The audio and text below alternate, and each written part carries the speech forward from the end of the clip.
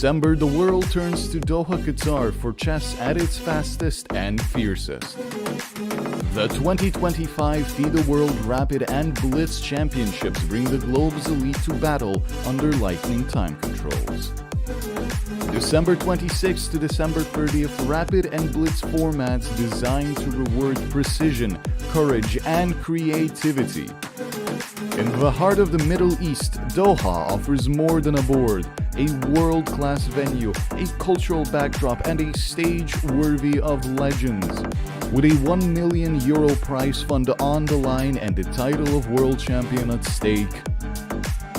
The 2025 FIDE World Rapid and Blitz Championships, the ultimate test of fast chess.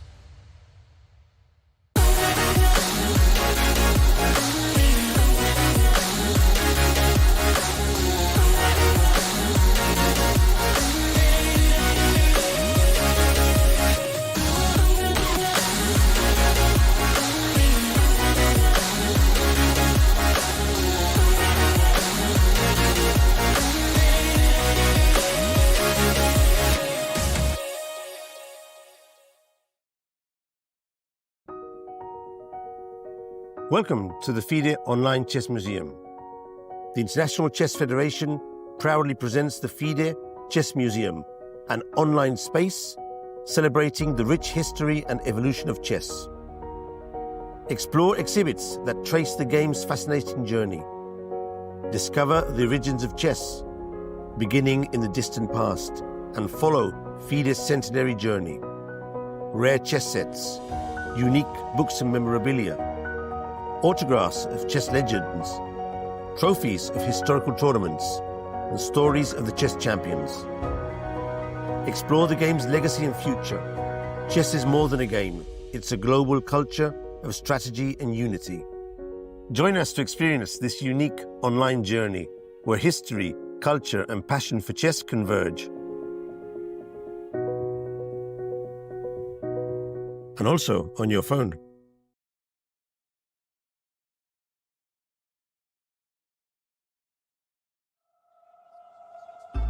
The crucible of competition, the eyes of the world. Goa, India, hosts the 2025 FIDE World Cup, where over 200 of the top chess players in the world face off in an 8-round knockout tournament. This queen has nowhere to go. That is the end. Excellence, perseverance, and stamina bring glory, national pride, and a spot at the illustrious Candidates Tournament. The globe's best chess players hope to add their name to the list of champions. Ooh, he made a move in 1 second. The 2025 FIDE World Cup. Let's get these games started.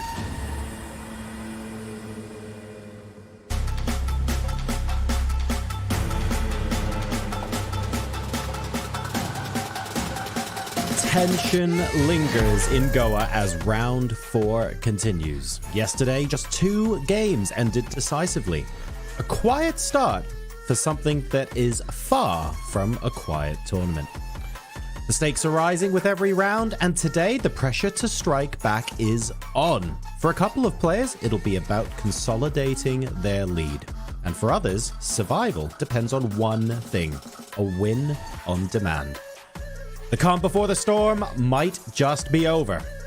Welcome to day 11 of the FIDE World Cup. Hello, folks, and welcome to our coverage of today's games. I'm John Sargent, and joining me are International Master Jovanka Hauska and Grandmaster David Howell. Jovi, it's good to be back. First of all, I owe you an apology. Yesterday, there were only 2 decisive games. Apparently, there were a couple of draws that did take a while. I'm back now. Everything will be fine. We'll get sacks all over the place. Opposite side castling. Don't worry about it. Yeah, it's all your fault, John. Absolutely. No, it was a great fun. And I'm very glad to see both of you back. And also a big shout out to Artis, who did an amazing job yesterday. But as you mentioned, it really was the calm before the storm. It felt like yesterday was all about the tension. The players were just kind of finding their form. It's been a long tournament already. As you mentioned, we're already on day 11. And today, is the second game in the classical portion. And those players with the white pieces, well, they're looking to strike, because they do that, then they are going to net themselves a spot in the round of 16. So this is the format and how things are going down. There are 206 players in the tournament. And you're going, hang on a second, that's a weird number. It's because we have the top 50 seeds at a round 1 bye. So it effectively then becomes a single elimination. And you have 2 matches of classical chess each round. Now, if that match ends in a 1-1 draw, you get tie breaks. And then we go from 15-10 all the way to 3+2. And potentially an Armageddon game as well. And we have seen a couple of those already so far this tournament. And as you can see here, a ridiculous number of Rapid and Blitz games before an Armageddon. David, we might well go to Armageddon again today if we start to see the action properly ramp up. It's only round 4. We're less than halfway through the tournament, but it's already day 11. So it really is a long, grueling event that in most tournaments, the players would be wrapping up or playing their final round today. Exactly. I can't believe it's only round 4. You know, I blame the rest day for all those draws yesterday. The players had a bit of time off. They were able to decompress, but it also maybe took away some of the killer instincts that they've been building up over the first few rounds. And yeah, of course, a long, long way ahead. The players will need to take more risks. They will be forced to get those decisive results at some point, but I can't blame them too much for having one day of peace yesterday. I'm looking forward to seeing who's in a fighting mood today. And it's not just the win today that they're fighting for. They are starting to properly climb up this board in terms of prize money. $2 million on offer throughout this tournament in Goa. Extremely strong stuff. But you can see in the top 3 there, the golden tickets to the candidates spot. That is what's at stake here. And so many of these players are going to have one eye on those candidate spots. We've also potentially got situations where players who already have candidate spots might take one of them, and then whoever finishes in 4th, whoever finishes in 5th, could end up being very important here as well. So lots and lots going on here. But before we get into the chess and start the round here in game 2 of round number 4, we caught up with International Master Rakesh Kulkarni live from the venue at Goa in conditions, shall we say, a little bit wetter even than where we are in the studio now. Let's take a look and see what he had to say. Welcome to game 2 of round 4. We have 16 interesting matchups, and let's check in what happened yesterday first.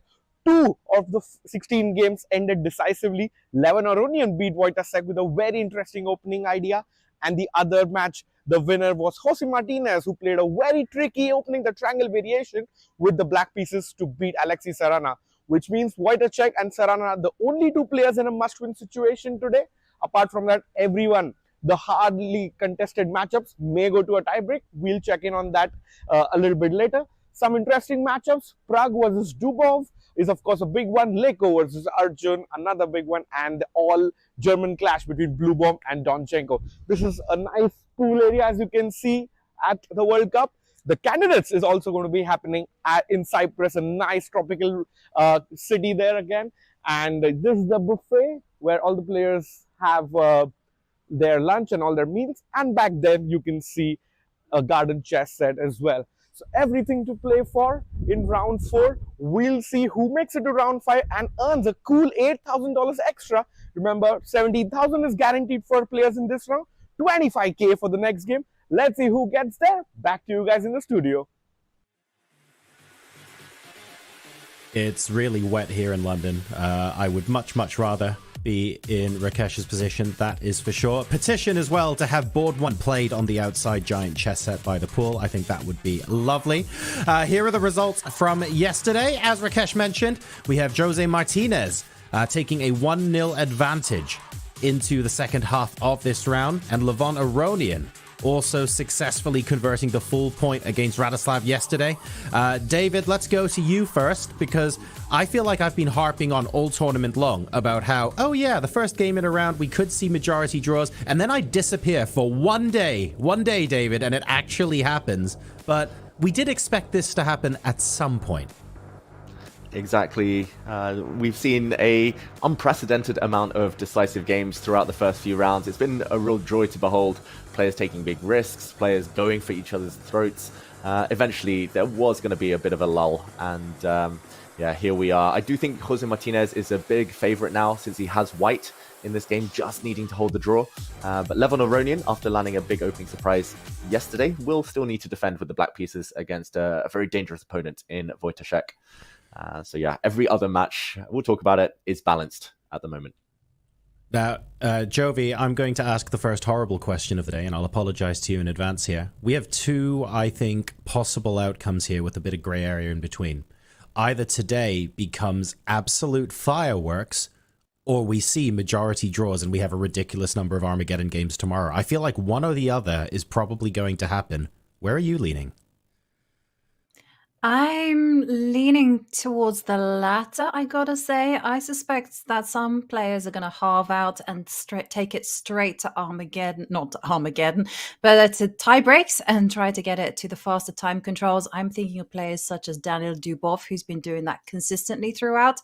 And I'm also going to say that we are going to see a lot more decisive games as well, but not as many as we've seen in previous encounters. There we have a match between good friends, Pantala Harikrishna against Niels Grandelius. And here it is Grebnev against Maxime Vachier-Lagrave. Now, Alexei Grebnev is officially the youngest player remaining in the tournament, just 19 years old, being very powerful. Hasn't had to play any tie breaks. He's got the white pieces, and I suspect people will try to press, but they're not going to go overboard. If, for instance, the player with the black pieces just equalizes, I think we're going to see a solid draw happen, and then a lot of matches being decided in tie breaks tomorrow. I love the poses they were at when the camera first went to them as well, because Grebnev had his hands by his ears and MVL had his head in his hands. They were very much see no evil, hear no evil. We just needed speak no evil for the arbiter to walk in, and it would have been the perfect set. On screen now, the old German clash between Alexander Donchenko and Matthias Bluebaum, who does already have that candidate's ticket, David. So he might be throwing a little bit of a spanner into the works in terms of calculating who gets those top 3 golden tickets. Exactly. German fans are probably hoping that Donchenko wins that match, just so there's a bigger chance we'll see more German players in the candidates. But Bluebaum, yeah, he's a rock solid player. We'll see how that game progresses. Donchenko, though, did beat Anish when he had white in the previous round. He's very scary when he is armed with those white pieces. I'm hoping for more of a fight, at least a longer battle between these two, Arjun Erigaisi and Peter Leko. Yesterday, it was a short draw, although Peter was tempted to play on a pawn up in the final position, perhaps scared of his opponent's preparation. Ivanka, this was interesting yesterday, but I'm expecting it to be more interesting today. Yeah, I am certainly thinking that is going to be the case, because Arjun Erigaisi has come to the board with the white pieces exceptionally well prepared. I mean, we saw him sacrifice pawns. We've also seen him be exceptionally well prepared. I'm thinking of his game 3 against Shamsuddin Vohidov, where he absolutely came armed to the teeth with some fantastic preparation. So I think that he's going to be asking the questions to Peter Leko. And for Pranav, it's all about holding firm. He's got the black pieces. Yakubov is also a tremendous player. I remember in 2023, he won the Qatar Masters on tiebreak from his fellow Nordebek, Abdusattorov. But here he's going to be looking to be very ambitious. He's a man that is completely obsessed with chess. Yakuboev, on his wedding day, even managed to go around the room playing some chess.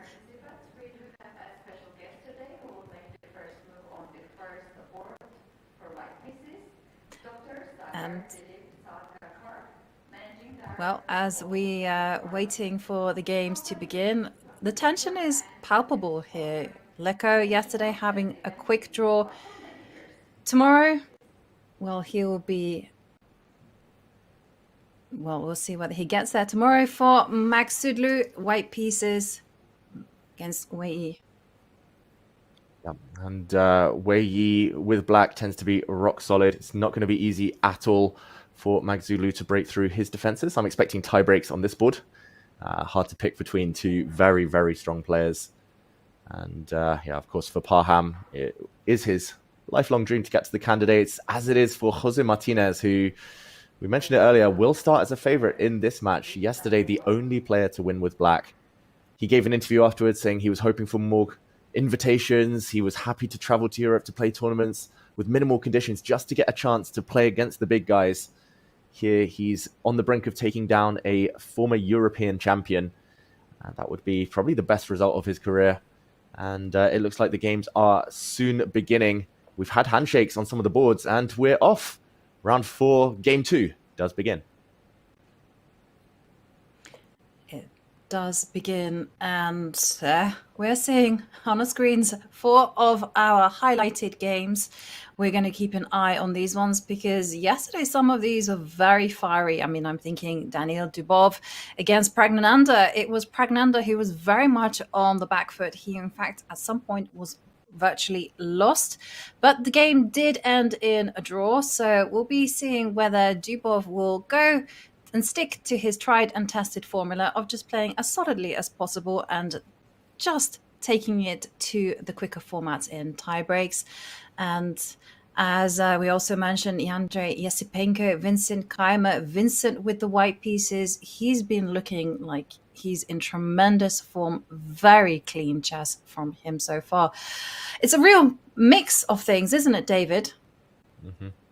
Yeah, and I think we'll see a real mix of types of games as well as the mix of openings, mix of kind of match dynamics. We already see some very interesting decisions early on. Arjun Erigaisi going for a variation against the Nimzo Indian that has a very drawish tendency, a drawish reputation, but he tends to have his own ideas, his own spin on things. That's the top left board right now. We'll see how Peter Leko reacts, how well prepared the oldest player in the competition is going to be in this opening. He's the last man standing from that slightly older generation. And okay, on the bottom row, we also see a couple of Queen's Gambit declines. Top right, we see a C3 Sicilian. That warms my heart, Jovanka. And I guess that C3 Sicilian is because Jose Martinez only needs a draw. He did the exact same thing, same opening, same scenario when he played Abdusattorov in the previous round. Yeah, he absolutely did. And it worked to perfection as he won that particular match 2-0. And it's an interesting one, real mix of positions. I'm inclined to head to that very sharp Nimzo Indian between Arjun Erigaisi against Peter Leko because Arjun, he seems to be a man with a mission. He wants that spot in the candidates. And also, I believe that this is perhaps one of the most sharpest lines against the Nimzo Indian defense. Yeah, it really, really is. And just a very quick action replay as Peter pushes his c-pawn forward. We saw the Nimzo Indian defense, which is characterized by this pin, the black bishop coming out to pin the white knight. And it's regarded as the safest move in this position to play queen to c2 to not allow a doubling of the pawns. And Peter castles. I think he used to play d5, if I remember correctly, when he was more active as a player, Peter. So perhaps trying to surprise Arjun, but he in turn was surprised back. Since white is now allowed to break forward in the center, d5, and white keeps pushing. And in this position, the modern move is bishop to d3. That leads to some very forcing stuff after black fights in the center. But Arjun goes back to the old main line now, a3, forcing a trade, c5 and bishop d3. And yeah, I do fear that if Peter hasn't looked at this lately, Arjun might be able to trick him. There are ideas, Jovanka, I guess, of just trapping this knight in the center. And often black is forced to come up with some creative tactics just to keep that piece alive. What do you think? Is Peter going to be happy here as we see him think for the first time in the game? It's you're black against Arjun. And if you follow his track record in this event, you're going to be shaking in your boots because he's also varied quite a bit. You know, we've seen him try his hand at c4. We now, for the first time, I believe he's gone d4 in this event. So yeah, it's very difficult to play against someone who's so versatile. And one of the reasons I kind of pointed to this is because, do I recall that you had a game in this, or am I getting my lines confused? I had a line. I've played e4 many times with white, but I've never played this move a3 a few moves ago. I was first always playing bishop d3, knight to e2 as quickly as possible, or knight bishop d2, knight f3, and yeah, some very forcing lines there. This one, Peter takes in the center, and there are some lines where you meet the move f3 with f5 and just sack the piece on e4, which do get quite scary. I've looked at those a little bit, but it's been a while. Peter, meanwhile, plays the most popular move, according to our database on chess.com. White will, of course, take back. And I'm expecting him to bring his knight out in that position. Although black has a lot of moves. Black can also give a check with the queen. And I think it's up to Arjun, who returns to the board. It's his preparation, right? You mentioned it, Ivanka. With white, it's so deep. He always targets his opponent in these forcing lines, which are kind of half a memory test, but also half of the lines have a lot of venom, kind of deep in the surface, like 30 moves deep. So we'll see. What do you make of this choice?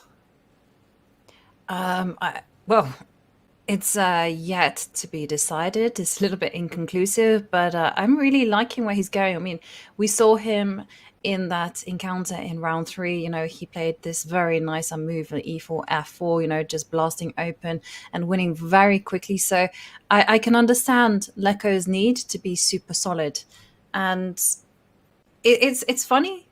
Actually, I just kind of want to point out that you said that Arjun had gone for the old main line against Leko, because you would have thought that experience is actually going to be a favor thing in that particular scenario. But I'm also very scared that he's going to be breathing life into this particular variation and coming up with a new idea. And if we see that piece sacrifice, you know, with f3, f5 in the air, well, then we're going to be seeing no holds barred chess. Shall we move on from this particular game and go to our bird's eye view, David? Yeah, let's do it. I'll just mention that Arjun does this. Arjun often chooses a line where he can predict the opponent, where the opponent doesn't kind of play 3 or 4 different things, where the opponent is very easy to predict. So maybe that's why he went to an old line. He's basing his preparation on some old Leko games from 10, 15 years ago, I have a feeling, and he's trying to target Peter where he can catch him off guard. Like you said, using new engines to give those old positions a bit of a twist. But in the meantime, we see 4 boards in front of us, and what catches your eye, Ivanka? The Queen's Gambit declines have both come to life, but as has the C3 Sicilian on the top right. Yes. So I'm going to go to the Daniil Dubov, Pragnananda. That one catches my eye already, because there we're going to be seeing, the knight just comes out. So we're still in mainstream theory, but I'm also feeling that this one is actually going to be headed to the security of a very solid position. But what do we think, David? Yeah, this is mainline theory, and I have looked at this move before. Knight takes pawn. It looks really scary. It looks like white's about to deliver some nasty checks, but taking on e4 does cover everything. The black queen defends some key squares. Maybe, again, just a very quick action replay for everyone at home, because I do wonder, I'm kind of guessing that Dubov's prepared a line where there's 1 or 2 traps, but if Pragg finds the solution, it's just a draw. And like you said, tie breaks are very likely between these two. We see the Rogozin and white bringing the bishop out. The Rogozin defense is this one. And after a capture, we see a transposition here to the Vienna variation, with black striking out in the center, white taking. And talking of old lines, this used to be debated all the time in the early kind of mid-2000s, and then a bit in the early 2010s, and it's kind of disappeared ever since. But queen to a5, and now white often just takes this knight first, but in order to stop, knight takes e4, and then black has a choice after bishop takes knight whether to flick in this check or not, to take a pawn or not to take a pawn. And yeah, if you're feeling safer, you might just take the bishop off. The fact that Dubov's played knight b5 means he has something in his mind, and he has slowed down Pragg, who's been thinking 2 minutes, Ivanka. It feels like, I don't know, the players with the white pieces, they just want to test their opponents without taking too much risk, right? They want to rely heavily on preparation, not just a fight from move 5. Yeah, well, Magnus said it himself, right? The players who play in a very solid manner, they're the ones who get further along the cycle, because they're able to kind of showcase their quick intuition in the tie breaks. Whereas if you're going all in right from the beginning, there's a lot of risk, there's a lot of energy involved. So I understand. And Arturs yesterday, he told us that literally was his preparation, his match strategy. He wanted to go to tie breaks. He wanted to play as solidly as possible in the classical games, because you don't want to be knocked out there. Because especially in the second game, if you lose, that's it. You're leaving the competition. So in the rapid tie breaks, you got more of a chance. And I think it was, again, Magnus who said, usually the better player actually showcases their skill at faster time controls. So it's understandable. But yeah, I agree. Why not test your opponent early on? And if they pass the test, okay, well, then you have a position which is very balanced and head into the quicker formats. I mean, you've played World Championship knockouts before, World Cups before, rather. Was that also your strategy as well, just to kind of be solid in the classical and see how far you got in the tie breaks? Yeah, it was actually I went for the opposite strategy. I tried to I tried to play the classical games. I tried to win those classical games, but both times I was knocked out in the tie breaks. Rapid has never been my strong suit. I think I'm pretty good at classical. I think I'm pretty good at blitz, but rapid I could never handle the kind of the hybrid. I could never get the pace right. Yeah, it was unfortunate.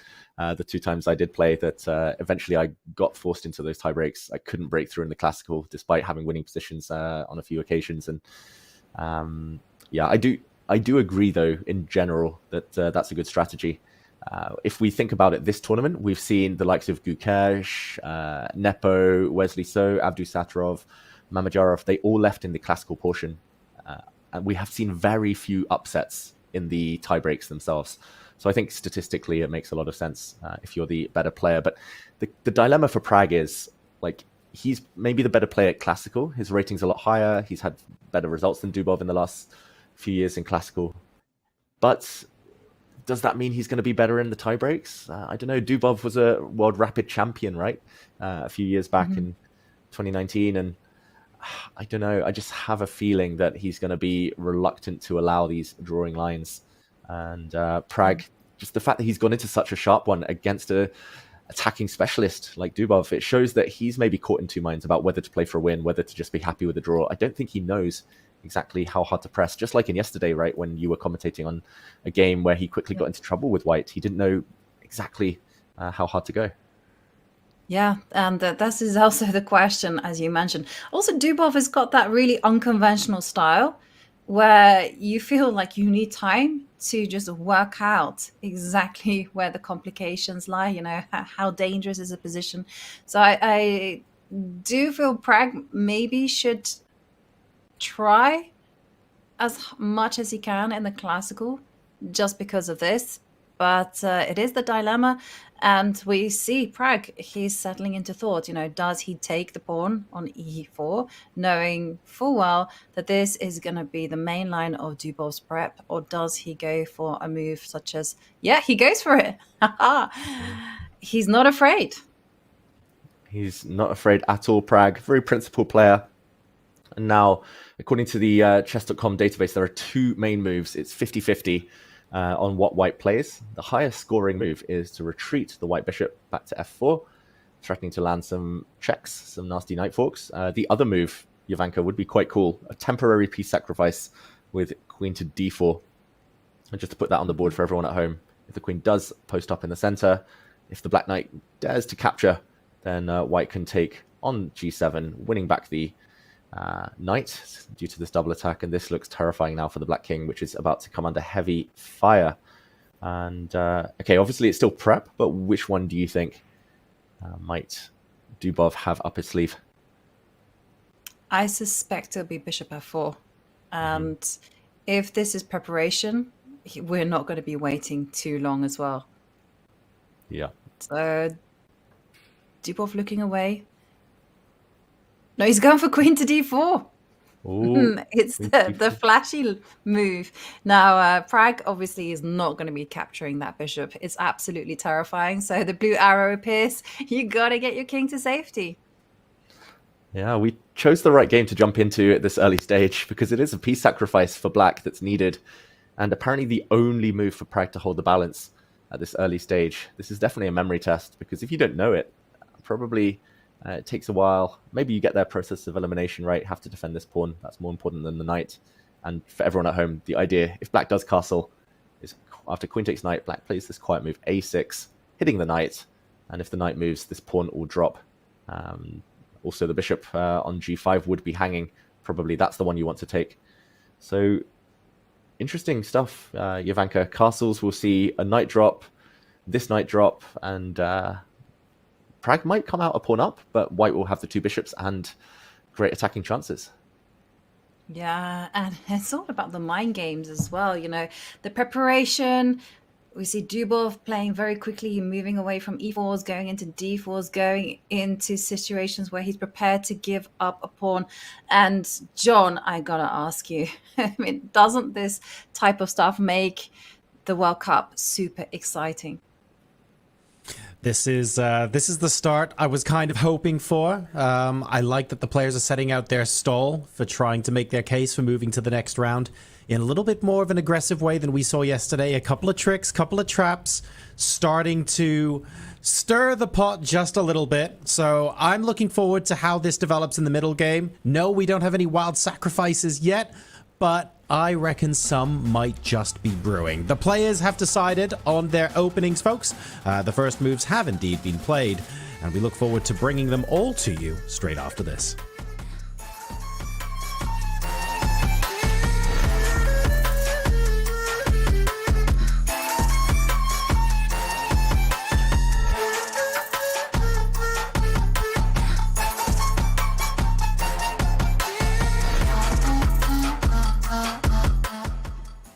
Has this ever happened to you? Oh, shoot. Another mouse slip. What about this? Oh, well, holy bishops en passant. I think I'm getting carpal tunnel. If only there was a way to play online chess with a real-life board. What if I told you you can with Chess Up 2? That's right. With Chess Up 2, you can now play over the board online. Wow. Simply connect your chess.com account to our state-of-the-art Chess Up 2 and get a game started. Every time you move, our revolutionary board will transmit the data online directly to your opponent. And as soon as they move, squares will light up, signifying which piece is going where. Well, shucks. This Hikaru guy seems pretty good. With Chess Up 2, mouse slips and sore wrists are a thing of the past. My carpal tunnel is gone. Well, this sure is fun. I'm playing online against my new friend Hikaru. Who needs a family? But I sure do miss clicking on a piece and seeing all of my available moves, like they have on chess.com. Well, Danny, you're in luck. This feature is totally available on the Chess Up 2 as well. Wow. Well, I'm convinced. But hey, what if I don't just want to play an opponent online? What if I want to use one of chess.com's other great tools? I thought you'd never ask. With Chess Up 2, you can fully take advantage of the chess.com integration by playing bots, analyzing your offline games, and even using our optional AI assistants to visualize the quality of moves with color-coded hints. Well, holy Chess Up, you did it. You made IRL chess cool again. You got it, Danny. And how do you know my name? Play chess today on the board of tomorrow. We have some ChatGPT questions, which you can read and then, just show to the camera. All right. Thank you. You have been at the top of the chess world for many years. What has kept you motivated to continue pushing for excellence, even achieving so much? I am a very curious person, and I just want to know and want to see what happens. I am enjoying the game of chess a lot, especially the freestyle chess. And I am a person who accepts my drawbacks as a chess player, and I want to learn and improve. And that's what actually keeps me going. You have faced against some of the strongest players of your generation. Who has been the most difficult opponent for you and why? The most difficult opponent for me, I had many difficult opponents, but definitely Magnus is one of the difficult opponents because he's a fierce opponent. You know, he's not a person who is satisfied with having like an easy game. You know, he wants to fight in every single game, and that has been educational and also very interesting. Another tough opponent for me has been traditionally Vladimir Kramnik because, well, it's just in the openings he was giving me nightmares. Yeah, it was always difficult to play against him. Yeah. Your matchups with Magnus Carlsen have been intense. What do you consider the biggest challenge when facing him, and how do you mentally prepare for such high-level encounters? I'm always excited to play against him. So even though, you know, I haven't been too successful when facing him, but I've got some. Yeah, I managed to win some games. I think our score in classical chess is, I think he won 18 and I won 8, or I don't know, something similar. Yes. So it's pretty embarrassing, but I still want, because I enjoy challenge.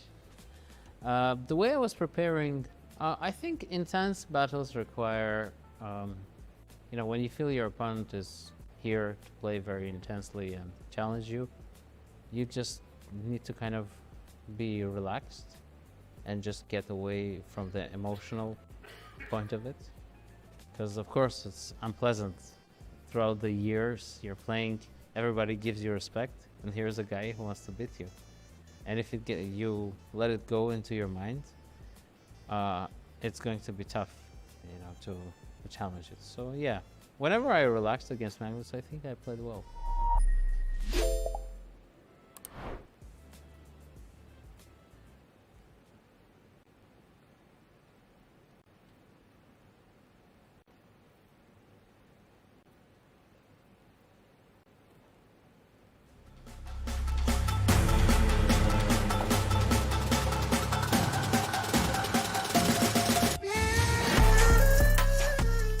Welcome back to the FIDE World Cup. We can see a little bit of a crowd gathering there, and frankly, that's because one of the games looks particularly interesting right now. We have, well, what would normally be completely fine. It's a pawn on d3. The interesting thing here, though, is it's a black pawn. And the even more interesting thing is it is on the board, and the game between Jose Martinez and Alexei Sarana. So, Jovi, David, surely this isn't theory. Well, I'm going to defer to our resident C3 Sicilian expert who's been playing it for most of his life and knows the ins and outs of every single variation. David, it awarded a question mark. It does look like that pawn is going to get corralled at some point. But I guess, you know, black was already a pawn up. It doesn't really matter if that pawn falls off the board. Yeah, essentially he's trying to do what they do in the Smith-Morra Gambit, and just on a bit of a tangent, I'm going to show how that transpires. Slightly different move order, but he's trying to borrow an idea. In the Sicilian, often white does play a sacrifice such as this one, pawn to d4, and this is well-known stuff, pawn to c3 here, and rather than accept the gift, allowing a white knight to jump out and... yes, black's a pawn up, but white gets very quick development. Often players just bypass the pawn. They say, okay, I'm going to give it back, but now your knight is a bit stuck for squares. And yes, you might take it back with your bishop, but the bishop is a bit blunted here anyway. So essentially in the position we see, black's trying to do the same thing. And this is the main line. Like, it's always been the main line of the C3 Sicilian, the black knight coming out, d4. Lots of old openings coming into play today in game 2 of round 4. White does sacrifice a pawn, but rather than taking on c3, allowing the knight out, black kind of slows this down. Pawn to d6 first, trying to break the head of the white pawn chain. And after castles, what black here has a move with a very good reputation. That's bishop to e6. The downside is it leads to lots of forced draw lines. I've done this myself with the white pieces, and there are several main moves. You can play knight to a3 if you're feeling ambitious. We'll talk about that in a second. You can play bishop takes bishop, which leads to many, many forced draws, as we mentioned. Knight takes d4, you bring your queen out, and while black tries to get developed, while he tries to get castled on the king side, white whips up some initiative, bringing the knight bishop out. After bishop to e6, to force a draw once in the final round of the British Knockout Championship, I played knight takes pawn. This looks a bit odd, but in this position, often you can force through knight to c3, rook to d1, d5, and after black plays e6, everything gets exchanged on this d5 square. It's just basically a draw by force. So I do understand why Serrano's gambled. He's played a move that is known to be bad. I think I've had this in my notes since probably the early 2000s, mid 2000s. And if I remember correctly, using very, very old analysis, white should be bringing the knight out to a3. This is a typical idea to threaten knight to b5. For example, if black tries to cling on to this pawn, knight b5 can be quite a scary idea. Queen goes back. White bishop jumps forward now to threaten a very elementary knight jump fork. And when that's prevented, white has ideas such as dropping the knight back to d4. Okay, the bar drops, so clearly my memory isn't what it used to be. Oh, maybe is it something to do with this one? Knight takes a7. Yeah, it is. I wanted to take on f7. You see, I wanted a knight jump to e5, and I was thinking how to get that one. And knight e5, decoy the knight, and oh, this is dangerous with a capital D. Exactly. And I see John in the background clapping away because finally some tactics, some fireworks might appear. Black should, after knight a3, probably be playing a6. That's normally the remedy in these positions. But I'm expecting here that white can take advantage of this with moves like bishop e3. Now the knight is no longer defended. And this might force an awkward retreat, or a knight into the center would allow, at the very minimum, queen takes pawn. And white's so far ahead in development here, Jovanka. This is probably why the eval bar says big, big advantage for Jose Martinez. Yeah, you're right. It's not going to be very easy for black to even develop the dark squared bishops, because the knight is primed to jump into c4. The rook's quick to the center. And I can understand as well, that maybe, especially if the bishop pair get traded off, we're going to have almost level pawn structure. I mean, very balanced. And it's just going to fizzle out to a draw, which is exactly what Jose Martinez needs to progress to the next round. So d3, causing Jose Martinez to think, and yeah, I got it on my database, opening database, knight a3, top move, and that is the way that white should proceed. Oh, well, we'll see. This is looking very nice for Jose Martinez. Shall we keep our eyes on this game and head back to our four-way view and take a look at the other games in progress? And it's very interesting because it feels like we have a real mix of positions. We have Arjun Erigaisi, Peter Leko. Arjun moving quickly as ever. He's barely used any time on the clock. And he's gotten his king to g1. Don't be fooled, he hasn't castled. He's physically walked that king there, king f1, king g1. And we also have quite an open position in the game between Vincent Keimer against Andrei Yesipenko. It's a kind of position where you feel like it could either like really, really sizzle, or it's going to fizzle out, and the players are just going to be agreeing a draw as soon as they hit the move 30 mark. Yeah, interesting positions. Of the four we see in front of us, two players with white have already sacrificed pawns. That's Jose Martinez and Daniel Dubov. Just interesting backstory to the Arjun Erigaisi against Peter Leko game. We won't linger there for long. We've already been there. But I mentioned earlier that this was a really old line. And I did have kind of some vague memories of it being played recently. I was trying to think in the break, like, where have I seen this before? Where have I seen this before? And then I remembered Vincent Keimer played this with white earlier this year to revive the line. He beat Wei Yi in a big game at the Pragg Masters. And of course, who is the coach of Vincent Keimer? It's Peter Leko. So Peter probably studied that with Vincent on the white side. Now he's facing it on the black side. Interesting. I don't know whether Arjun knew that or whether he was just thinking, okay, I've saved up this line ever since February when that game was played. I wanted to get a chance to play it. Maybe now is the moment. Just yeah, the invincible Vincent is kind of setting all these opening trends, and now his coach has to face his own idea. That's fascinating, Ivanka. All these kind of subplots. Yes, and what's also just to add to the level dimension, our generic guys, he barely spent any time, so it seems to have completely been what Arjun has expected, and it is Peter who is very much on the back foot in terms of time, trying to figure out exactly where to go. And talking about Vincent has been in great shape this event. In fact, he's had a fantastic year, progressing up and up in the world standings. Let's go to this game and see what's going to be happening now, because there is a threat on the board. Black is going to post the knight up to c5. And also the pawn on e5. Thank you very much, David. I actually forgot about that. My bad. And white, as white, I would be looking really desperately at getting in this f4, f5, push. But there's some threats to be dealt with first. Yeah, I mean, f4 is the critical move. If it works, it's very good. But we have to see whether he's just in time. Let's jump in and put it on the board, because like you said, there are some threats, and it is a bit scary to allow a check. First of all, king moves and allow this knight jump into c5. But maybe the white queen just moves. Maybe, I'm not sure exactly where, like queen to a3, for example. Eval bar drops. Maybe queen c2 is a tempo move. I should look at tempos, gaining time hitting this pawn. And Ivanka, this type of position looks pretty nice if there is a trade. Eval bar isn't so impressed, but if white gets a knight to d4, that's a dominant knight versus quite a poor bishop. So this is probably what Vincent is trying to work out right now.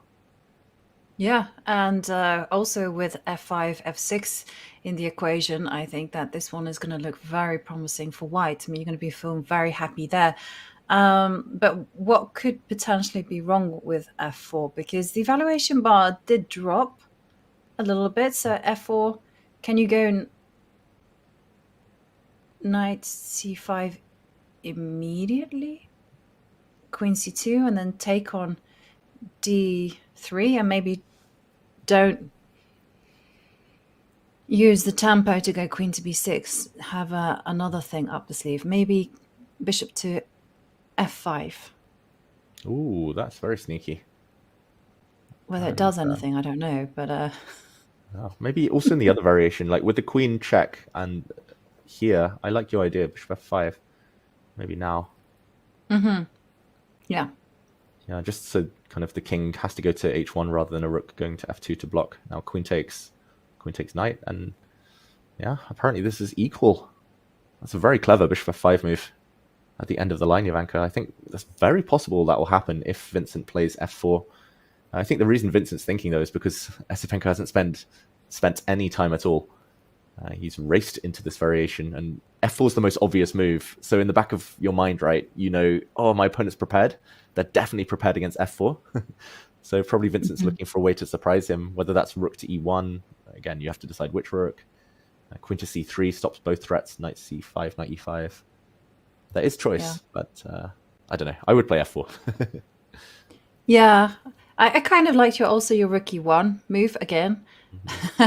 You have to see further down the line which rook to choose. You kind of start your calculating, and you allocate it a random rook, and you go, okay, rook a1 just for fun, and then you kind of look into your knight c5 business, and then once you've kind of assessed, then you can kind of see, okay, maybe it should have been the other rook, for instance. The other rook might have. It's a very difficult choice because the other rook might be needed on c1 or might be needed on d1, right? Yeah. I mean, rook moves like that, it's always like a coin toss. In some variations, it's nice to have a rook on f1 for f4. And like you said, in other variations, probably the rook's way more important in the other files, C or D file. So, yeah, Vincent, I think he's going to be in the tank for a lot longer. He's already been thinking 11 and a half minutes. Maybe we let him stew over this move. He's probably got decent chances. f4 is the most obvious, but black has resources, as we showed, some tactics to fight. We'll come back when Vincent has come up with a decision there. And here we see 8 boards, Ivanka. Which other positions, maybe that we haven't touched upon yet, catch your eye? Yes. So I have one that I'm especially keen to get your thoughts on, because It's all about advancing pawns, grabbing space. Literally one of my favorite things in chess. It's there in the bottom middle between Matsudlu against Wei Yi. I think I was asking you about this during the break. And I was like, ooh, what's happening here? Because Wei Yi is being very maximalist here, you know, pushing the white bishop to h2. And all he has to do now is activate the light square bishop and somehow connect the rooks. And then it looks like he's getting a great position. Whoops, sorry, misclick on my end. I was going to do a bad emoji on that bishop on h2, but clicked wrong. Like you said, bad piece. This came from a Petrov, queen's off early, and this line doesn't have a great reputation for black, but Wei Yi's made it look very, very good. I mean, some of those factors you mentioned, Ivanka, like, they are mostly in black's favor. Like, this pawn on h4 is a brilliant clamping piece here. Huge kind of paralyzing effect on the white king side.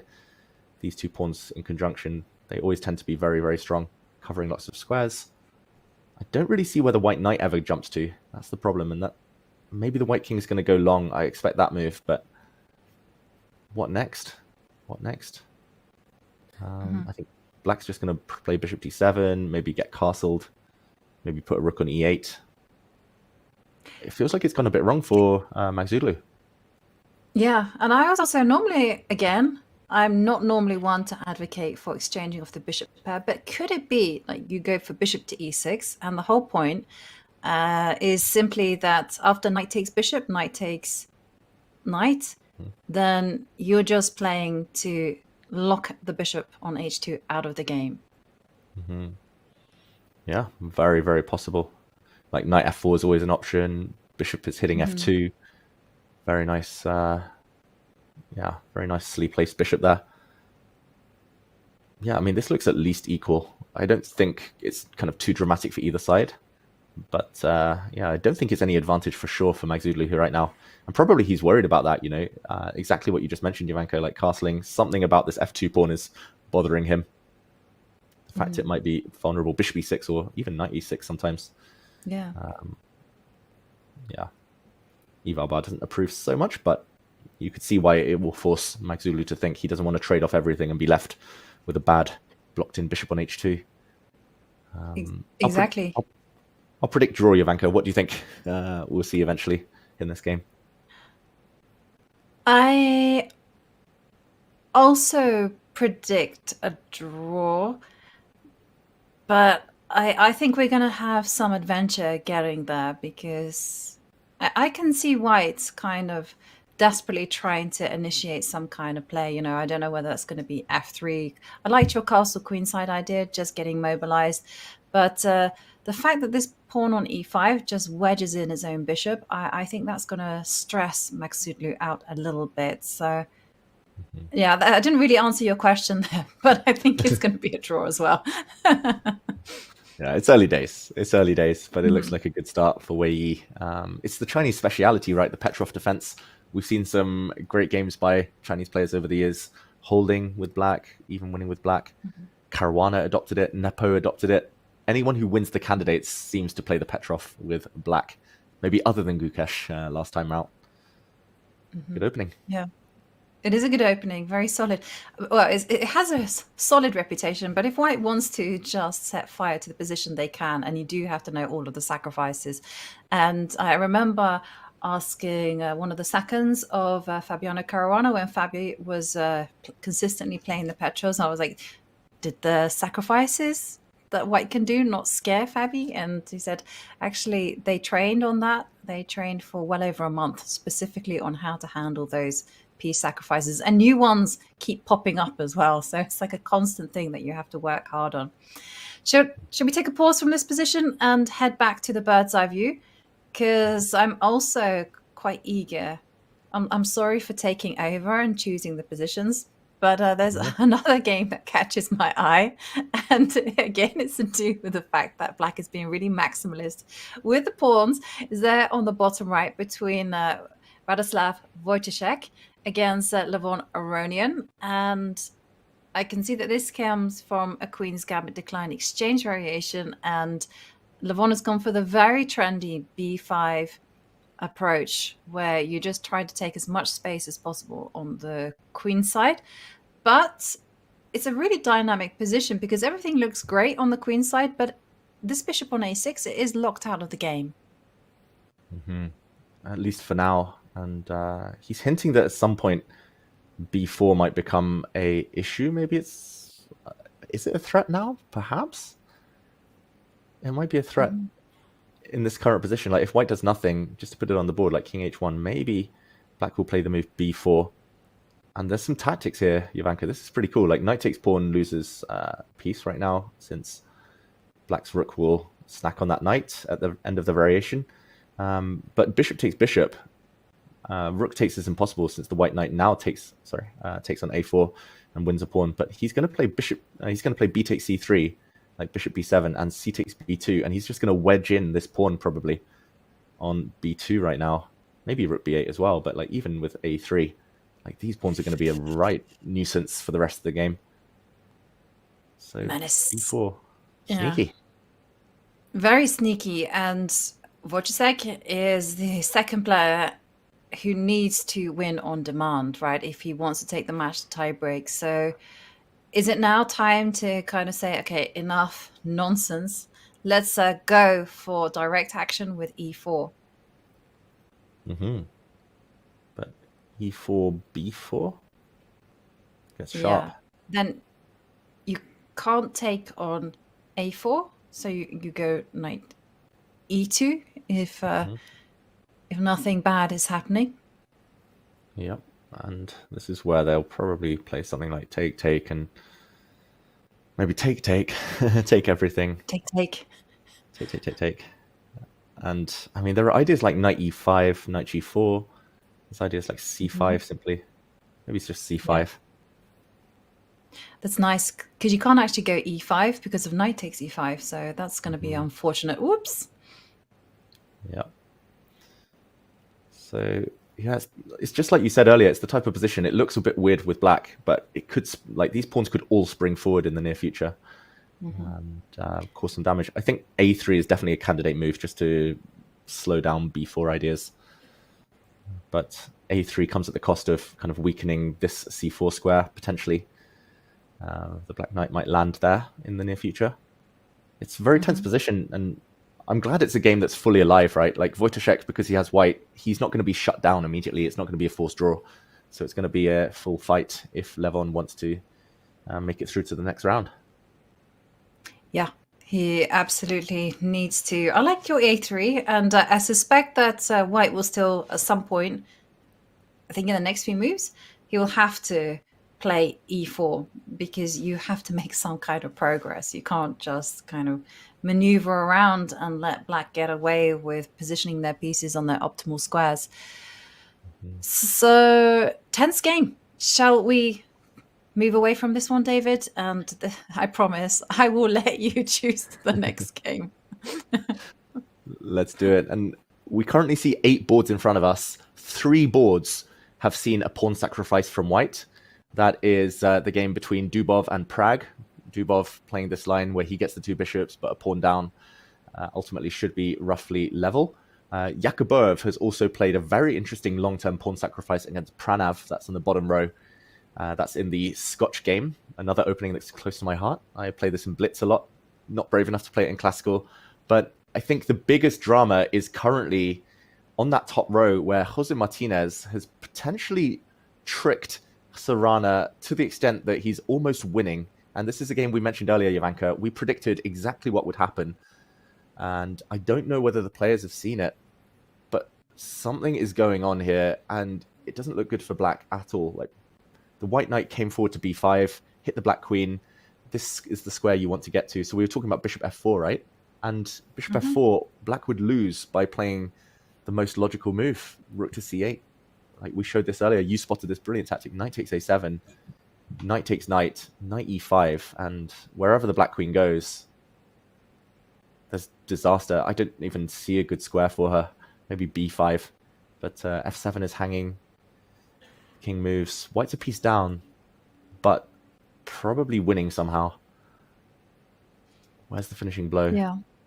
What is the finishing blow? So, okay, well, first up, you can just move the bishop away and threaten knight to f7. There's that. Also, bear in mind that for Jose, a draw is sufficient. So king e8 is going to be met with bishop check, and off we go on the repetition. That's very clever. That would be a cool finish. Draw from a position of strength. Well, sometimes you got to do what you have to do. Okay, so what would be the response? Bishop to g6. I mean, how to fight this? This looks like the alien gambit, just a way better version for white. Like the black king is dying. All the light squares are weak. Like a4 looks very strong to my eyes. Yes, it does and as a5. well. The black queen's slacking squares. Like, oof. If she just hides, then now white can just keep it safe, probably. Just take this bishop and take this pawn, and most beautiful compensation ever for the piece. This just looks like checkmate in the air. Queen takes pawn, and ugh. So yeah, Serrana can't allow this. After bishop f4, what's he thinking about? Is he going to castle queenside, Jovanka? That looks like the only other move to my eyes. Let's have a look, because I'm also thinking that you're on the verge of getting checkmated if you castle queenside. So if you put it on the board, okay, and you almost feel like you go knight takes a7 anyhow, and then come in with a knight to e5. But okay, there. Now maybe it's okay since the black king is a bit safer. Okay, but let's say invert the move order. Maybe we go knight e5. But black can take. This knight is hanging. Yeah, okay, I forgot about that elementary point. Okay, so let's not go knight e5. Let's just play simple chess. A4, support the knight. Or did you want to play something else, David? No, I like your a4. I mean, I think the two candidate moves I was looking at, maybe knight d4 as well, but a4 I like a lot more, because now it's your idea, right? It's knight e5. Like if black does nothing, I don't know, h6, then now you can just take, and you're threatening checkmate. This is the idea you wanted to show, right, Jovanka? And almost unstoppable checkmate or win the house here. It's just game over. Yeah, no, this is not good. But for Jose, he hasn't actually played bishop to f4. So what could he be thinking about? Is it just a case of kind of calming the nerves and just trying to get to the best move? But I'm really struggling to see how black is actually going to defend the c7 point. Wow. I've just turned on the computer, which says white is totally winning, by the way, in this variation. And then apparently after a6, for example, that makes a lot of sense to hit the knight. White can play a5, which is quite strong, but white can also play bishop into c7. And now black should be playing knight takes a4. And like, yeah, I mean, this is weird stuff. Like players just trying to give away pieces, essentially. And a variation like this, white is winning at the very end, but at least black can fight on a little bit longer. I don't know, bishop b6, and he's probably looking at this type of thing. Jose, he's like, if we go back to the start position, like he's definitely looking at bishop f4, right? You don't put a knight in b5 unless you're trying to jump in to c7. This is the first thing you look at. So I wonder whether he's looking at e5 as well. Oh, maybe e5 is the idea for Serrana. Yeah, but you got a few moves here. You got, like, for instance, rook e1. That's one thing. Yeah. You also got, it might not work, but I'm thinking knight takes e5 first, and then after knight takes e5, then rook e1. Clever. Taking the knight, and black probably has to just allow white to take it back and try to get castled. This looks safe enough for white, winning the pawn back. After e5, there's also this move, bishop takes e5, which he's probably calculating. Reinstating the threat of knight fork, and knight takes knight, I think, is going to be disastrous like the other line, right? And now maybe this one, just to stop black from castling queenside and check. Get the rook. This is winning. And you're in a must-win situation, and your material up, but your king is out there exposed. Not ideal. I mean, we actually saw it, right, in the game between Radoslav Wojciech against Fedoseev, where he deliberately chose the most crazy as riskiest variation as black. And then, okay, it was a rook up, but had to play with the king in the middle, and of course, blundered at some point. But yeah, bishop to f4. Yeah, and just to mention, the computer says rook e1 is equally strong, which shows how strong white's position is. a4 apparently also just totally winning. So white has many, many strong moves. It's all the ideas we mentioned, just in different orders, and that's what's maybe slowing down Jose here. Also, I think in his mind, he's looking at Serrana's clock. He's like, this is weird. You've only spent a few minutes. You've played this d3, queen d7 idea, which I've never seen before. Well, Jose has never seen before. And he's thinking, this has to be prep. Like, you must be preparing something against me where there's a trick. Otherwise, it's just, it makes no sense for black. Otherwise, you're just dead lost. So I think in his mind, he's unsure whether it's preparation or not. It's like that sweet spot. His opponent spent a little bit of time, so it could be freestyling, but not enough time that it's clear that the opponent's out of book. So it's kind of that dilemma, and often it's just psychological at this point. Like if you give him a blitz game, Jose will play bishop f4, a4, rook e1. He'll try and mate black, but in classical, you're stuck in your own head a bit more. So we'll see, Ivanka. We'll see, but it looks good for Jose either way, right? Yeah, I agree with you. It is a bluff that must be called out, but whether Jose Martinez will do that remains to be seen. Let's head back to our bird's eye view. Okay, we go to our four-way viewer, and okay, so I'm just looking at the clocks now. I'm just looking at Arjun Erigaisi against Peter Leko. He's finally got less time than he started with. He's now down to 1 hour, 27 minutes. Maybe we can check in on that one. And we see a decision was made between Vincent Keimer, Esipenka. He did go rook f e1. So what do we make of this particular chestnut? Because we see that Arjun is not being subtle here. His whole plan is simply just to go after the e-pawn.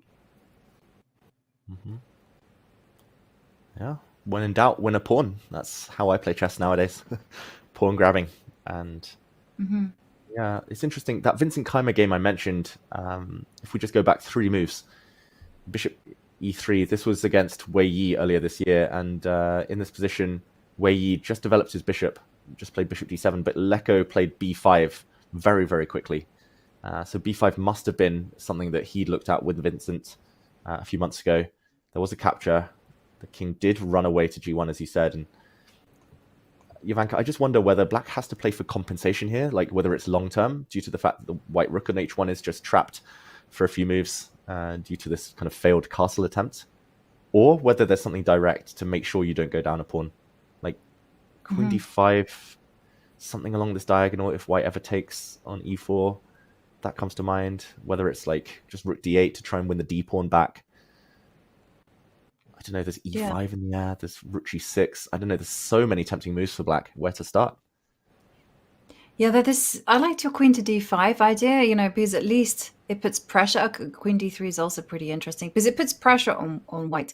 Because I feel like white can actually take their sweet time about winning the pawn on e4. They can go h4, h5 and lift up the rook to h4 and try to mobilize things that way. So if you just waste time, then I feel white was going to be very, very comfortable. So queen to d5 at least has some aggression behind it. Knight takes pawn is going to be in the air, so you have to do something. There, can you... Yeah, it's quite funny, but I wasn't going to be advocating for this. Oh, maybe not that one. Yeah, rook to g6. It worried me. It worried me with, and then. Yeah, the rook takes g2, and there's also, you know, some kind of super sick ideas of going queen takes g2, and then doing some discovered like that. Yeah, go knight g3. I mean, I was thinking, okay, first up you can go knight takes pawn. That probably is going to win. Yeah. But even if you take this, like, it's still totally winning. Yeah. Your idea, Ivanka. Discovered check. And whatever white does, say, I don't know, f3, knight takes queen, and everything's hanging at the end. That's very nice. Cautionary tale that white shouldn't rush maybe to take on e4. probably after queen d5, white plays rook b1. That's my prediction. Just to hassle this bishop. And it's a good prediction. Yeah, Rook rook b8 or rook F7. f7. I liked your rook F7 because you feel like you want the other rook to actually be participating. You don't want to be pinning yourself. So yeah, this looks totally fine for black. I'm very surprised Arjun's gone in for this. Like, he must have something even deeper up his sleeve. And I thought we were going to get a move. Nope. Peter Leko, the perfectionist that he adjusting those pawns. I'm pretty sure I saw him say Jadub as well. He's not going to risk being called out for touch move. Rook takes f2. The arbiter steps in and says, you have to take on f2 now. That would be a killjoy. that would be a spanner in the works. Yeah. And the arbiter being the 18th piece on the board, right? Saving one side. Yeah. That was, yeah, it's interesting. Interesting kind of thing. There's a lot of factors that you have to be thinking about. As black, you also have to. In fact, is there a direct threat of rook to b1? Possibly. Black does have queen to a6, but it feels wrong, right? Like, to put your queen on a6 just to defend your bishop. That's why I was quite keen to get the queen out of the way. Queen d5 just looks like the most natural move on the board. Like, it also helps black play e5 without allowing white to kind of push forward and not have to capture on e5, if that makes sense. So yeah, I'd be playing it probably. Knight e7 also makes some sense, or knight somewhere. Knight a5 maybe even. Just to get out of the way of this diagonal. The bishop wants to be unleashed. Yeah. That's the only thing that I can think of that's potentially wrong with queen to d5 is white doesn't go rook to d1, but instead goes knight to e2. And I don't. Okay. The big idea is just really. Yeah. The knight did just come from there, I should mention. Sorry. Knight g3 was the last move for white, so I don't think it will go back. No, it won't go back. No. Maybe there are other moves like I don't like rook g6 actually because of your cool h4 h5 idea, opening white's rook. Maybe rook f7, just defend the bishop and kind of wait. Or rook to there's so many tempting moves, right? Rook c8, rook d8, rook f8. Let's give Peter the time to think. He doesn't have so much time on his clock, just like yesterday, but let's let him ponder this position deeply. Yeah, he can't ponder too long though, because he is trailing on the clock by quite the margin. So let's come back to this one once Peter has made up his mind and go to our bird's eye view and check in on the action. And Ivanka, David, yeah, hit me with it. Are you going to bring us back to the Martinez-Serrano game? What? I hadn't had, but basically I was just going to compliment you on your prediction game, that everything is working brilliantly. And actually, but we've got to go back to this. Rook c8 being played. Oh my gosh. This was your prediction. Knight takes a7. I vaguely remember this position in my notes from years ago, but I hadn't spotted it here immediately. And knight takes a7 is a winning move. Like, we've seen that. We've put it on the board. The eval bar didn't react. We know it's winning. It'll be our first big kind of new brilliant move of the day so far. Knight sacrifice, the knight into e5.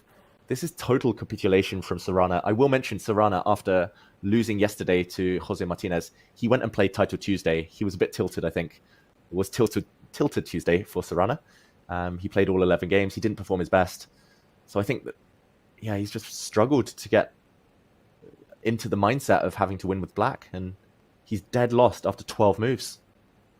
Knight takes a7. And if he finds knight takes a7, Jose will have 100% accuracy. He's got also a current, like, pretty monstrous 28-27 performance rating as well. I mean, this has been a dream event so far. You know, he defeated Nordebek Abdusattorov not once, but twice.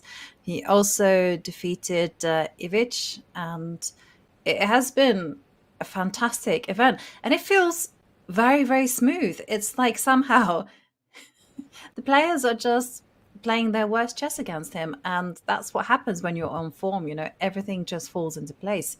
Knight takes a7 is going to be an absolute killer blow. Shall we run through the lines one more time, David? Because we could be seeing a super quick, decisive game. Let's do it. Fire on the board. I'll also mention that on the chess.com database, this position has been reached 10 times before. So it's not even a novelty. It's been reached 10 times. 9 times out of 10, White has found the winning move. Knight takes a7. Going back as far as 1982. So it's been well known, this idea, for a long time. D3 that Sorana played has been very well known to be bad for years. And Knight takes a7 would punish that move. Jovanka, talk us through this. The Black Knight pretty much has to recapture, right? Otherwise it's the same thing, but Black's not even a piece up. Knight e5 and take it from here. Yeah, and so we were looking at, you just jump in with a knight. This is the whole point. You know, you're targeting the soft spot in any opening, which is the f7 point, so the queen will move. She doesn't have too many squares to go to either, so we were looking at queen to b5. Makes a whole lot of sense. And then the whole thing is that you just go bishop takes f7 and king to d8. And we were laughing here with David that if you wanted to, you could threaten to repeat the position, put the bishop back to b3 and draw from this amazing position of strength. Remember, Jose doesn't need too much, just needs a draw to make it through to the next round. But it is actually kind of a serious point, because knight to f7 is the big threat, winning the rook in the corner. And White has the pick of moves. Also, a4, a5 was going to be quite a serious move. Just asking the question, where is the queen going to go? Not many squares. Like a5, there's a hit with b4. c5, she's going to also be hit by... I mean, knight takes d3 looks like the very minimum here. Bishop e3 ideas. Maybe even just take this pawn. Just clear the d file. The black queen can't block. So it's going to be deadly. So queen a6, let's say, but now a5, like you said. And actually a5 blows the advantage, but maybe there's something even... Okay, it's still better for White in that line, but maybe there's something even stronger, even more knockout. But the point is, Jovanka, like, you move your bishop, you see this line where you can, at the very minimum, force a draw and repeat. And then you stop calculating, right? In Jose Martinez's shoes, you don't need more than a draw. Like, it happens to be winning, and he'll probably realize that. But you can easily stop calculating every variation once you see it's risk-free. That's the dream, risk-free attack. It is completely risk-free, and also Black's extra piece is there on a7. So it's not like it's performing magnificent stuff for the Black defense. So it is a great move. The only thing that I can see is that, you know, maybe rook e1 is also very tempting as well. And that would kind of take the game into a different path. But the fact that Jose is actually burning all of this time on the clock, he's down to 48 minutes, suggests to me that he's looking for that something forcing. And if I can just... Can we get like a full camera view of the two players? Because I'm trying to see what direction is Jose looking at. Is he looking to a7 or is he looking to the center? It looks quite central, his vision. But then again, I guess everything will happen in the center after knight takes a7. Once that knight drops off the board, then it's all about planting the knight on e5, stuff happening on f7. Then it's very central play, so his eyes not giving much away. I think he's in his own mind right now. He's debating, like, he's looking at a7. Oh, yeah, he's going to play it. Like, he can't believe his luck, Jovanka. He can't believe it. I know. Someone is smiling down on him big time. You got to grab this luck and you got to run with the momentum it gives you. He's looking at a7. I don't know. I have this spooky feeling, David, that he's going to play it. Yeah, these two have played each other countless times online, like so many Blitz games. And obviously there's so much mutual respect, but I think Martinez, if he was playing a 2100 now, he played knight takes a7 in a heartbeat.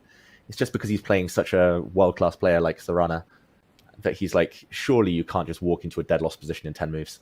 Surely not. And there we go. Knight takes a7. Brilliant move. Brilliant sacrifice. Serrana pauses. And Jose Martinez is winning this early into the round. There we go. Double exclamation mark. What a move. What a find. Yeah. What a find that I'm sorry I let the excitement get a better of me. You know, it was brewing and building up for so long. And Jose walks away from the board, leaving Alexei Serrana to think. And this is a killer blow. Alexei on the brink of being eliminated if Jose can find the correct continuations. It's been an absolute dream opening for Jose Martinez here. Yeah, this has been crazy. I've never seen Serrana capitulate like this. Normally he's ice cold, he's nerveless, he's composed, but he's just self-destructed in this opening. We have to say congratulations to Martinez, but yeah, Serrana, it's not been his finest hour. That's got to be said.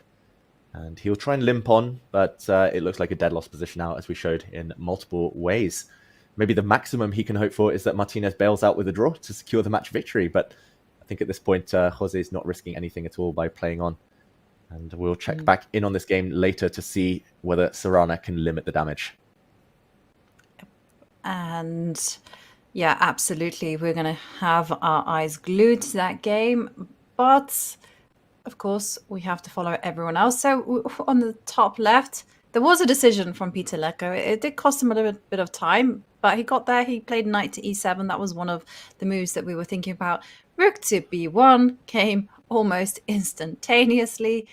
Wow, Arjun really upping the pace when it comes to the tempo which he's making the moves. And Vincent went for putting the rook on e1 and then dropping the bishop back to f1. So he's going for a lot more controlled type of position. You know, he then just wants to pile up with the other rook in the center and start thinking about posting up a knight onto d4. And meanwhile, not really sure what's happening in the game between Daniel Dubov and Pragg.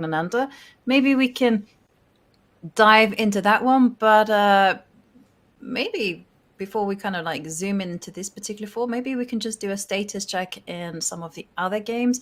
Because one thing I was going to mention, David, was that your prediction game was like spot on. And we've come to expect that from you. But even I am impressed because you literally called the game between Wojciech and Aronian. You had this up. You just casually showed this idea of going b4, and it's on our board. And Black has this protected pass pawn on b2, giving up the exchange. Yeah, I mean, I said how dangerous it was for white. I think I showed it in an even better version for black, just without white having broken out with e4.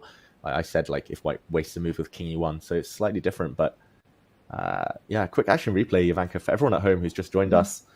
We left it very, kind of looking very normal after bishop to a6. And I was thinking a3 is maybe the most logical move to stop b4, which is clearly what everything's designed towards for Levon. Also because Levon with black was clearly in preparation. I wanted to just stop the idea he's been setting up. But Wojciech said, no, I'm allowing you to play it. He broke forward in the center. We saw a quick trade of pawns, b4. Blue arrow appears, only move before white hammers through in the center. We saw bishop takes bishop and not rook takes now because white would win a pawn on a4, but a sacrifice. B takes c3, level material. After bishop b7, black is pretty much all in. And there we go. He hits the rook and he sacrifices the exchange. Double exclamation mark. And what are you thinking? Bishop takes rook, I'm assuming. But I guess you could take the pawn as well. Yes, this is the question. If you take the pawn, then the rook gets saved. And I mean, look, I mean, why has white allowed, black a protected pass pawn, not on just any square, on the B2 square, 1 square away from queening. So, I mean, if I were going to play this, I would at least win the rook for it. Yeah, happy days for that one. And just what I'm thinking is take the rook and try to argue some compensation there, you know, play around the pawn. I was getting carried away, sorry. Yeah, he didn't actually take the rook, Ivanka. I thought he would take this and then move his queen out, I don't know, somewhere, queen d3, queen f3, and maybe try and bring his knight into f5 once e4 has been defended. But he just left the rook on that square, and he's just played queen f3, given a question mark. And Levon Aronian, it's the two players who won yesterday who are in charge and dominating. Martinez and now Levon. Queen f3 given a question mark. The rook's just going to move, right? And black's pawn. Huge asset in the long game, in the long term. Yeah, absolutely. And yeah, it's working so smoothly for both Levon Aronian and Jose Martinez. Everything just seems to be falling into place. I mean, everything seems so effortless. And John, I'm going to give you like 1% of the credit. I reckon it's because you're back. The players want to be impressing you. I'm very happy that this is coming true, whether it has anything to do with me on the broadcast or not. Spoiler alert, it probably isn't, but we take it anyway. I love seeing the analysis that we've got going on the board here, but I'm going to be honest, my brain is 50% still on the Jose Martinez board. Absolutely incredible stuff. I want to ask the same question to both of you, because I think this highlights something that we might not have spoken too much about so far this World Cup. We've always been very good about saying, okay, regardless of the result, you reset. Tomorrow's another day. Classical's a draw. That's fine. You reset. You go to tie breaks. And David, I think it's fair to say that this is an example of, after the loss yesterday, said reset perhaps wasn't successful. And maybe it's showing us, oh, this might be harder than you think. It's not just about forget about it and move on. It's actually very difficult to do, even for high-level grandmasters. Exactly. In must-win situations, there tend to be two tried and tested methods, kind of strategies to fight back and try to get that on-demand win. Either you go straight for your opponent, you take a massive risk, can backfire quickly, you can end up with egg on your face, or you just stay super patient, keep as much tension as possible, avoid any exchanges, avoid any forcing lines, and just wait and wait and wait. But that takes a lot of nerves. It takes a lot of courage as well. So the fact that it looks like Serrana is going to go down in flames, maybe Wojciech too, it's perhaps to be somewhat expected in these long tournaments. They took a risk, they settled on their strategy, and it didn't quite pay off at this level. And yeah, I think their chances now are minimal. And Jovi, and this isn't personally reflective on Serrana, but in general, sometimes it can be quite hard to tell the difference between taking a big risk and being on tilt. It might be the case that both of those things are true here, but the truth is, in chess psychology, it's a bit of a fine line sometimes. Yeah, absolutely is a fine line. You know, there's stubbornness, that's a negative quality, but also persistence is literally the same thing, but spun positively. And okay, we kind of reward courageousness, but also there's also a fine line between foolishness as well. It's really just about the outcome that determines that. But yeah, it didn't really work out. I can see Serrana, he wanted to get that fighting game. He chose the Sicilian opening precisely because of that. But Jose just showed that he knew the C3 Sicilian better, that he was prepared to go and play this courageous chess with knight takes a7, and he's finding all of the good moves.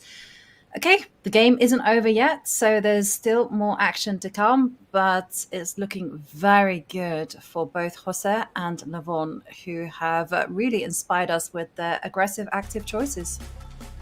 So you might be thinking, well, hang on a second, absolute fireworks on the board. This isn't hour 4, it's hour 2 of the broadcast, and we are seeing some fantastic fighting chess throughout this playing hall. We'll find out whether these amazing tactics will convert shortly, straight after this. But while we're talking about tactics, how about using twists for your chess game that your engine can't even prep for? AnyChess takes the classic game that you know and love, and it completely flips the script. You've got spell mechanics that let you bend to the rules and break your opponent's plans. You've got 11 spells to master, tournaments to enter, and leaderboards to climb.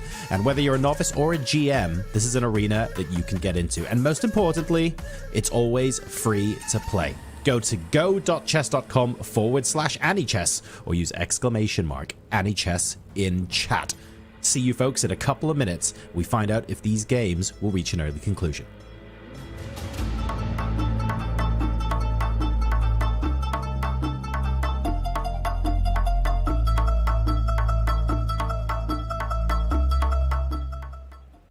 We have some ChatGPT questions, which you can read and then, show to the camera. All right.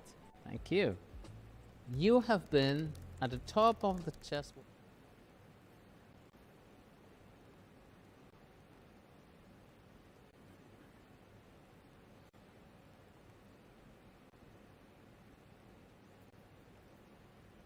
Can you handle it? Where grandmasters don't just move pieces, they cast spells.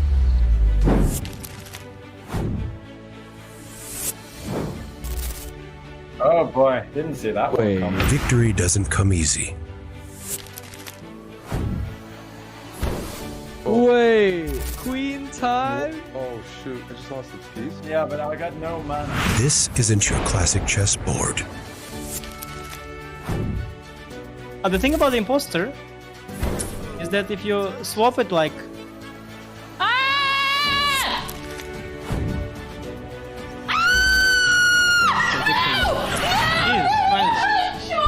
It's not just a game, it's a battleground of minds. Let's have some fun, Let's have some fun. When the greatest minds meet magic, anything can happen. AnyChess. Cast that spell, play for free. White to play and win. Okay.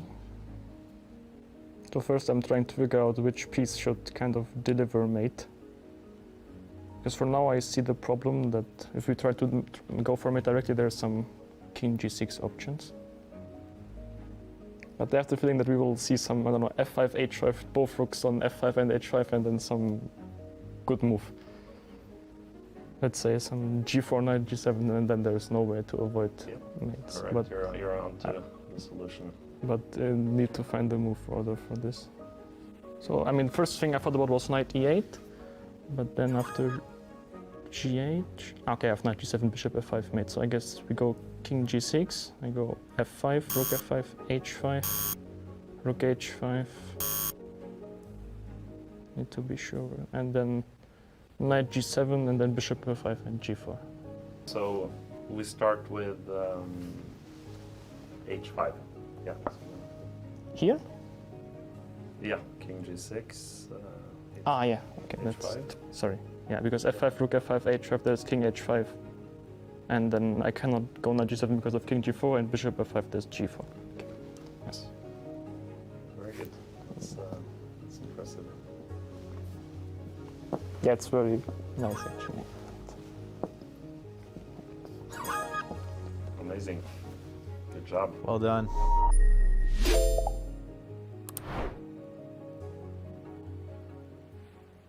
I'm gonna guess real Gotham or AI Gotham. Here we go.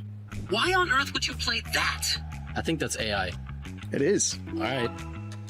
1 for 1. Yes, 1 for 1. That move makes no sense. That one's real. Makes no sense, has to be real. It's real. Fake. What? It's AI. Makes no sense? Was, yeah. No chance. Are you serious? Yeah. Makes no sense. What? Oh my gosh. And he sacrifices the rook! That one was fake. That had to be AI. Yes. Okay. Yeah, the rook one didn't. It wasn't guttural enough. What the heck is this move? I feel like it was too high pitched. Was that AI? It was AI. Oh my! It was like I was like I don't think I hit like a. Okay, there's one more. Let me tell you something right now. Building a chess website is not easy. Right? Chess.com built their website for 17 years, still being built. That had to be real. That one was like 10 seconds long. So I was like, okay. Oh, so there was 4 AI and 1 real one, and I went 3 out of 4 on the AI ones. Okay.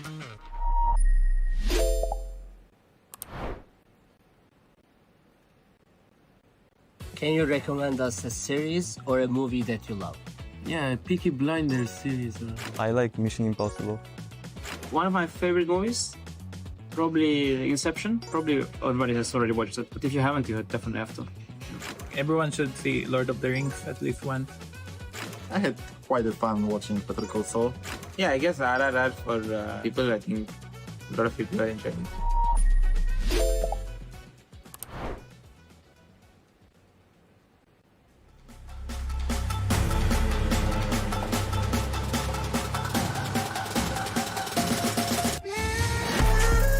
Welcome back to round 4 of the FIDE World Cup. Already, the potential for some decisive games is hovering over the playing hall. Plenty of people cannot look away. And, well, David, at the start of the World Cup, we had Jose Martinez take a bit of a break, play Title Tuesday, and come back stronger.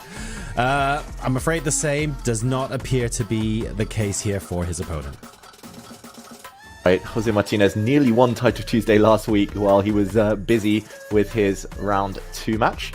And here we go, just over a week later, and he's about to make it potentially into round 5 if he can wrap up this game. Serrana played Title Tuesday yesterday and wasn't at his best. It's got to be said, it's been a tough 24 hours for Serrana, who is a classy player, but hasn't had his best day today. And we see that on the top right of our screens. Still 100% accuracy for Jose Martinez, helped, of course, by his opponent blundering straight in the opening. But he's going to try and back it up with some forceful moves. Down a piece, but about to win a lot more in return. And Jovanka, elsewhere, we see some action.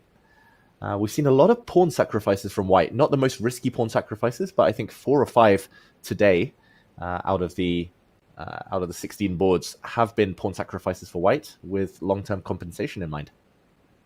Mm-hmm. Yeah, they certainly have. And, we're thinking about the games such as Dubov against Pragg, just to get the bishop pair, and Dubov looking to just put some pressure on Pragg there on the top right.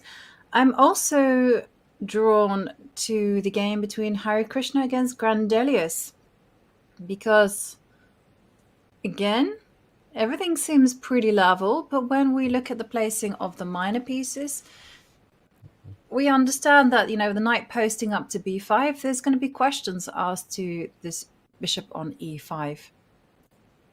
Yeah, it feels like a position that should be equal, right? But black is probably the one answering the questions, at least for the next few moves. And these two, I'm sure you spoke about it yesterday, Jovanka. They're great friends. They've played on the same team, a Czech team in the European Club Cup, in leagues. They've played on the same team for probably more than 10 years. I've been at dinner with them both.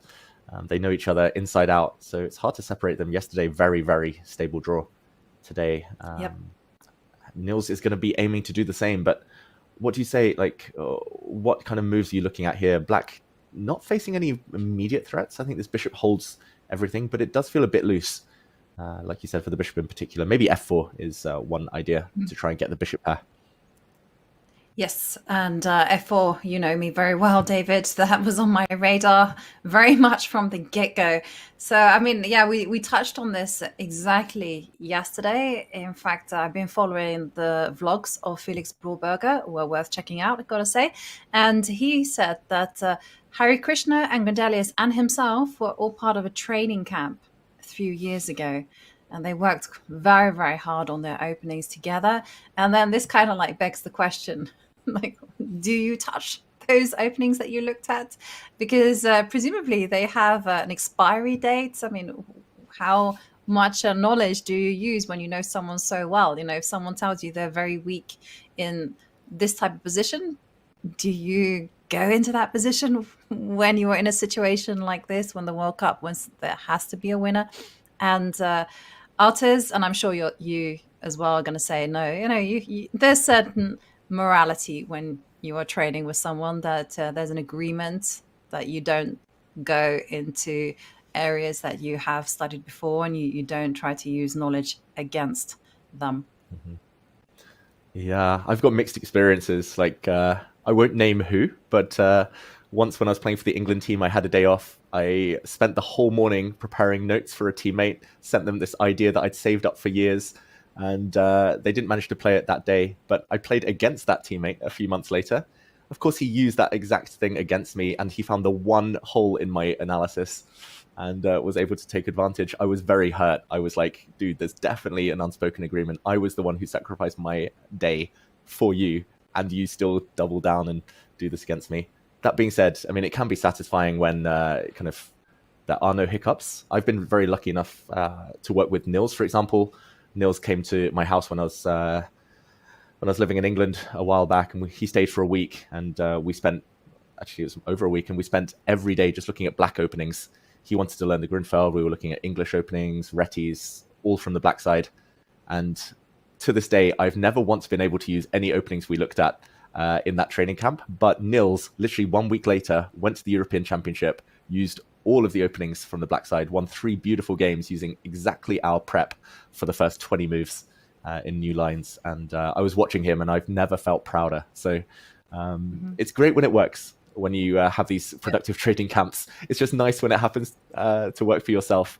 But also, yeah, I guess when you're friends, it adds a bit of spice. It's interesting, actually, because I heard a very similar story from one of my friends. She said she'd paid to work with a top trainer who was also a very strong grandmaster. And they'd had some training camps. They'd also made these really, really nice opening studies, and they delved into certain positions to great depth. And she didn't manage to use them at all. And he did. And he won every tournament he played that year. And she didn't do very well because she wasn't using this knowledge. And next time, he suggested a training camp, she said, yes, but you pay me. Exactly. And every time, maybe I should say that to Nils, I should have got a cut of the prize money from the European Championship. He got silver that year. But yeah, every time I message Nils now, I'm like, hey, I'm in Copenhagen. Do you want to hang out? Or hey, are you free on these days? Do you want to hang out? He's like, sorry, I'm busy with the training camp. He's like the most kind of chess hungry player I've ever met. And there we see in the featured chat, he is a powerhouse of prep indeed. The second for Magnus Carlsen a few years ago, and the second for Hikaru Nakamura these days. Ivanka, I'm expecting him to maybe just bite the bullet and take this knight off on b5, just put a pawn on c6 and say, you've got the bishop pair, but I'm super solid, should be a draw. Or maybe he can move out his knight. I don't know, knight f6 looks quite natural as well. Either way, it should be a draw this game. But we'll check back in maybe a bit later if anything unexpected happens. And I agree with that. I think it is going to be a rather stable draw. And I suspect that these two, they'll want to test each other a little bit in the classical, but ultimately things will be decided in rapid. And also, I was maybe, interested in the game from our bird's eye view between Max Sudlu against Wei Yi, because we touched on it, but things have clarified. And it does feel like it's clarified in Max Sudlu's favor somewhat. Mm-hmm. Okay, let's jump into that board. And yeah, the knights are off. You were praising my prediction game, and I'm now annoyed at myself because I was going to predict this exact line, but I was like, oh, probably Wei Yi doesn't really need to do this. And then he did it. So we'll just do a quick action replay of when we last left it, just 3 moves ago. We left it here, and I was saying White's most natural move. He played it, was castle and queenside. The king had to decide which way to go, and I think this is the most natural, developing the rook at the same time. Knight to d3 check. This was the move I was like, oh, it's legal, it's possible, but why mix things up when you had so many other tempting moves? This was played. Bishop takes knight. This knight was dropping either way. Black takes it. So a funny way of trading off pieces. Bishop takes pawn, bishop takes pawn. So it's still level, Jovanka, but like you said, maybe in Magzulu's favor just because he gets active lines for his pieces. The white rook's looking good. Yeah. That being said, the black bishop, when that lands on e6, should cover everything. Yeah, this is also, I was actually going to start backtracking a little bit because at first impression, I also liked Maxidlu's position and I thought, okay, the rook can come to f1. And then the thing is, once the black bishop moves, the question always remains for Maxidlu, like, what is he going to do with this bishop on h2? Presumably, he's going to be trading it off with some kind of bishop to g1 because it's really not an effective piece at all. And then I started thinking, well, actually, if the bishops come off the board and black first up completes development with bishop e6, king e7, it's only black who's going to be actually advancing on the king side with moves like g5, g4, and there's no inroads for the white rooks to actually start causing problems. So I was actually tail between my legs, going to say, actually, I think my assessment was wrong. Yeah, I would be worried actually. Like the more I look at it, the more I think Maxidlu needs to be a bit accurate here. He needs to somehow get all the rooks off. Maybe then it should be a draw. But yeah, it's hard. Like the e5 pawn, it's not really a tangible weakness yet. But like you said, the issue's long term. Like if the bishop ever does trade off, which is very likely at some point, then the e5 pawn is just defenseless. No pieces to hold on to it. It's isolated. And if you keep the dark square bishops, then you just have a bad piece, passive piece defending this one. Wei Yi has easy moves, and Maxidlu doesn't. That's the big difference. I think Wei Yi would be fine with the draw, but he will happily press on if he feels there's no risk. And Maxidlu, it's not his type of position either. He's more dynamic by nature. He's suffering and even shaking his head there on camera. We saw it a moment ago. I don't think he's liking this at all. 22 minutes down behind his opponent as well. Yeah, and it's again, you like your pieces to be working towards something, and I feel that that's missing for Maxidlu here. It looks all nice, but there's no kind of concrete plan. So let's kind of pause from this. I've got my eyes still glued to the game between Jose Martinez, Alexei Serrano. I just wanted to update that it's exactly as we predicted. Like... Could we not be any more accurate? I'm very proud. The bishop did come back to b3, as I was joking, saying, inviting black to repeat the position, sliding over the king. But ultimately, it's going to be all about the a-pawn. The queen is going to get kicked around. And for Serrano, he has a horrible choice. If he tries to repeat the position, well, that means he's going to be eliminated from the competition. If he tries to hold on, his position is just going to get worse and worse. Yeah, it's tough. I think Serrano should just bring his king back to e8 and say, please draw. Like, I don't want to lose 2-0. I don't want to lose more rating points. It's already gone a bit wrong. I think the biggest shock in that game that's on our camera right now and the top central board is that Martinez is no longer on 100% accuracy. He dropped his bishop back. Nothing wrong with it. Still totally winning. But it wasn't the most incisive blow. And there we go. 99% accuracy. What's he doing? What's he playing at? No way, Jose. No way, Jose. Yes. Oh, yeah, I agree. 99%. These standards are dropping these days, David. And talking about standards, let's check in on Arjun against Leko, because Arjun was just whipping out his moves like there was no tomorrow. It seems like he's out of his preparation. And, well, the players are on their own. And we gotta deconstruct this particular position. So rook to we did see Leko go knight to e7, rook to b1 happen, and the queen just goes to c6. And then the eternal question every chess player faces: to take or not to take. Yeah, I would take just because I love my endgames, but I don't think that will lead to any real objective advantage. Unless... Yeah, I just don't know where to put the queen either. That's the problem. Probably I would be tempted to move the queen across, but that would allow the black bishop to move, and it would get deeper into the white camp. It might land on a very nice outpost, so... Okay, I vote for trading queens, Ivanka. I've talked myself into it. Trade. I also vote for trading queens, But I'm going to say it's because of like the match situation. You kind of want a position which is pretty comfortable to press from, and I feel that things could get a little bit hairy for both sides if the queens remain on the board. So I'm expecting queen takes queen, and I'm also, David, I'm going to make a confession. I forgot that the king hadn't castled. I literally walked to g1 because I was going to go, yeah, you take the queen, then you go rook hc, then you go rook hc1. Yes, if only it were legal, and then you'd have quite a nice position.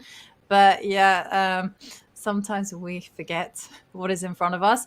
But I'm still going to vote for that because at least white still has ideas of going h4, h5. Okay, queens come off. Our vibe was right.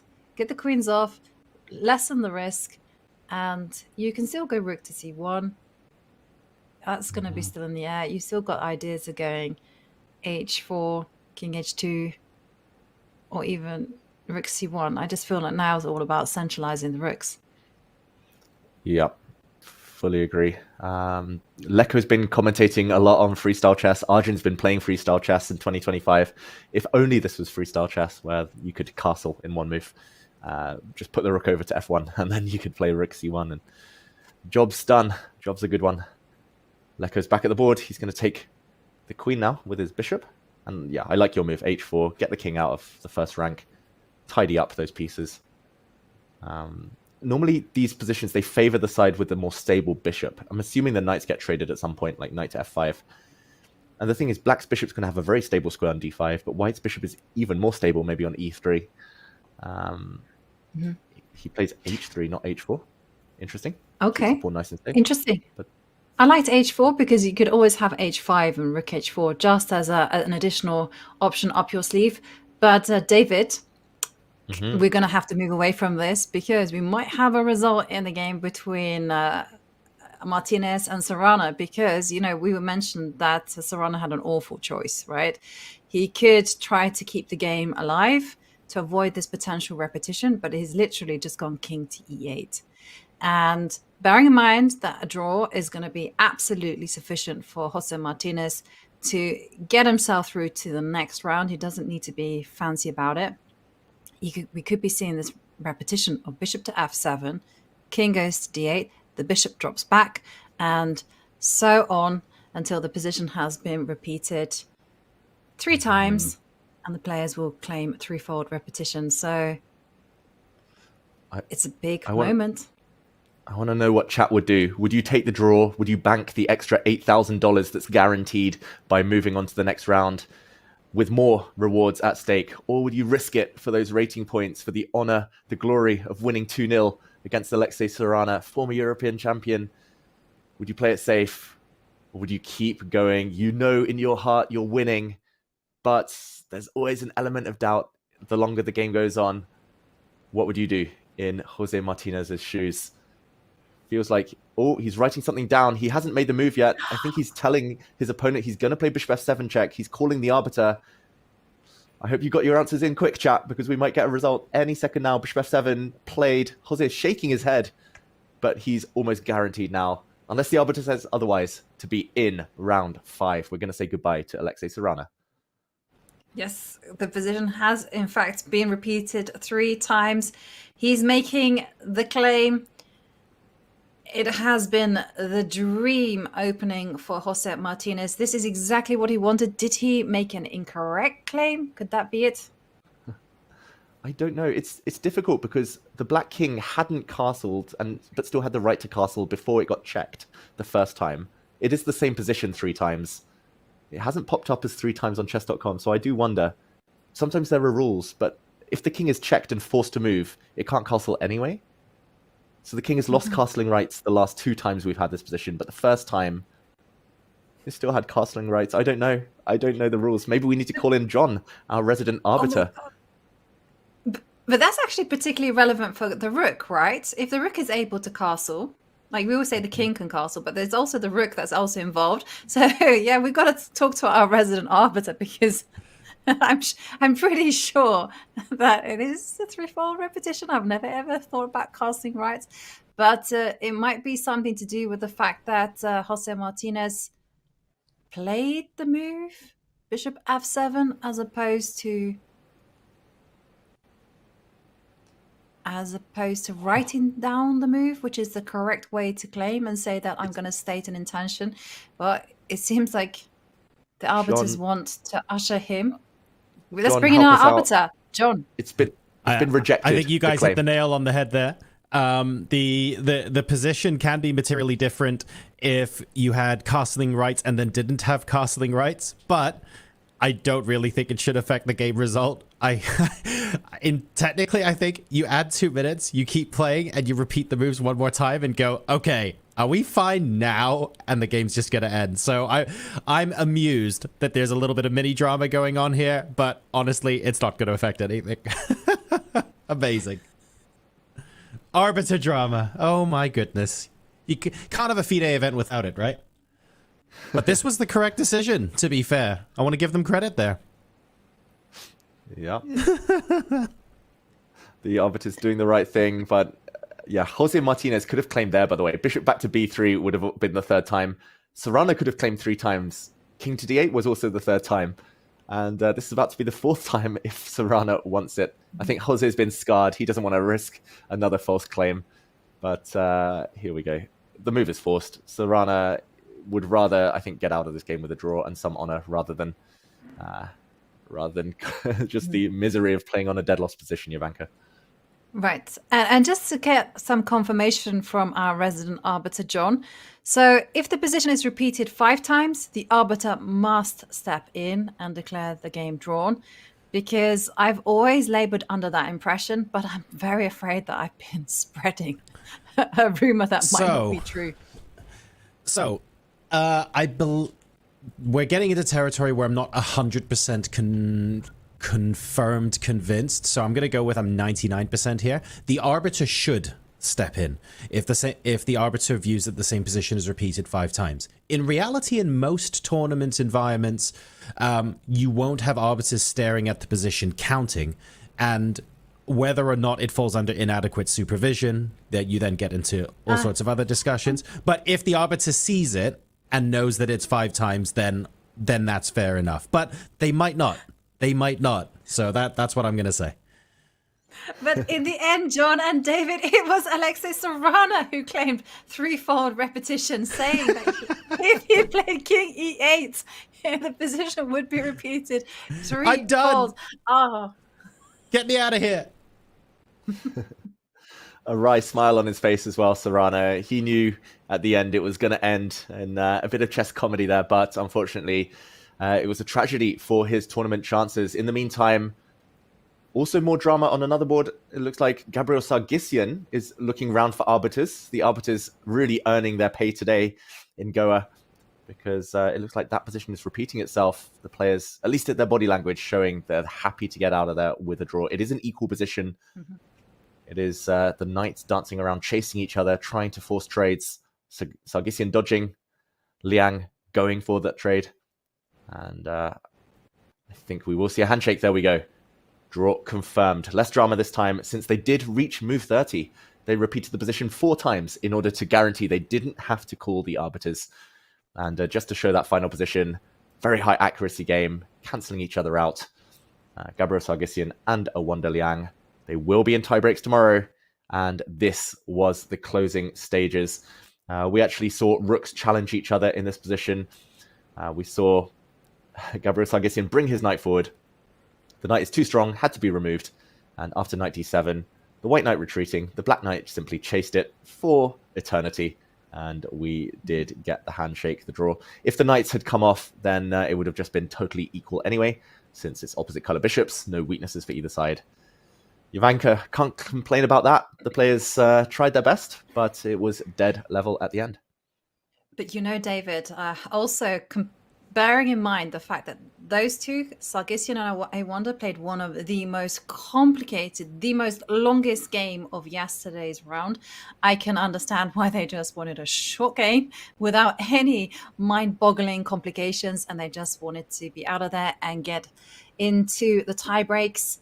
And let's therefore check in on our bird's eye view. I also think that we should pay some attention to the game between Kartik Venkatraman against Liam Le. Okay. That looks like a very interesting position. We'll update everyone on the other boards shortly, but what would you do here, Jovanka? Quick instincts, to trade or not to trade. Lots of exchange kind of decisions. Black is offering the exchange, offering to double his own pawns just to force this trade through.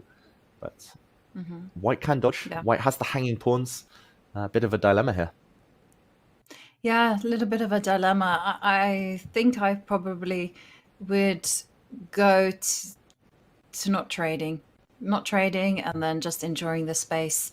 Yeah, no, sorry for dragging us here, David. This wasn't that exciting. I just thought we should check in on the players who are still in the bottom half of the rating field. So we have two of them just remaining in the competition: Kartik Venkatraman and Lorenzo Lodici. Those are the only two. So this one looks like it's pretty stable. Not much in it for the time being. Yeah, who do you think, assuming this is a draw, it looks dead level right now, probably White does take the queens and put the bishop on e3, I'm not sure. But assuming it is a draw, who do you think is the happier to go to tiebreaks, Jovanka? As you said, Kartik is one of the lowest rated players, but then Liam, he's now the favorite in his half of the draw. He's one of the highest remaining seeds in his half. Do you think he's happy to get there against someone he should be expected to beat?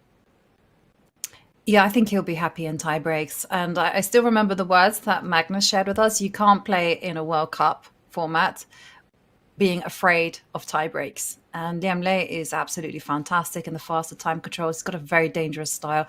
I think he's going to be very, very happy. For Kartik, he's had a lot of experience getting there. He's also shown that he's got nerves of steel. So I think both players will ultimately be satisfied with that turn of events.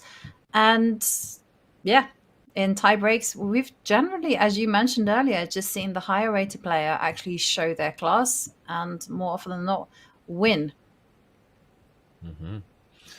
Okay, and talking of the higher rated players, we see some of them on our screens right now. We see Esipenko at the board on the bottom right against Vincent Keimer. He's trying to back up some deep preparation by fully equalizing there. Bottom left, we see Dubov still a pawn down. I would quite like to take us to that game.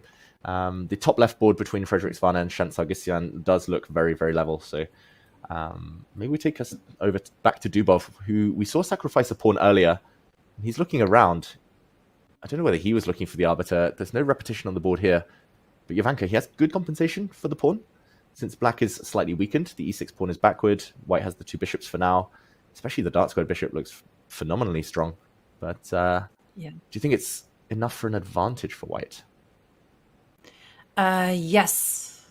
Oh, advantage. That's another question. But my instinct was there's enough for us, a lot of fun on the board, right? First up, I mean, there's a pressing question. I don't think Dubov should be allowing knight takes bishop because you have the bishop pair. Two bishops are better than one. And the reason why I'm quite enthusiastic about this position for White is because this bishop on c3 is just literally so good.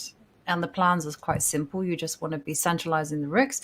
And I'm just targeting g7, whereas this knight on a5, well, it's kind of there, but it's also not involved in the action. So nothing to worry about. Yeah, it's interesting. The first move I would be looking at is to attack the black queen. If you want to keep bishops, I guess bishop to d3 also makes a lot of sense. Jovanka, like maybe that's what he was thinking about, Dubov. I'll make a bold prediction that this might happen, unless he goes rook d1. But bishop d3, knight back to c6, bishop c4, knight a5. I think that's maybe why he was looking around for the arbiter. We've seen so many repetitions already today. Maybe that's going to happen. But okay, let's say I move one of my rooks. I'm not sure which one. Let's say I kind of want to leave the rook on e1, but I'm scared I'll get skewered. Let's go rook cd1, maybe. Hit the queen. Yeah. Yeah. I like wanna the get my other queen rook. to I don't know E5. why. Yeah. Okay, the queen has to cover. This is why I like the other rook. Again, I'm sure I'm gonna eat my words, but yeah. Okay, queen to. Okay, you can't go queen to c5, because you're blundering a bishop. You have to defend. That's the queen c7. Oh, queen e7. Queen e7. Can I go in that direction? Hang on. Am I gonna? There's no rook takes bishop in the air, by the way. Ooh. Well, wait, maybe there is. Rook takes bishop. We'll Oh, but pretend I that's saw that. probably going to neutralize. Yeah. And everything comes off, and probably black's okay at the end, but Yeah. Nice c6. Yeah, probably just equal at the very end. White's not quite quick enough to get a rook on the 7th rank. Okay, so Dubov has a draw. That's actually a really good point. That might be as well another kind of reason he was looking around, wondering, should I play on? Should I keep the game going? Rapid tiebreaks going to help or not? Rook d1. Let's see queen e7 again. But if white just... I see the bar getting a bit excited. Not much. Let's say I just drop back. Threatening bishop takes f5. And that's already something to worry about. So, okay, knight to c6. And, ooh, looks like queen takes pawn. Queen takes pawn. No, sorry, bishop takes pawn. Bishop takes pawn, yeah.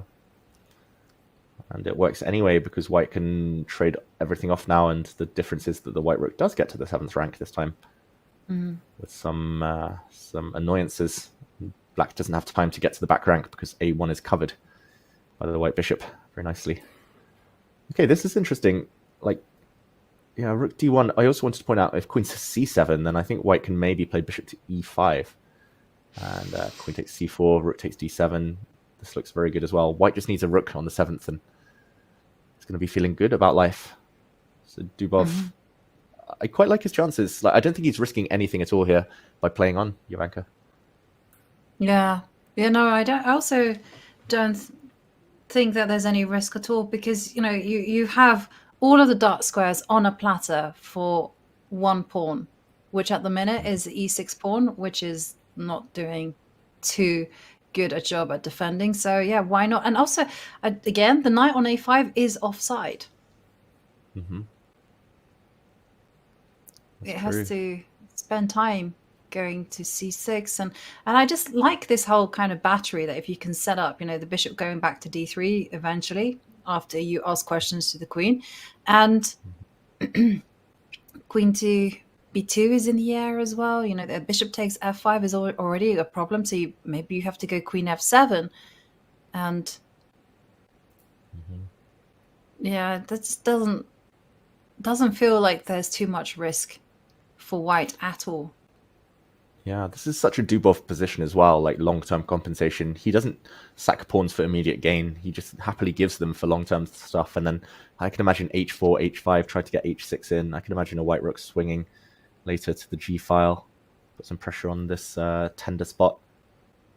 Yeah, this feels like a crossroads for him, just judging by body language. Like, he can bail out by playing rook d1, rook takes d7, draw. Or he can kind of keep the bishops on the board, keep maneuvering around.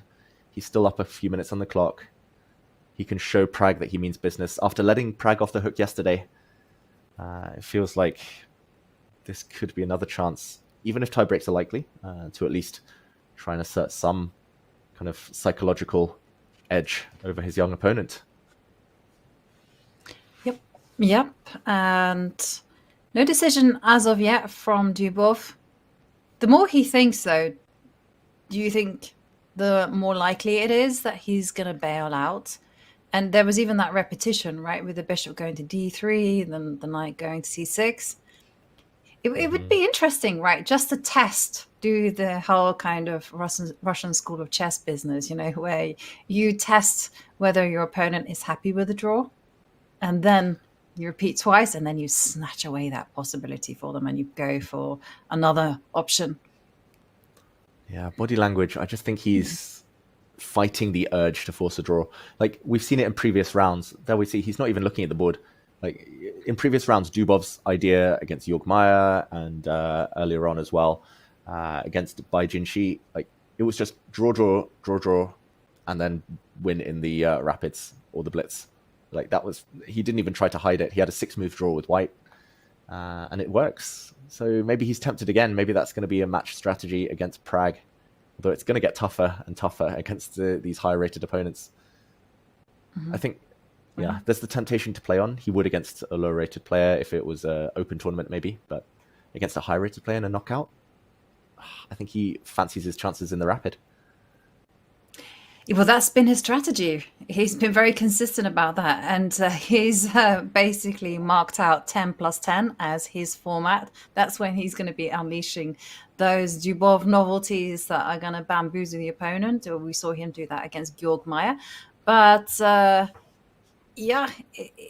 is an interesting strategy, because if you're in it for the long haul, surely you want to be conserving your energy and having those shorter games so that you can just relax, take it easy. And if you know that you want to take it to 10 plus 10, whereas your opponent doesn't know that, then they're going to be using up energy, whereas you're not, if you see what I mean.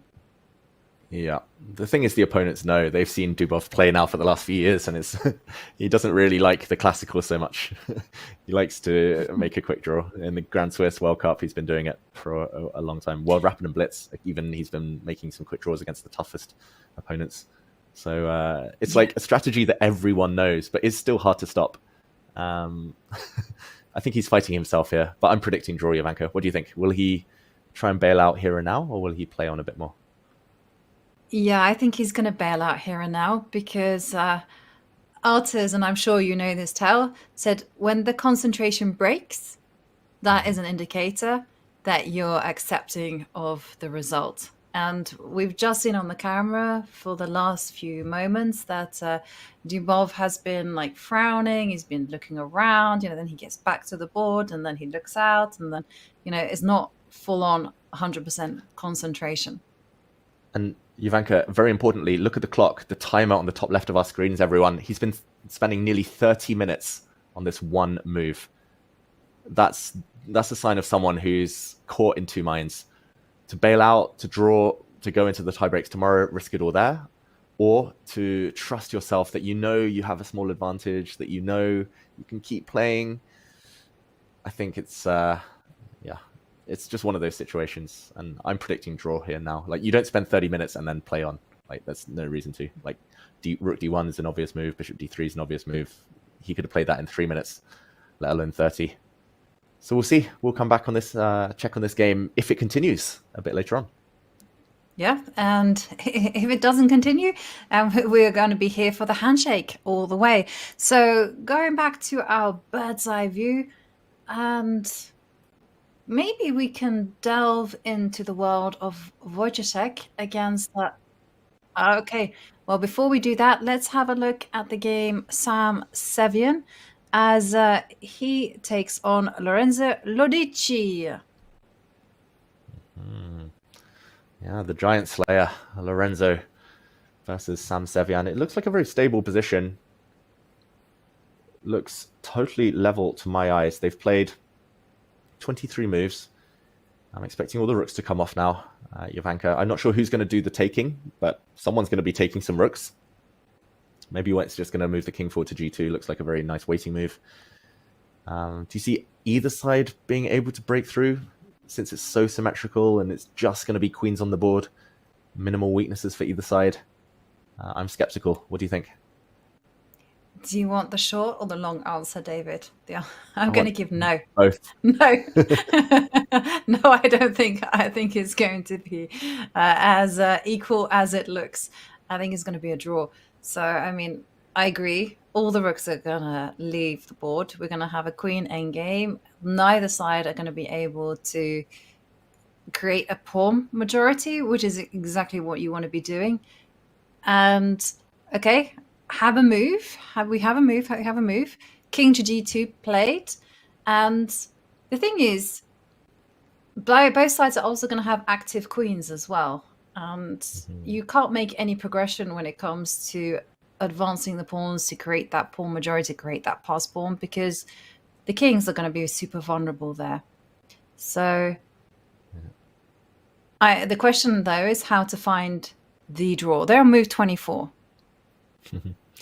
Yeah, there's no draws allowed before move 30. I'm expecting maybe the black king to come to the center. Don't think that's too risky. Neither side really wants to give up the d-file, so neither side wants to take on the opponent's terms. So I wouldn't be shocked if we see like king f8, I don't know, king g1, king e7, king g2, king e8. Both sides just waiting. Maybe queen c5, black can pretend he's doing something, queen b5, but yeah, hard to imagine anything other than a draw, right? Yeah. Well, also, you need some creativity to get that threefold repetition in. Okay, here's one. King h7. Okay, now if Lorenzo goes king to g1 and makes eye contact with the opponent, this is very, very important to do. You have to look at your opponent, maybe even before you make the move, because ultimately king to g1 is not necessarily a helpful move, though. Mm-hmm. Yeah. King f3, go on. Pretend you're going forward. And then this is the repetition. King f3, rook f6 check, king g2, rook back to d6. I don't know. They'll find a way. But do you put your king on f3, like, and kind of like anxiously look at your opponent and go, are you reading me? Yeah, probably not. He's gonna... Okay, he does take the rooks off. He's happy to part with the d-file. Lorenzo Lodici. We'll probably see rook to d1 next move. Then the black queen will go back to d8. And yeah, the d-file, there's not so much going on there anyway. There's no entry points. I'm pretty sure we'll see queen to d8 now. Rook takes, queen takes, and then white will probably play a move like queen to e2 and just sit in that formation.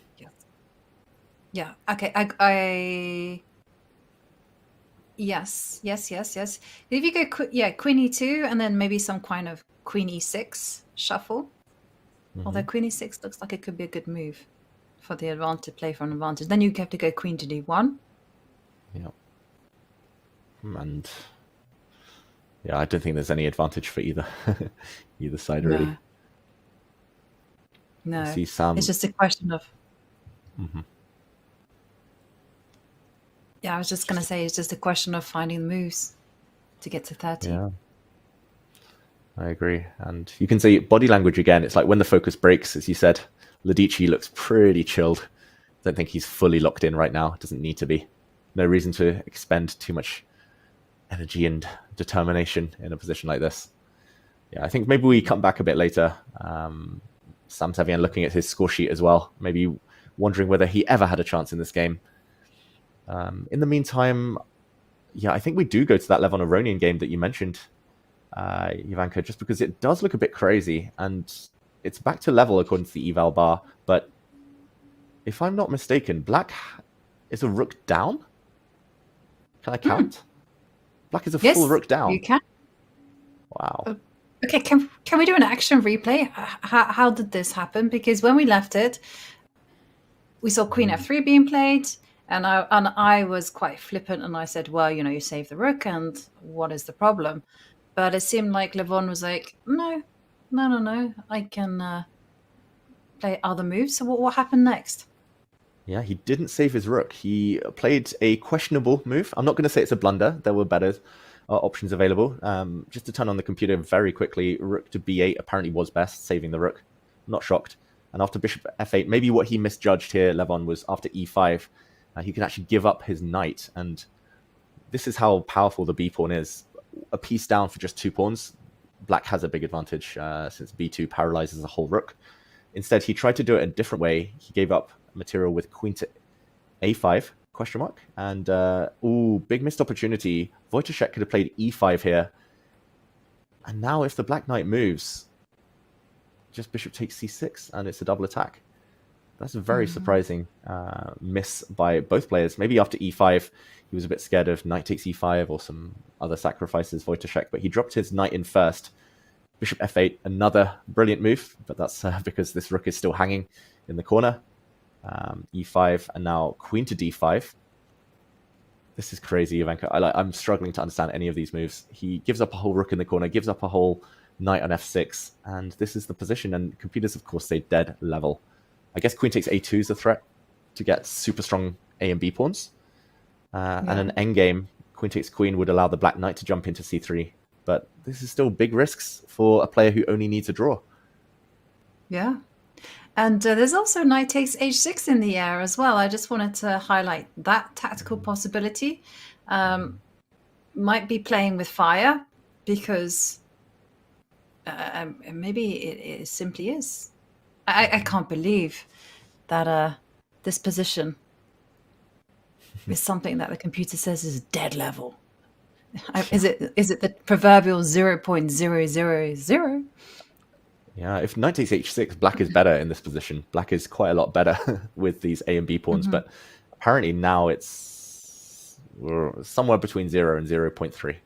But white apparently should be taking the queens off. The number one priority is not to allow the A pawn to drop, and that's, I think, understandable. And to my eyes, the key line is takes, and knight c3 is clearly the big threat, so the only way to stop it is bishop e1. So, like, this is the key position for me.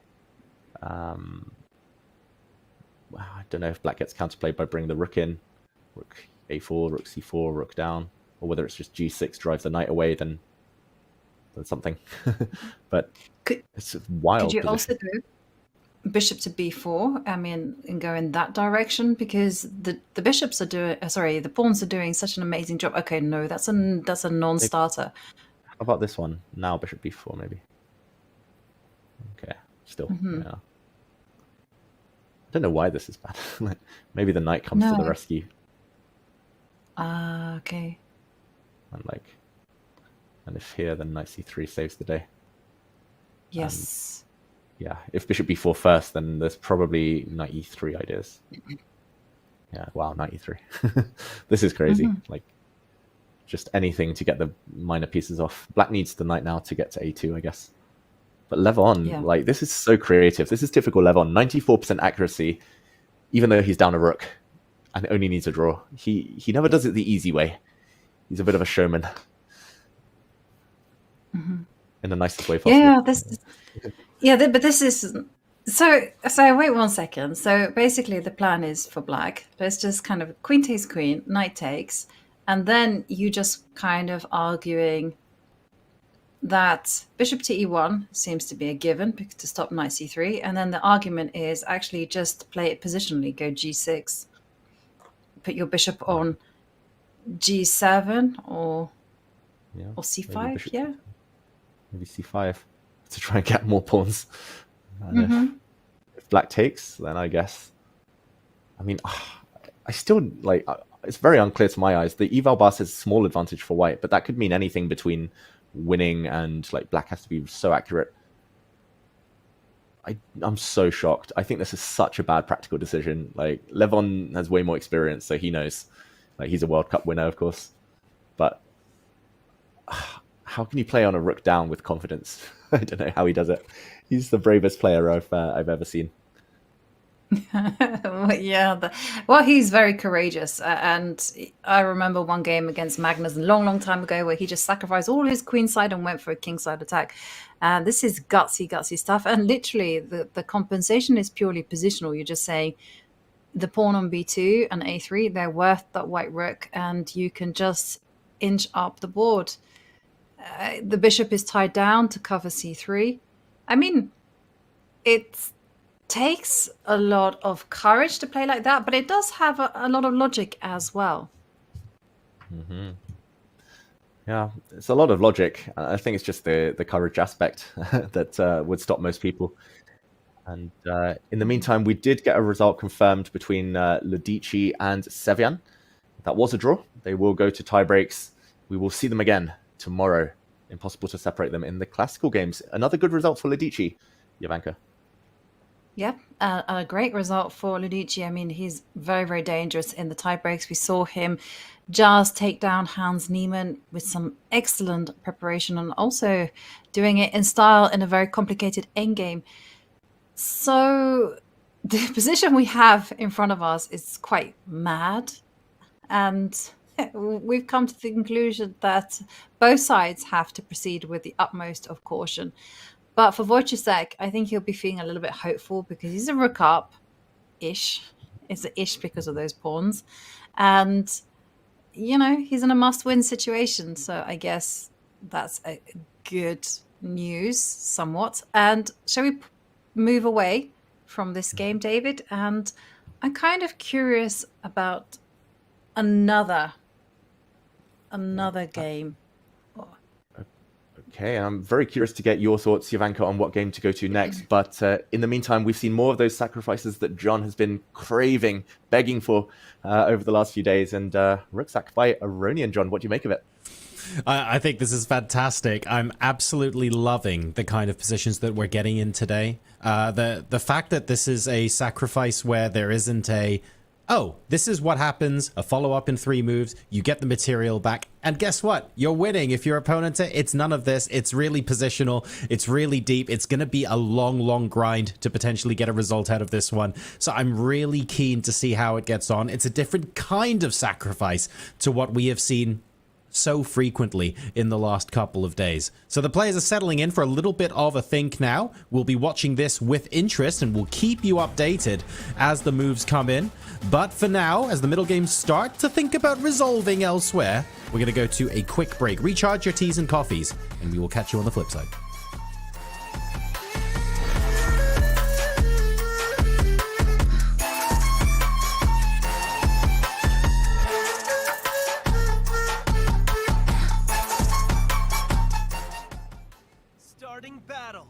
Welcome back to AniChess.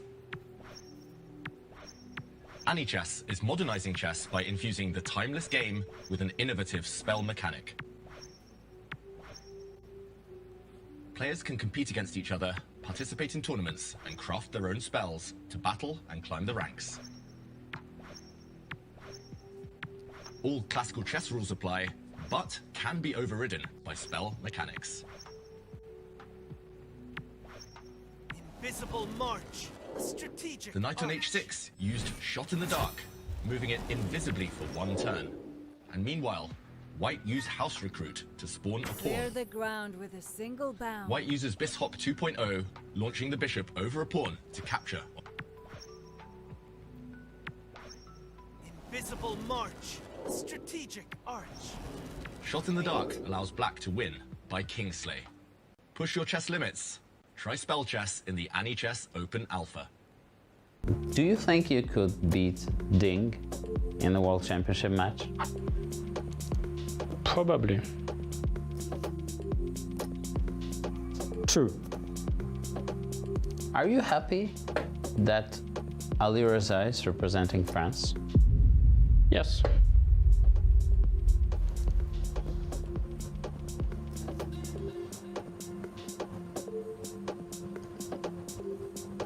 Lie. Oh, now we're getting spicy. If I may, I asked him to play for us in the Olympiad, and he didn't want to. So, like... I understand the unhappiness comes from the point that Ali Reza is not representing the team. Yeah. Do you see yourself as a family man in the near future? No.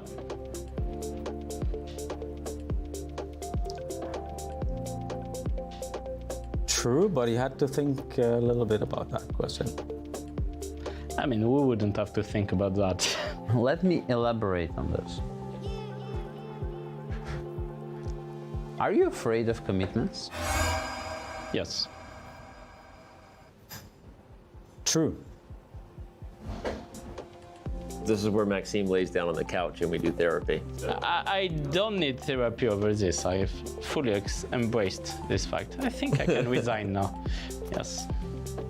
And so our healing session is complete. Maxime, do you think you will be a world champion someday?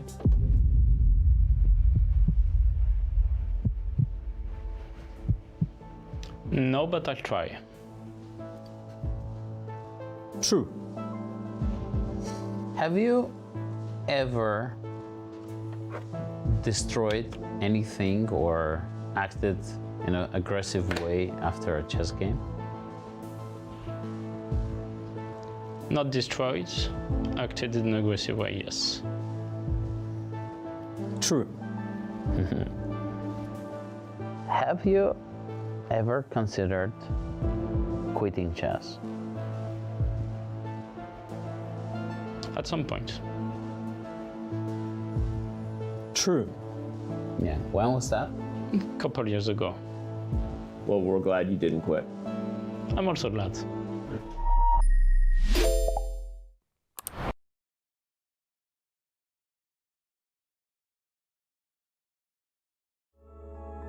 Yo no les echo la culpa, ¿no? Pero sí les echo la culpa por hacerlo público, por publicar en redes sociales algo así, ¿no? Porque yo nunca he publicado en redes sociales algo así. Realmente las trampas es un tema súper complicado, ¿no? Para la gente pues que sabe muy bien cómo leer entre líneas, yo creo que ellos sí lo piensan de verdad. Se dieron las cosas y gané 2 veces el Title Tuesday. Claro, y la gente puede ver alguien ver eso y decir, ok, ¿él va a ganar 2 veces un Title Tuesday? No, o sea, es imposible, ¿no? ¡Vamos! Por fin.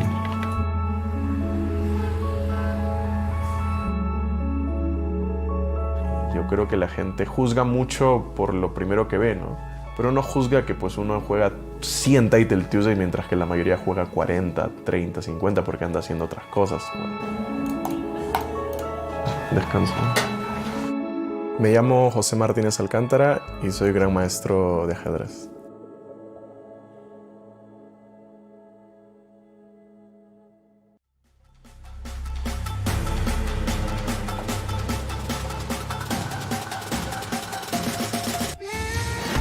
Welcome back to round 4, game 2 at the FIDE World Cup. The middle games are properly in full swing now. We've even had a couple of games finish. The early fireworks show does appear to be over at the moment, but there are still a couple of games ongoing. And we've got action going on, though, because a lot of these middle games are incredibly complicated. And David, where do we feel like we'd like to go next? There's all sorts of entertaining positions here. Yeah, I'll bring us over to Pentala Harikrishna, one of the heroes so far of the World Cup, especially when he's had the white pieces. He's played 2 sparkling games, including a Queen Sacrifice that has probably been the game of this tournament so far, but now he's in trouble. He's just blundered against Niels Grandelius in what looked like a very standard, very safe position. I'll just take us back 1 move. Here, the black rook is attacking the white knight in the center. Black's bishops are very nicely centralized, but the safest move would have been to go in the other direction with the knight to f3, and this probably would have held the balance, since now Black's bishop coming into c3, which we'll see in the game. This is less effective due to a brilliant counterattacking move that maybe Harry had missed, knight to g5, and suddenly it's the f7 pawn that is collapsing, and white would be the one fighting for advantage. He went the wrong way with his knight and was swiftly punished. Niels Grandelius dropping the bishop into c3, and here Jovanka, I think he's just missed after the white bishop drops back to block this double attack, bishop into d2, that this cunning move will win some material for Black. Bishop into c2, and look at the odd configuration of bishops. Black's just winning material, right? Mm-hmm. Yeah, and it feels like it because at the end of it, the pawn on b4 is still going to be falling off the board. And it's so weird because you think, okay, I can get out of dodge by going rook takes rook, making some trades, but it's not going to help because it's simply knight takes. And then after this, well, it gets even worse because absolutely everything is hanging. So that actually means that rook c1 is the only move that you can make after the bishop comes on c2. But even that, it seems to be losing because of knight takes rook at the end of it. And this is the problem. The pawn falls. Yeah, and this is so weird to my eyes because normally in that position, for example, with bishop d2, bishop c2, it's the bishops that are, it's the meme, right? The bishops are long range pieces. They're far away. They're off in another universe. Then they swoop in last minute. But here it's short range, kind of hand-to-hand battle between the bishops. But we'll come back to this game a bit later to see if Niels Grandelius can capitalize. I'd like to bring us back to Dubov against Pragnananda in the meantime, where Dubov did make a decision after a long think. He spent 38 minutes on deciding whether to play on. He went for a forced draw line, Jovanka, that one we mentioned with temporary rook sacrifice, but getting the rook back. And it now looks dead level. As long as he doesn't blunder checkmate on the back rank. There we go. It's a handshake. The players agree to a draw. They go to tiebreaks. They go to tiebreaks, and this was Dubov's strategy from the get-go. He wants tiebreaks. He wants that very fast time control where he feels that he's superior. Okay, but it did feel like Pragg was on the back foot so far in this match, and Pragg is definitely going to have to bring his A game tomorrow if he wants to progress to the next round. For Dubov as well, he also, I think the arbiter came in, just steadied the players. Oh, is he telling them off? No. This happens after every kind of drawn World Cup match. If it's 1-1, they have to draw colours immediately for the tiebreaks the next day. So the players can prepare. They know whether they start with white, with black. And personally, I always preferred starting with black to get white in the second game. And that's what Pragg has drawn. It's going to be interesting tomorrow, Jovanka. It's going to be a lot of fun to follow to see whether Dubov can hit up his winning strategy. Exactly. That one is definitely going to be our marquee matchups. Let's go to our bird's eye view and check in on the progress of some of the other games. And one game really caught my eye, and it's the one between is it on our Donchenko, the hero of round 3, knocked out Anish Giri, defeating him with the white pieces, and it looks like he's in great shape against his compatriot Bluebao. He's going to be feeling blue, Matthias, when he gets back to the board. There we go, because he's in a lot of trouble. And let's jump into that one. It's a positional fight. It's all about squares and potentially just the structure of the pawns. Like, to my eyes, it looked level a bit earlier due to the D pawns being blocked, the F pawns being blocked, everything. But now the white knight has crept into C5. And, okay, the black bishop was hit, so it retreated. It's just about defending this little fella in the center.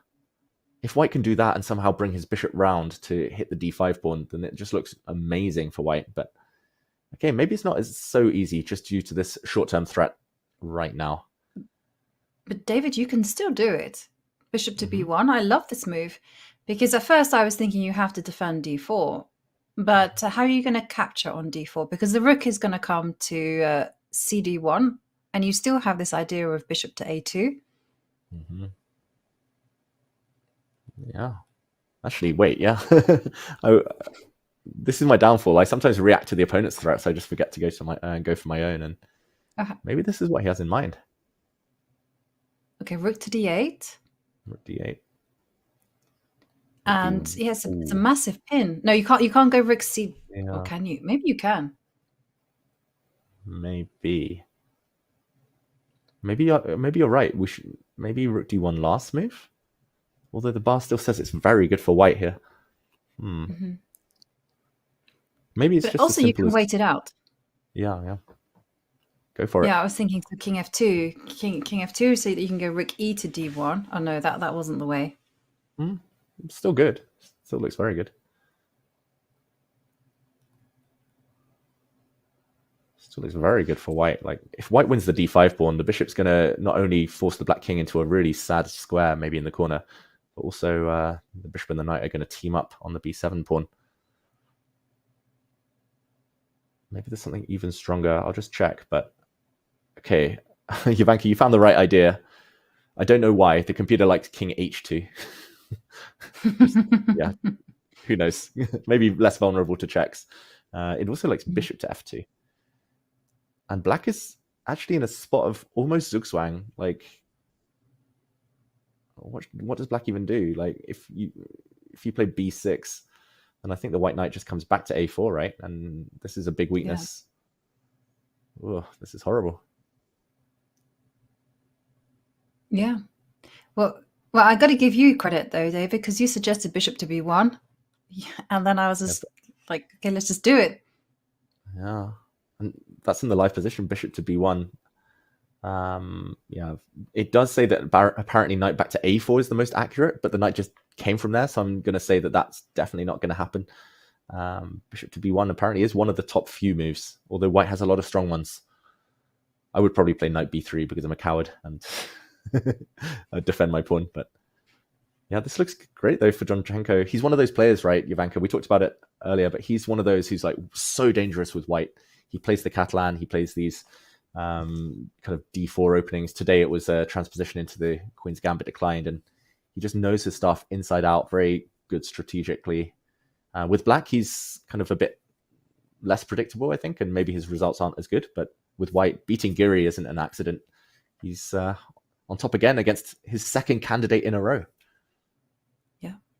Yep, and Donchenko, like you said, I'm really struck by your words where you called him a positional player, but he's a maximalist. And so I think that a move like bishop to b1, it seeks to get the most from the position. I think he's definitely going to be considering that. So Donchenko is standing in great shape here. And ironically enough, he gave an interview, Donchenko, where he said that he wasn't feeling very well when he played Anish. He was feeling a little bit under the weather. He thought that the game might finish quite quickly. And then he was thinking, why is my brain not working? And then at some point it kind of clicked and it all just went right for him. Let's take a pause from this because it's a critical moment, but Donchenko is thinking about what to do. And if we go back to the bird's eye view, and I'm sorry to rush this one, David, but I feel like the game between Maghsoodli Wei Yi is reaching boiling point. Bishop b1, by the way, played. Bishop b1, great move for Donchenko. As I mentioned earlier, not the worst thing in the world for German fans if Donchenko wins, because Blue Baum's already safe in the candidates, and maybe he'll be joined there by his countrymen Keimer and Donchenko. Very possible. You asked for the other game, and let's jump into that one, Jovanka. I think great shout, because exactly as you predicted, actually, as we both started to realize, it wasn't as level as it looked. And suddenly it's a big advantage for Wei Yi with black. I mean, I'm like very shocked that it's such a big advantage, plus 1.4 for black right now. But yeah, it's definitely easier to play, right? Isolated pawn for white, and the h3 pawn's a bit of a tender one in any bishop endgame. It's a big target for the black bishop if the rooks come off. What do you make of this? Is it as winning as the eval bar says it should be? Nothing is as winning as our engine friend likes to say. No, but I once you highlighted that h3 was sensitive, then there's two weaknesses. Like in the bishop endgame, you're just seeing a black king walk up to e6. e5 is difficult to defend. h3 also going to be tender as well. And yeah, this... And also, it's only black who can maximize the position as well on the queen side. It's only black who can start advancing pawns and start asking the questions. Yeah, I love the rook d4. Yeah. This is really tough for Maghsoodli. I'm trying to figure out how white should go about trying to draw this. Like, somehow fixing things on the queen side might be a good start. Like, if white can play like b4 and king c3, just make sure black can't improve anything, like as you mentioned over there, and then maybe put the bishop on f5 and just sit. I think he definitely has to keep the rooks on, right, Maghsoodli, in all scenarios. But okay, this is saying that white gets 3 more moves. I don't think he'll get that luxury. Wei Yi deep in thought now, under 20 minutes, but probably not an issue, the clock, with so few pieces left on the board. Exactly. And okay, so what happens if your move gets played like there and then, like rook to d4? Yeah, I like that one somehow. I'll just put it on By the the board. way, David, you're going to be very proud of me, but I'm fighting my instinct to not go c5. Like, and I know you'll be like, Yovi, you don't have to push pawns, but I'm like, you can get up to c4. It's a good move. It might be the best move. I'll just quickly check, Jovanka. c5 is the best move. No. it's all about Danny Wrench's book. It's all about the dark squares, this position. It's all about rook d4, rook f4, only traveling on the dark squares. It's all about c5. Actually, yeah, that's very hard to stop. King c3, I guess. Yeah, and now your plan. Yeah, Yeah, I don't know whether black flicks in b6 put everything on dark squares, but rook d4. Oh, this is horrible. Rook f1. I just want to stop the rook coming in. Still rook comes in. Rook f1 anyway. Whether one should do this. Yeah. Yeah. Maybe. Although I kind of want to just put my bishop. Yeah, I mean, this is very scary though, still. b5. Yes. Yeah. But also, you don't need to rush with rook f4. You can still do that game of incremental improvements. Like I should always learn from you, and yet I still kind of go for my base instincts. Like bishop to d5, Yovi. Yeah, maybe bishop d7 or bishop d5, and just inch forward. Like, what does white even do? Like, bishop d5. I'm a bit scared of rook f5, so I'll stop that for now. Rook f5. Yeah. Bishop back here. Like, if white waits. Now even b5. Okay. Oh, b5. Oh, that's the idea. Yeah, b5, b4. Oh my god. This is just horrible for white. Like, white can barely move a piece. I think Wei Yi's going to win. Like, I think if he plays c5, he's going to win. Like, rook d4. I'm not sure whether there's a big difference. Rook d4 as advocating. Also good. Those are the two best moves, and I think the most natural two moves as well, right? Yeah. c5, rook d4. Just make those slow improvements. I mean, it was quite funny because as we mentioned early on, Maksudlu's position looked kind of objectively fine, but the more we scratched under the surface, the more we're like, not liking this one at all. And yeah, okay, well, Maksudlu in big trouble. Wei Yi to move, and he has two plans of improvement: improve the rook, improve on the queen side, and just keep all the points guarded. Let's go to the bird's eye view, David, and let's check in on some of the other games. Let's do it. Let's go back out of this game, which looks very strong. He'll show us the way, Wei Yi, and looks like we're getting exactly what we predicted in the Donchenko against Bluebound battle. It looks like elsewhere things mostly balanced. Niels Grandelius has won a pawn. Do any other games catch your eye? If you had to predict some other decisive games right now, Jovanka, where would you be looking? Okay, well, I'm looking in two games actually, and I'm just again tracking the evaluation bars, and they're not on our bird's eye view, but it's first up we have Yavokis Sindorov. He's doing well, but also is looking like Liam Lei is also going to be taking the point home if the evaluation bar is to be believed. Yeah, actually, let's switch to that one just because there's more dynamic action. Sindorov is better long-term against Yu Yang, but still nothing tangible. This one, I'm doing a count. It's level material still, but black has this annoying pin.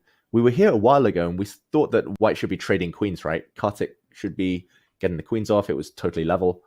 Suddenly, he's maybe about to lose a pawn on a3. But first, some tension here, and maybe this is the one he should be settling first. Yeah. Okay, so what to do? It's black to play. Knight c5. So, maybe? yeah, knight c5 makes a lot of sense. You solidify e6. I like it.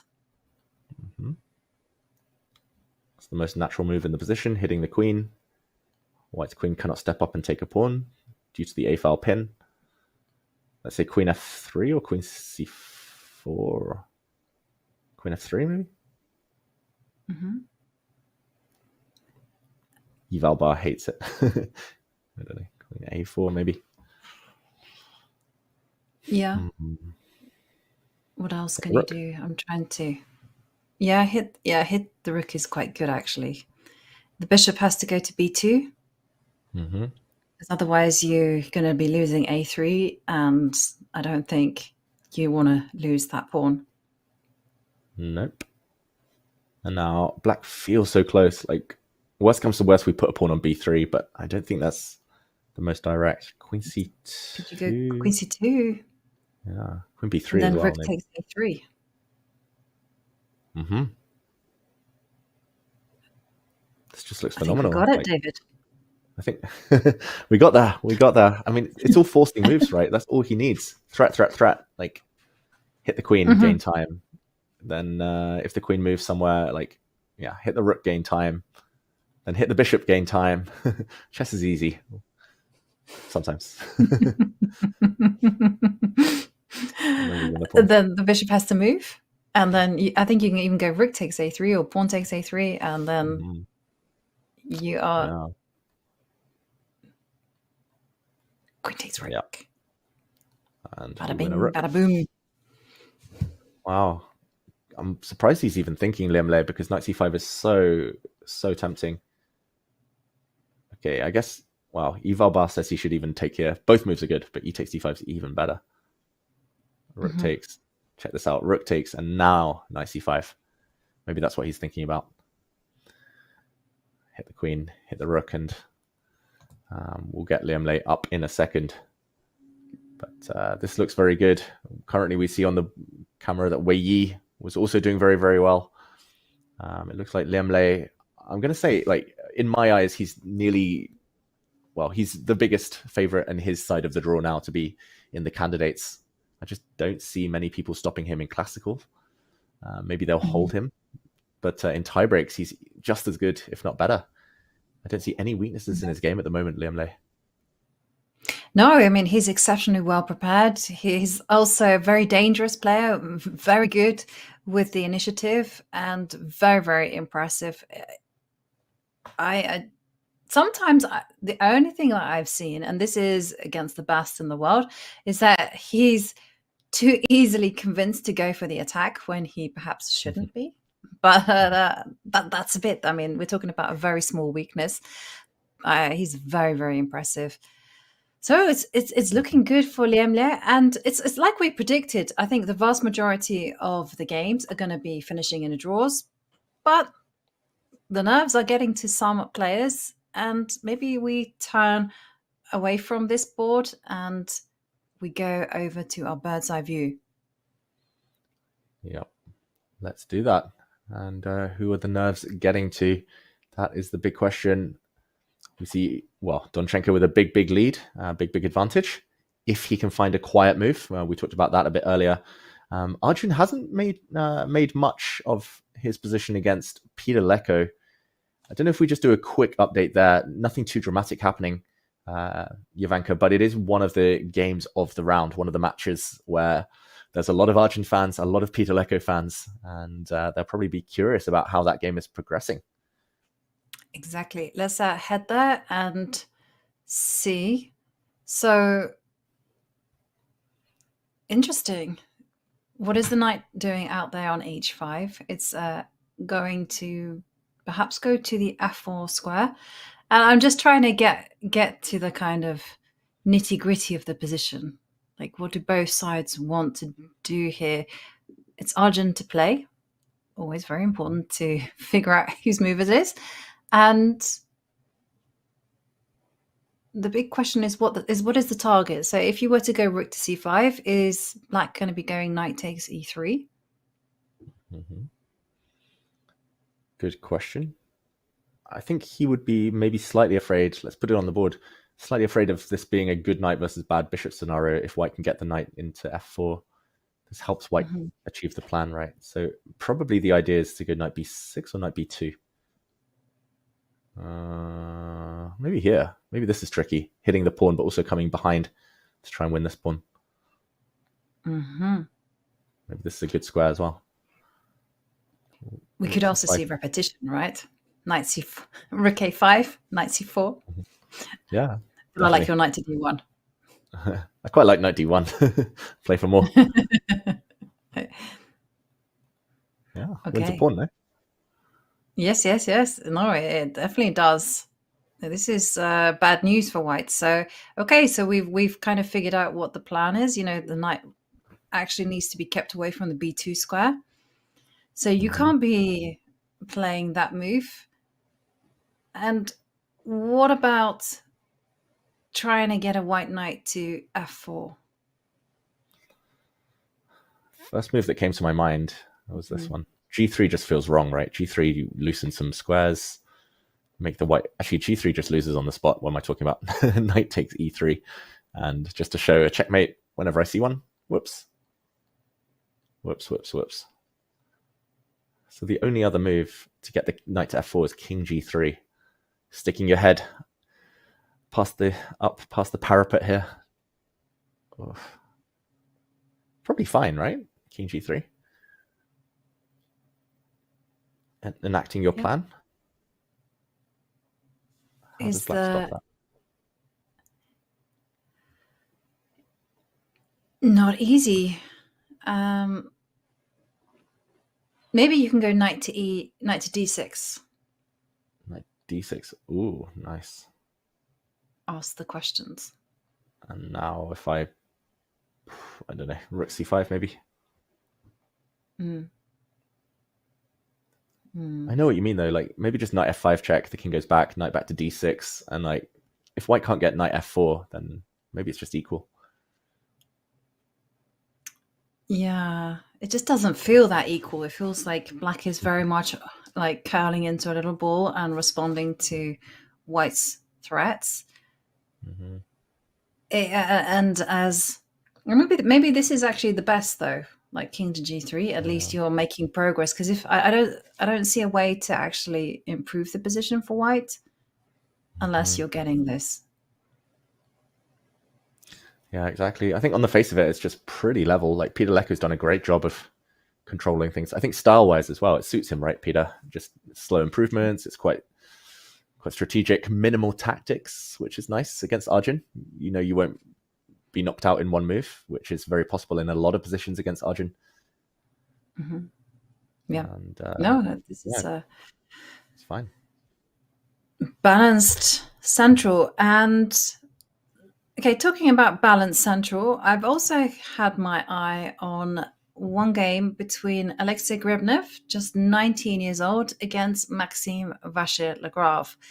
Now, MVL had an epic round 3 against Artemiev. It went all the way down to Armageddon. And here, he's playing with the black pieces. The evaluation bar tells us that it is equal. But is it as equal as the bar likes to make us believe? Good question. Could it be a draw somehow? Rook D1, Queen E4, Rook E1, Queen D3, Rookie. I don't know. Trying to find a way for it to be equal. I think if black gets one more move, Ivanka, maybe Rook C4 is a good way to try and create a pass pawn if there's an exchange. Yeah. Okay. Yeah. That's a problem, right? So is it now time to kind of start putting the brakes on? Rook D1. Rook D1. Most natural move in the position. Queen E4. Yeah. Queen E somewhere. E2 maybe? Rook E1. Yeah. Then you have to repeat as black because you don't want to be putting your queen on the edge of the board. So you go Queen D3 again. Can you try to go? Yeah, but if you go Queen E4, I'm just thinking, can black try for more? Queen E4, Rook E1, Queen G4. Although I have a suspicion the queen has at some point come from G4. Yeah, the queen came from E4 into D3 in the last move. So the queen came from E8 to G6 to E4 into D3. I don't think Maxime would be against a draw, you know. Like with black, he's quite vulnerable compared to his white openings. I think with white, he'll fancy his chances against Grabnev. Like, I mean, in the tiebreaks, like if he can make it through to tiebreaks and get more games. Yeah. Yes. No, I think I agree. He's not going to be dissatisfied. And considering the fact that the queen came from E8 over to D3, I don't think he's going to be backpedaling with her anytime soon. And he's not going to be wanting to concede the C line. in order to keep the queen on d3. So if the rook appears on d1, I suspect that we're going to see that repetition. Yeah, looks very likely. Black's only real plan is rook c4. I think if white got more time, he'd love the luxury of like h3, clear the back rank problems. But yeah, Grebnev looks like he landed some very good prep, but unable to turn it into an advantage against MVL. It looks like a French defense. It came from the Sicilian, and yeah, this is one we'll definitely keep people up to date on. Grebnev, the qualifier for the World Cup.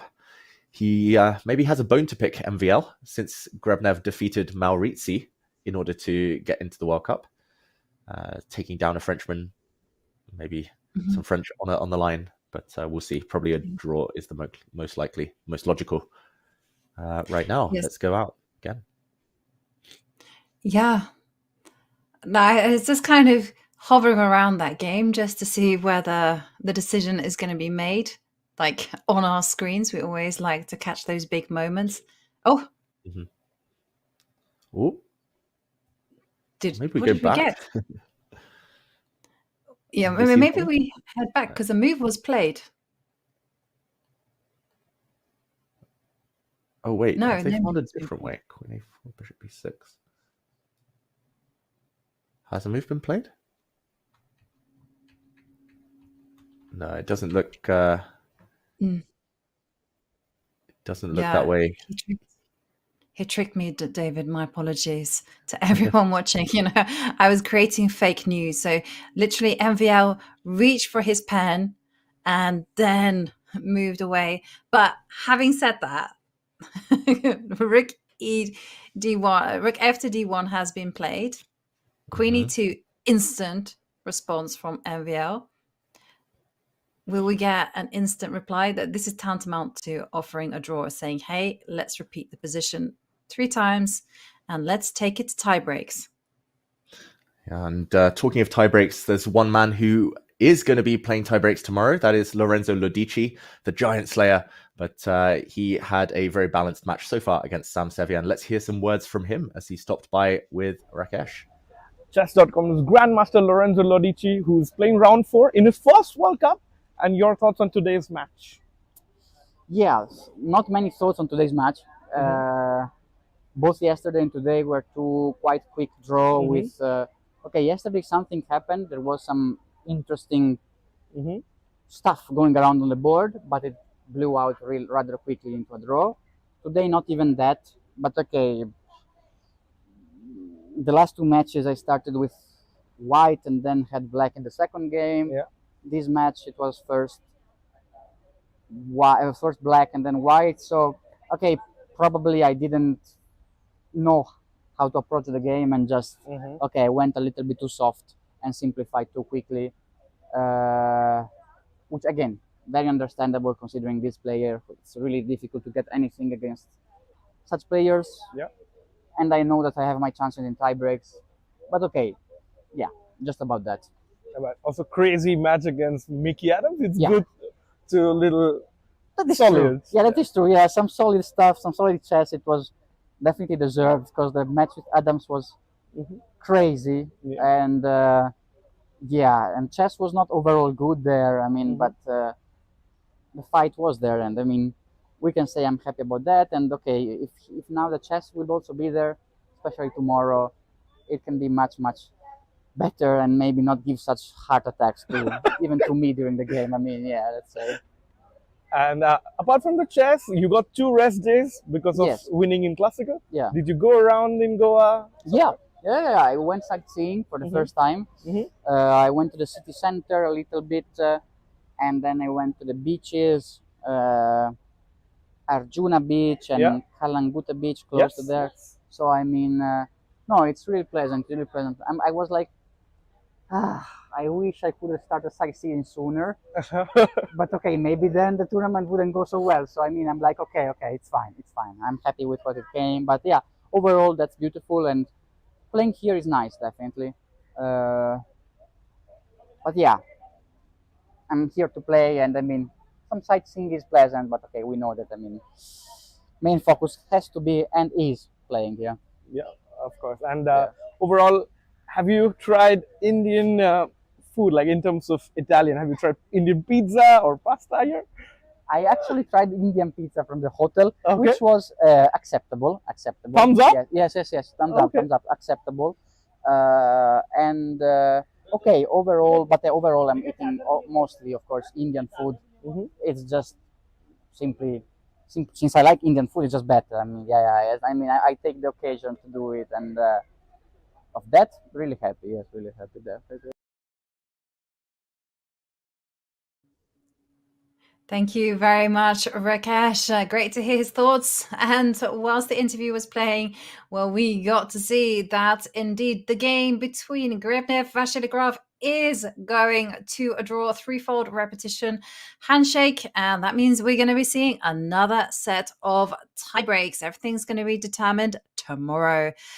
Let's move on from this game, and I'm also got my eyes on another game which I predict to be also ending very quickly to a draw. Maybe even it's the game between Richard Rapport against Sam Shankland. It's as level as it gets, David. Although I'm really hate to be so certain about my words when I'm with one of the best endgame experts. Like, have I read this position wrong? No, you're fully correct, Jovanka, and I fully agree with your judgment here. It's opposite color bishops, and the knights. I don't think their presence really changes too much. White's bishop defends its a pawn just amply here, and I think the rest of the board. I'm expecting moves like f5 maybe, just to totally lock down that flank, and this should be a draw. Richard Rapport is quite a lot lower on the clock, but they have reached move 40, so that's not an issue for him. And we see them kind of second from the top on the camera. Sam Shankland in the light blue shirt there. He's very well prepared. Like, he beat Vidit with some clutch wins when he needed to win with black, Jovanka. It does feel like he's got kind of solid openings up his sleeve. He's got the more aggressive openings up his sleeve, and here he's just trying to get through to the tie breaks. Who do you feel will be the favorite if we do get there? Richard, we saw in his match against Darmush, was just playing super quickly and confidently, and we've come to this game just in time to see a draw offer, and it is going to go to tie breaks. Indeed, it's going to be a question of preparation against Richard's great instincts. We'll be following that match with a lot of enthusiasm. Shall we go back to our bird's eye view and head to, well, a four-way split? Because I'm just going to call it, David, what you said, white must not trade rooks, is literally happened in the game between Para Maksudlu against Wei taking over there. He's going to step up with his king and grab that pawn on e5. And for Peter Leko, Arjun took the decision to harass the knight on c4 by going rook to b4. Yeah, we'll jump into some of those games in more detail, but I just want to bring us to a critical moment between Donchenko and Bluebaum, because Donchenko has a winning move. Bluebaum, we actually followed this exact line. Donchenko found all of the top lines that we suggested earlier. We got there kind of a mix of ourselves. We also checked the engine, and bishop to f2 was a very cunning previous move, allowing rook to c to d1 without any knight forks coming in. But now the blue arrow appears, Jovanka. Black's last move was mistaken, and knight a4 is a harsh punishment, apparently over +3 for white, despite being a pawn down in an endgame. What do you think? Is he going to find this knight retreat? I guess the idea is to come into b6, right? Yeah. And also come in with a rook. Mm-hmm. It's c7, and it's just kind of complete domination on the board. Wow.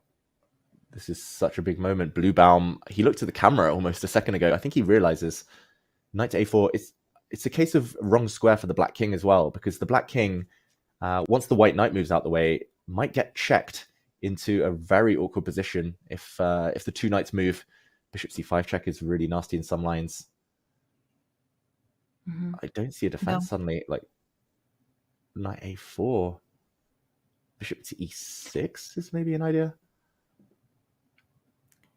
But you still come in knight to b6 and you just kind of clamp down on the c line. Okay, yeah, white is taking over, going to put a rook onto c7, and black is going to be in grovel mode. But hang on a second. Just quick maths. Rook cd1. Rook cd1. Just simples. Mm-hmm. Yeah, that's just over. Like one of the two black pieces will drop. Bishop to d7. Counterattacking, gets hit by knight to b6. Oh, everything just hanging. So black can't even develop a piece after knight to a4. Bishop d7 looks too awkward to stomach. Like, this is the idea I was trying to highlight, Jovanka. Like, knight takes d5, probably. Or maybe that's actually something even better. Maybe your rook c7 first. Or no, not rook c7. He needs a knockout blow here. Can you take the pawn on d5? With the bishop. The bishop? Yeah. Yeah, I mean, knight takes is also good, but not winning. Maybe it's your move again, like rook cd1. Rook cd1, yeah. This knight's actually almost trapped. And then knight to b5. And then your move. Bishop coming to c5. And oi, oi, oi, oi, oi. It all collapses. And then rook to... Ooh. It's crazy. Like, a level looking position can turn in one move. And okay, he was already better, but suddenly he's totally winning just dynamically, since black's pieces are so loose, right? Wow. But the question is, the knight is very, very nice on c5. And luckily for us, the blue arrow just kind of came in and said, this is the way forward. And it makes so much sense. It clears the path for the rook. Also, makes life easier to attack. But retreating knight moves are going to be very, very difficult to spot. And does he have something tempting? Oh, no, he finds it! He finds it. I think, like, he didn't have too many options. Maybe rook c to d1 was the only other candidate move there. All other pieces were optimized. And we saw some of our featured chatters there wondering whether he'll play knight a4. He does. That is brilliant, Jovanka. Like you said, backward knight moves, the hardest move to find in chess. Even Magnus blunders some knight moves sometimes. But not Donchenko. He's coming in. And that black king is actually the indirect target. Yep. The black king is going to be caught in the crossfire for sure. Rook cd1 coming, and the d5 pawn is going to collapse. And with only 6 minutes, it's not going to be enough, both over the board and on the clock, for Matthias to find a nice way to hold the balance. Matthias in big trouble there. Can we just quickly cast our eyes onto the game? And I'm probably going to go off the script, as I always do. Radoslav Wojciech against Levon Aronian, because this in-game, was as interesting as it gets. And I just saw the evaluation bar dancing. From being equal, it went into black's favor massively, and then it went back here again. And Levon Aronian's in the very lucky position that a draw will get him through to the next round. So what is happening here? Bishop to b4 coming with a question mark. Yeah, I'll just quickly recap those last moves so we can see, Jovanka, that dancing of the bar. We did see the queens come off, and earlier we did talk about the c5 move, which was played by Levon. The knight came back, given a question mark. Just to help me out here, I'll turn on the engine. Apparently, in this position, white should have been playing just a capture on c5. But after knight to e2, I guess the problem is now knight takes is impossible due to bishop c5 with a nasty, nasty pin.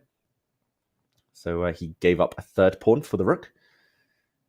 And after rook to f3, rook to c8, bishop to d2, big mistake.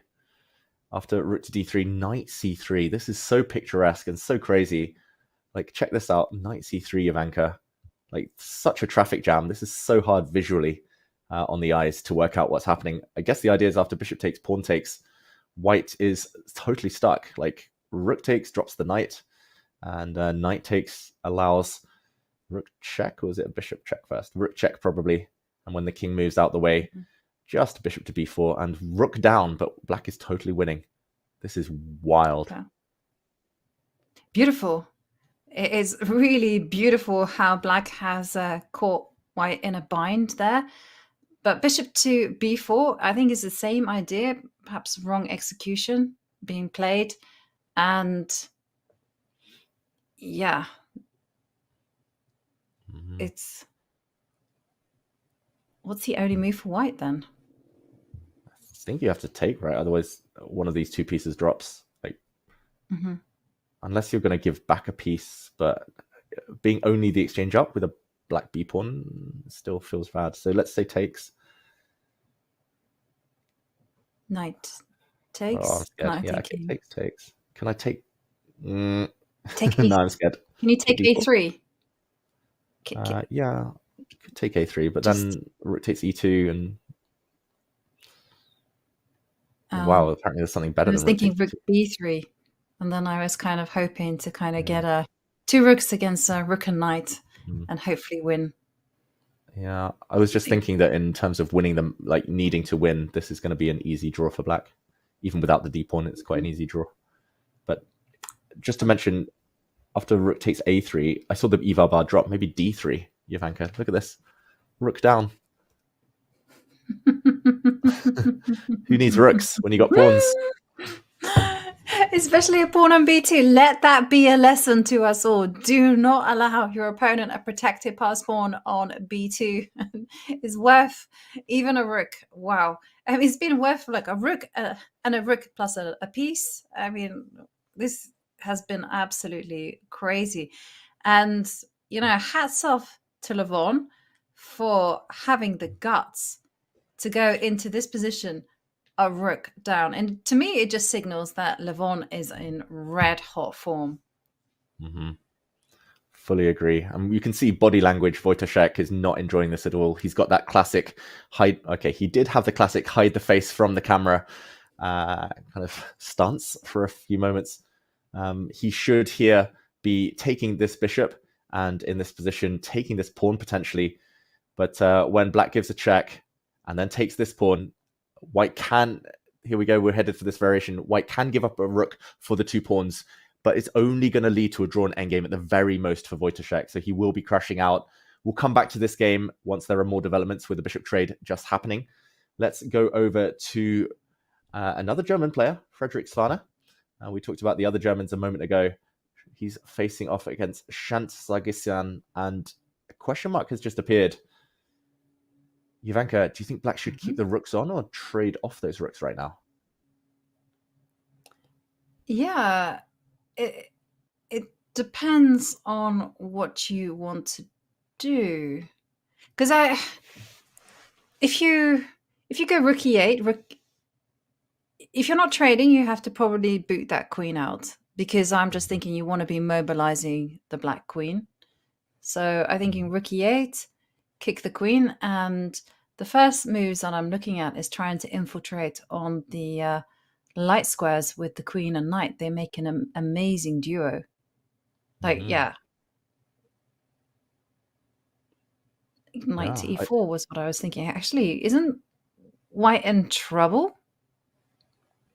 White could be facing some trouble. He's a pawn up, Shant, but I would happily throw off the pawn just to get the bishop and knight off the board, throw away the pawn. The knight is so much better than the bishop. According to the computer, just to mention, he should be playing rook to e8, like you said, Jovanka, keeping as many pieces on the board as possible, because he might need some pieces for the attack later. Like the black rook could even come in behind a bit later in the game once the white queen has been evicted. But what do you think? Is he going to be tempted to trade rooks? Then he could still jump in with the black queen. He could still try and get in behind, cause some damage on the weak spot, the Achilles heel on f2. Well, that's very, very tempting, right? Take and then, you know, jump in with your knight to e4. You still got the same ideas. In fact, I still think with the rooks on the board, it's like extra dangerous, but it's still very, very dangerous, even with rooks off. Like the knight jumps into e4, then the queen will just shuffle along to f5, start eyeballing h3. I would be worried. Yeah. I'd be worried too. The clock situation, though, is in White's favor. 19 minutes versus 9. Frederick Svana deciding whether to trade rooks. He can probably force a draw if he wants, trading the rooks. And then, like, queen into c2. I assume the white king will try and defend. Then maybe there'll be, like, queen back to e4 with a check. Could be a repetition in some way. Or king back to g1, queen b1, king h2, queen c2. Like, some kind of dance back and forth. But I would be tempted to play on for a win with black. I don't think he's risking much despite the pawn deficit. Frederick Svana weighing up his options. Yeah. Maybe rook to e8. I mean, you kind of gave me the option of keeping the rooks. I think I probably wouldn't. If you hadn't given me the option, I don't think I perhaps would have thought too much, because rook takes rook is very tempting. I mean, you start targeting the Achilles heel on f2, and I'm seeing that Shant is getting ready to write something. I think that they're expecting rook takes rook. They're expecting a trade. Yeah. Normally, the opponent picks up the pen and gets impatient to write the move down if they're trying to rush the opponent. So maybe he's just reminding Frederick Svana that he's under 8 minutes now. Still 10 moves for him to make to get to move 40. That's like a subconscious tactic that I've employed a few times. I'm like, oh, I don't want my opponent to think too long because I know they have a strong move. So I'll rush them by pretending to write things down. Is that what he was employing, Shant? The dirty world of grandmasters. Oh my god, I'm gonna have to do a poll here, for grandmasters. Like, have you ever? And then ask the amateur player, and I think amateurs would be like, no. Okay, the rooks have come off. Yeah, everyone's so good nowadays. Works, David. Everyone's so good nowadays. Like, you need to employ any tactic possible. And wow, it looks like a draw offer was made by Shant and quickly accepted by Frederick Svana, who didn't have too much time on the clock. And these two go to tiebreaks as well. Svana, the slayer of Gukesh, and Shant Sargsyan, one of Armenia's stars these days. Oh, Ivanka, we would have played on with black, maybe.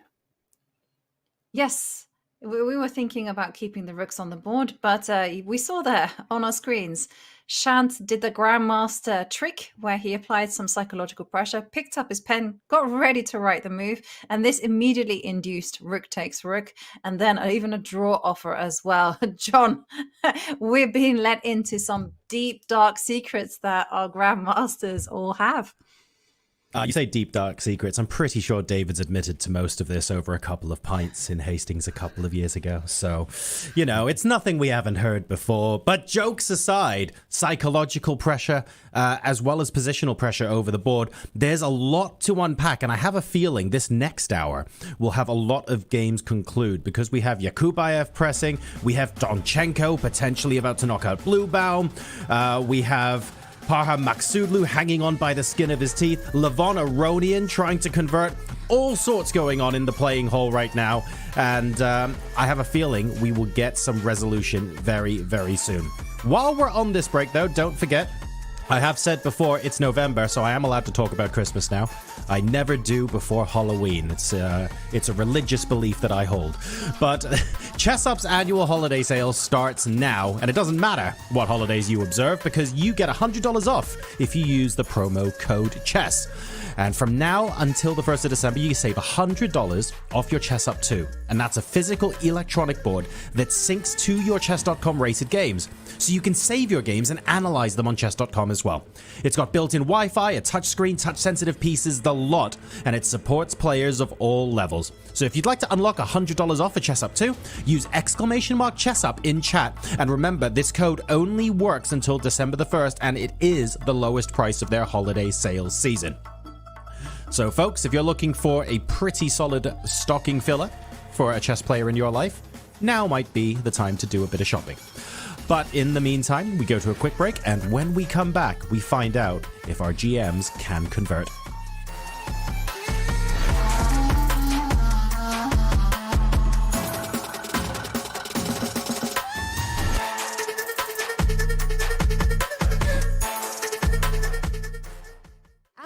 a grandmaster and I'm a retired IM. So I'm gonna actually use this board to have the advantage. If I'm touching a piece, it's gonna show me whether it's a good move, a bad move, or a decent move. Okay, okay. What if I touch this? Oh, taking is not a good idea. So what's a good idea? It's ridiculous. That's it. It's ridiculous. I know it. A lot of people fall for that. I know you want to flag me, but I'm just like, I'm gonna go sometimes with my intuition, sometimes with the magic of this board. I think we need to try to bring the pieces back. No way, Aman! Take that! There's just no way this works. I calculated it till the end. I mean, I have to, you know, out of respect for the move. I got it. It's not a good move to take it. Is it queen h6? It's queen h6 first. Of course I knew it. I don't know how I stop this. I got nothing here. I can't even move. Anna, Thank you, Aman. good game. What do you mean, Good. good game? Good game. It's the best game of my life. You are actually now 1-0 against me lifetime. Yes. Does that make me a grandmaster?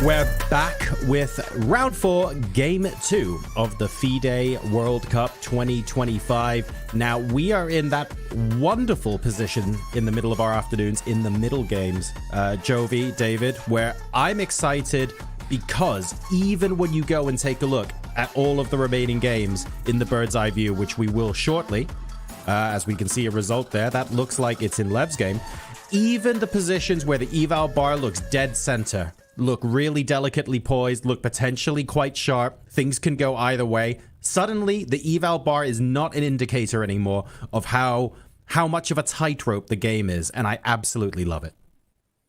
Yeah, absolutely, John. And on our screens, it's fantastic news for Levon Aronian, who secured a really entertaining draw, giving up a rook in order just to get this lovely bind on the position.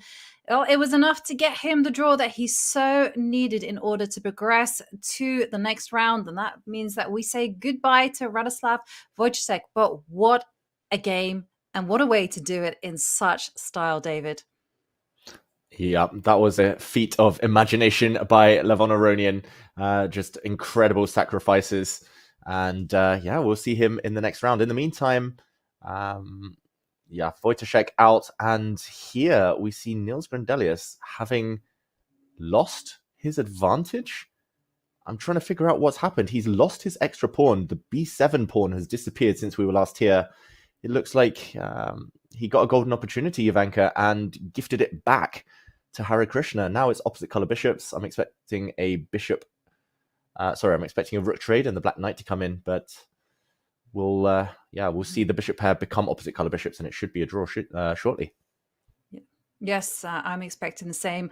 Also, Harry Krishna's body language told us a million things. It told us that he was very, very comfortable with the position.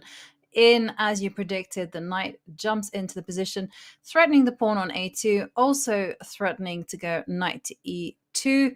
So this is why this very nifty move, knight to e2, and we are going to be seeing the opposite color bishops. It's going to be equality. A miss for Grandelius, as he was on the verge of winning. But in the end, in opposite color bishops, the players are making eye contact. I think draw offer has been made. Laughs all round. Yes, it's going to be a draw. After tie breaks. There we go. And the handshake, I missed it, but they did agree to that draw. And yeah, big missed opportunity for the Swedish number one. Did have a winning advantage just for a few moves. Harry Krishna, I think, relief. But these two friends, nice to see some smiles on their faces. We'll see them again tomorrow. Absolutely. And they will be tested. Perhaps their friendship will be tested in such a key format. Going to a four-way split view. Well, it's the game. Wei Paramaxudlu, which looks like it's a question of whether black can crash through, or has white managed to find the right defensive formation. Yeah, I guess we jump into that one. And it looks like a case of Zugzwang potentially in the air. I'm very surprised by Wei's last couple of moves. We'll just very quickly go back and show that in this position, I was expecting the move bishop back to d5. I'm wondering why he wouldn't play this move. Bishop back to d5, Ivanka. And to my eyes, it looks like white's king has to give way, or the white bishop has to move, and the black bishop comes in and dives in for the h3 pawn. Why would he not try and zugzwang his opponent like this? Yeah, this is a big question. But I guess he's just saying that he's got a lot of time and he can basically do what he wants. But I'm also, David, I'm also catching that there's some drama elsewhere. Maybe we can return to this one and try to see whether Wei crashes through. Maybe we can take a look at the game between Bluebaum and Donchenko, because Matthias Bluebaum is just playing with seconds left on the clock. Yeah, and Wei has repeated the position, by the way, despite the fact he's winning, because he wants to get closer to move 40. So yeah, let's jump over to the other game where we also see big time trouble. Wei probably will just repeat until he has found the winning path. But let's jump over to Donchenko and Bluebaum. And okay, I'm counting Ivanka. Pawn up for white. And with the attack and with the raking bishops, looks good. Mm-hmm. And you can see that Bluebaum made his last move with 1 second to spare, because it's just 31 seconds on the clock. No, this is looking absolutely fantastic. A win will mean that Donchenko makes it through to round 5, to the round of 16. And Bluebaum, such an expressive player. Okay, he's already got a spot at the candidates, but this competition meant a lot to him. He will not be happy to leave. Yeah, he does not look happy at all. He looks a bit devastated, despite the fact he's still alive. I'm surprised he's made it this far, to be honest. I thought he was going to lose a piece. To just lose a pawn is already somewhat of a consolation, but we see him on the camera there. Maybe we even get the full cam view just to show that clock, to show how Matthias is feeling.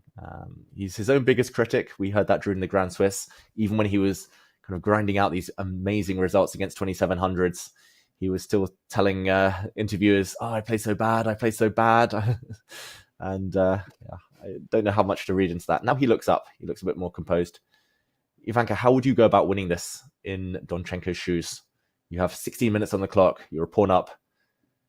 How to convert? Yes. Well, first up, these grandmasters are always very tricky, even if they're looking completely despondent. So, I mean, the first thing is I would be looking is there a threat from Blue Baum. Like, for instance, is this bishop to d3 going to be a problem? If it's a problem, then I go rook d1, or I go king to g1. If it's not a problem, then I just get on with ideas such as h4, h5, h6, and run with Harry the h-pawn. I haven't quite made a decision. There's also rook to e3, which is also very tempting, again, if there's no issue with the white king, which isn't entirely safe. Yeah, this is my big plan as illustrated by David. But what's your vibe, David? Yeah, all of those moves you suggested. I think the main dilemma now for Donchenko is like, how does he kind of cash in fully? Like, is he happy with one pawn? You could probably take that black knight and get a second pawn if you want to go rook f7, rook takes f6. Is that underselling the advantage? There's just too many tempting moves. It's a good job he has 16 minutes. Otherwise, he might get a bit nervous. If he only had 1 or 2 minutes left, and he might just panic and randomly choose one of the tempting moves. I think I would be inclined to go for something like king g1, just keep the tension, as you pointed out, just wait. Maybe rook e3, although knight c2, I do get a bit scared of some rook checks. So yeah, king g1, king h2 would be very, very kind of pragmatic, and I think just strong. Mm-hmm. Yep, it looks very, very nice as well. You know, just take the time out and just leave Blue Baum to stress a little bit more about the position. Plus, he probably won't be expecting king to g1, right? You got 31 seconds on the clock. You'll be looking at the forcing moves. And the bishop to d3, bishop d3 isn't a problem, right? Especially not if you're going king to g1. Mm-hmm. Yeah, and the black knight can barely move because the white bishop will come to c5 with a nasty pin. Black is very, very much stuck. And wow, he even kind of slapping himself in the face almost, Blue Baum, a moment ago. We'll come back to this game. Probably he'll be able to fight on a bit longer. And let's go out to the 4-board view where we do see top left, big advantage for white. That is Donchenko. Big advantage for Wei Yi, who now will be winning the h3 pawn. That's the bishop endgame against Magzudlu.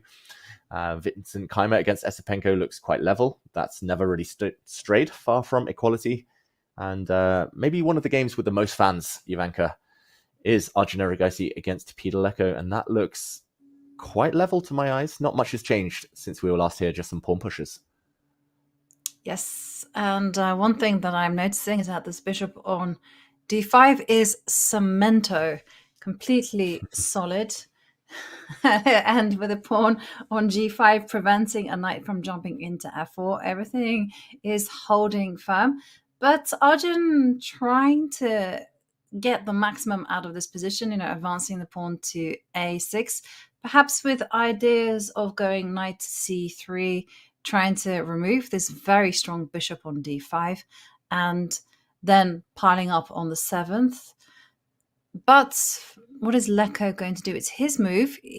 They're on move 36, so not in any serious time trouble. He's... Ooh. Did you see that? He said something to Arjun. He offered a draw, I think. He offered a draw.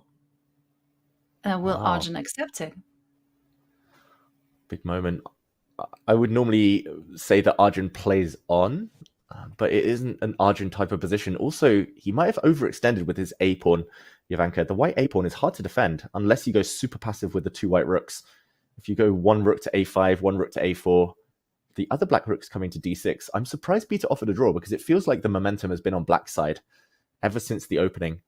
It feels like he's slowly unraveled. The black knight on F6 would have defended everything. You could play for H5. Black rook on D6 hits the pawn. Peter gets up from his chair. That's how confident he is. And it was a handshake. A bit of hesitation, but Arjun does take the draw. Yeah, and a draw. Okay, so we're going to be seeing tie breaks for the first time between Arjun Erigaisi and Peter Leko. The players will now choose their colors. There will be a quick draw there. And wow, we're going to be able to tell a lot about these players' forms and whether they can handle the tension as soon as the time speeds up. Yeah, and it will be the first tiebreak for both players. Neither of them have needed the tiebreak so far, just winning in the classical. So it's going to be fascinating to see how they get on. Good result for Peter Leko, draw with black against one of the world's top rated players. And yeah, I loved it, Jovanka. He offered a draw. He got up from the board.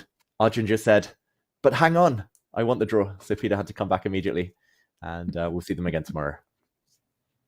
We will see them again tomorrow. And going to the bird's eye view, well, the h3 pawn has fallen off in the game between Maktudlu Wei, which means that with it, so goes Parham's hopes for moving on to the next round, as it looks like it's all one-way traffic.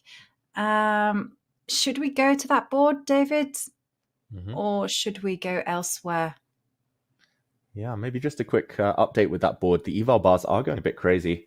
That board is just reached move 40 this very moment as well. So good news for Wei Yi, who was playing on seconds for a few turns.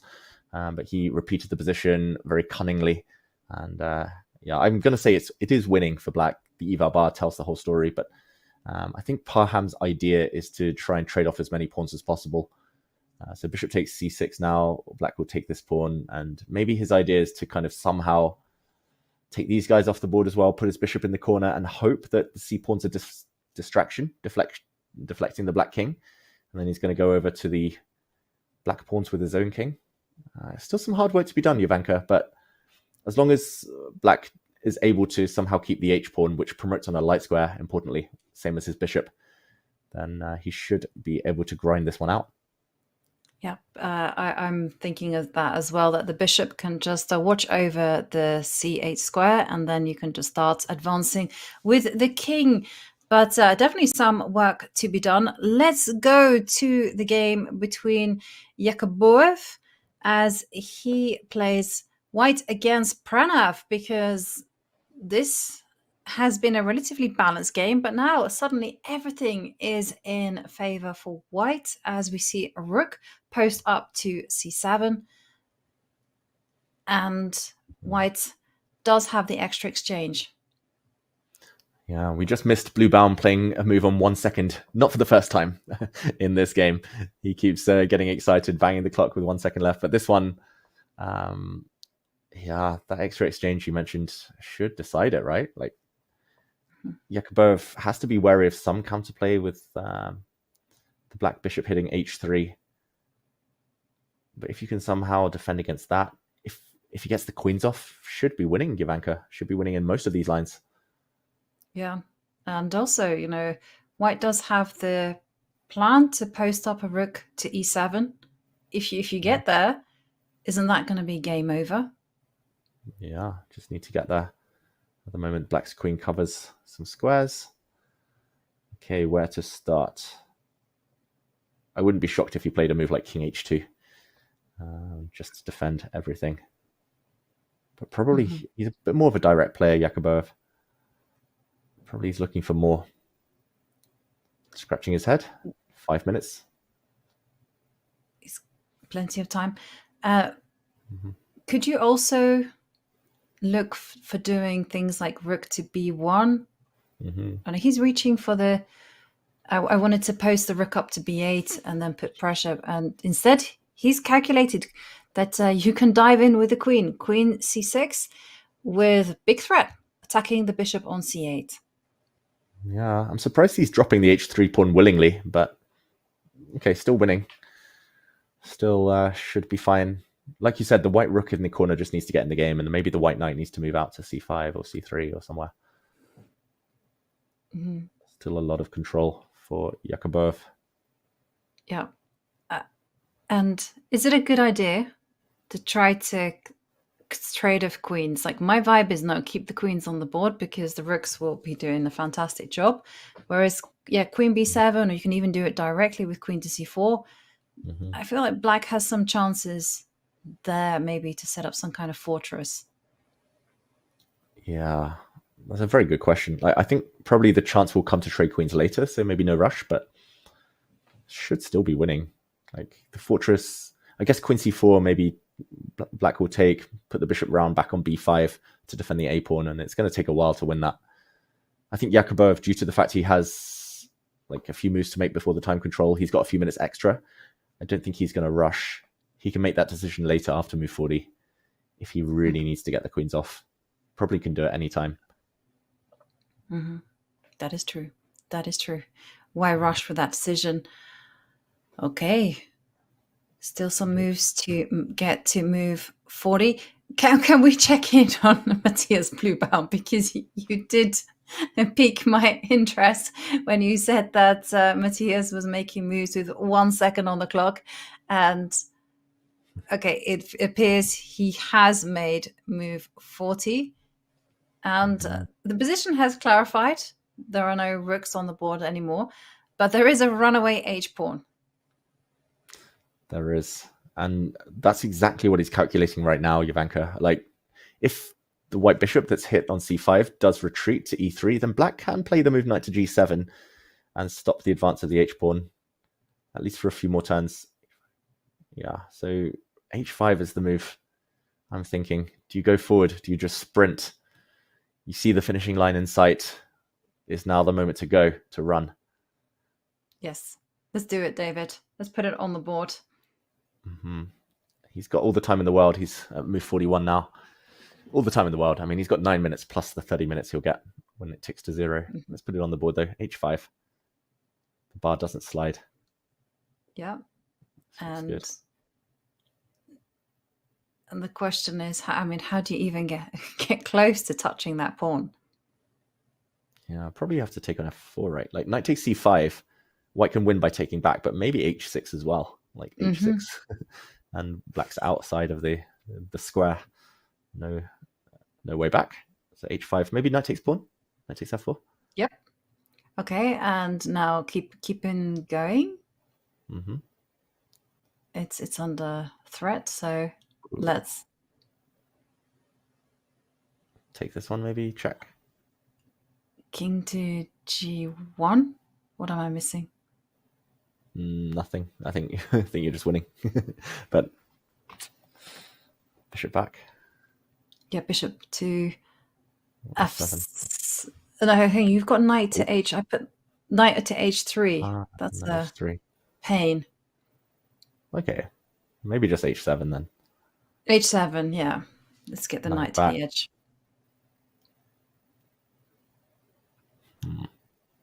Bishop f8. Yep. This is what he's calculating. Like bishop g7's coming. And I don't know whether you don't even need to rush to cash in, right? Like you could probably just play king f2. Yep. Yeah. This endgame should be winning for white somehow. Probably just get the bishop back out. I had a very similar endgame last year. But this is definitely winning long term for white. Extra bishop. Bluebaum, I think he's going to be furious at himself, but for Donchenko, it's just about staying calm, right? Just calculating and not giving any counterplay, not giving any chances. I think that variation is just logical for both sides. I think the black knight will have to give itself up for the pawn, and we'll see that type of scenario.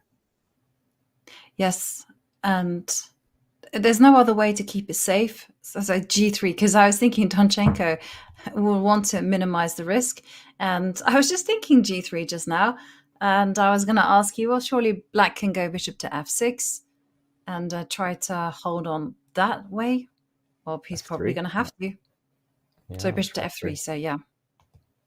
I'm a bit surprised he's allowed like knight takes c5 in general, because the king c6 ideas, like, let's say I take now. Take. Bishop f3. I guess black's one move too short to create counterplay. King c6 is coming, but now white will nudge the black bishop, which has to stay on this diagonal. And if it does move, white will play bishop d5, lock black's king out. And at the right moment, bishop f3 probably just wins. Yeah. And yeah, that's that nice move also. So simple, so straightforward. And Matthias, when he came back and saw g3 being played, he was not happy at all. He's a very emotional player. You know, he wears his emotions on a sleeve. You can tell when he's winning. You can tell when he's thinking, what am I doing with my life? Why am I playing like this? And it is all the feels. Yeah, I mean, I've only played him once over the board, Matthias. That was in the 2019 Grand Swiss, and I managed to win a very nice game. But like the last half hour of the game was basically exactly what we're seeing on the camera. Like you said, emotion. He was shaking his head. He was like in disbelief. And I mean, I can understand it. Like, how could he lose to such a weak player? But yeah, I mean, it's a motivating factor. Often the top players, they try to kill the emotion because they want to be objective, but it can also be a great way to kind of force yourself to focus. You're like, I want this so badly. I need this so badly. Like, it's a way of continuing to work hard. It's a way of, just forcing yourself to stay in the zone. But unfortunately now I think it's too late, as he's realizing on the camera. Two bishops are too strong. I'll tell you one thing though. If chess doesn't work out for him, he'd be fantastic on the stage if he's able to access those emotions so easily. All the world's a stage, exactly. We'll see him on a big stage next April in the candidates tournament in Cyprus. Exactly. He's going to be there, and he's going to be saving his best for that tournament. In the meantime, we should go back to Yakubov and Pranav. It looks like things have only gone from bad to worse for Pranav, unfortunately. Ooh, that's a nasty last move by White. Ivanka, he's trying to break through now on G7, and that might be indefensible, that square. How to hold it? Rook to G8, maybe the only way to survive a move or two longer. Yes, and you know, there's not one single check for black. So rook A8 is what's going to be played. Because at first, I was thinking rook E8, and the rook, no hesitation there from Nordebek, as he just double checks. This is a move that's going to put him into round 5.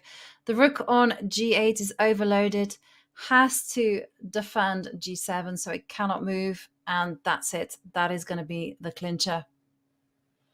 Oh, and tough news for Indian fans who maybe held Pranav as a bit of an underdog. He can beat anyone on his day, but here he's coming unstuck. There's still going to be one Nordebek left in the competition. That is a beautiful finish. Deflection, sacrifice. This is literally the definition of conquering your opponent's territory on the 8th rank, on the 7th rank. All the force of the heavy pieces. What a finish. Nordebek, Yakubov. Watch out. He could be a dark horse.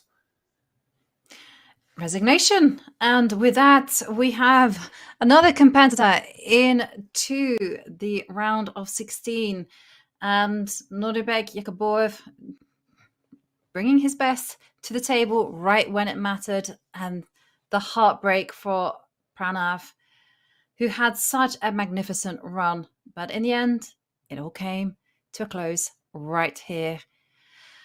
So, well, we're seeing that moment where we're seeing some players with that very crucial second game win, just making it through to the round of 16, to round 5. And we are seeing a lot of tie breaks ahead for us tomorrow. David, as the crowds start to draw to the boards, and the crowds are just gathering there, just watching there. Oh, it means so much to the players, David, here. This event, it's their chance for glory, for victory on the world stage. And the emotions are so hard to bear. So much hope, all just gone on the turn of one game. Yeah, I've been there myself, getting knocked out in a game that you feel you could have done better in. And for Pranav, he's still so young. He's still got many, many World Cups ahead. But I think that emotional exit, we can feel his pain. And hopefully he'll learn from it, come back even stronger. Yakubov, in the meantime, no exit for him. He stays in. And we see just 5 matches remaining now.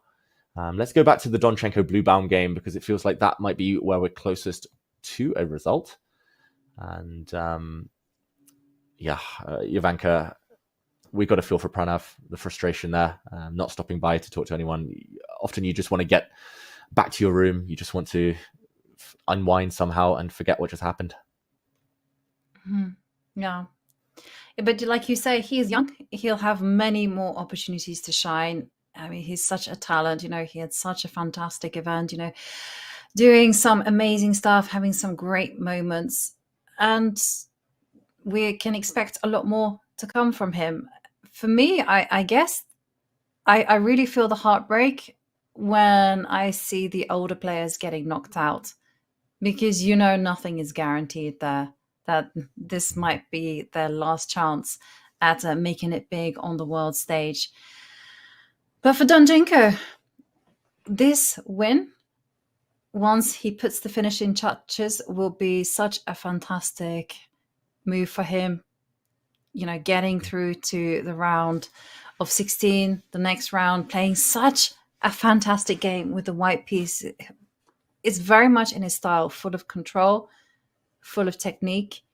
And all he has to do is now, of course, move the king away from the check, and then just figure out a way to start advancing, start pushing the h-pawn. Yep.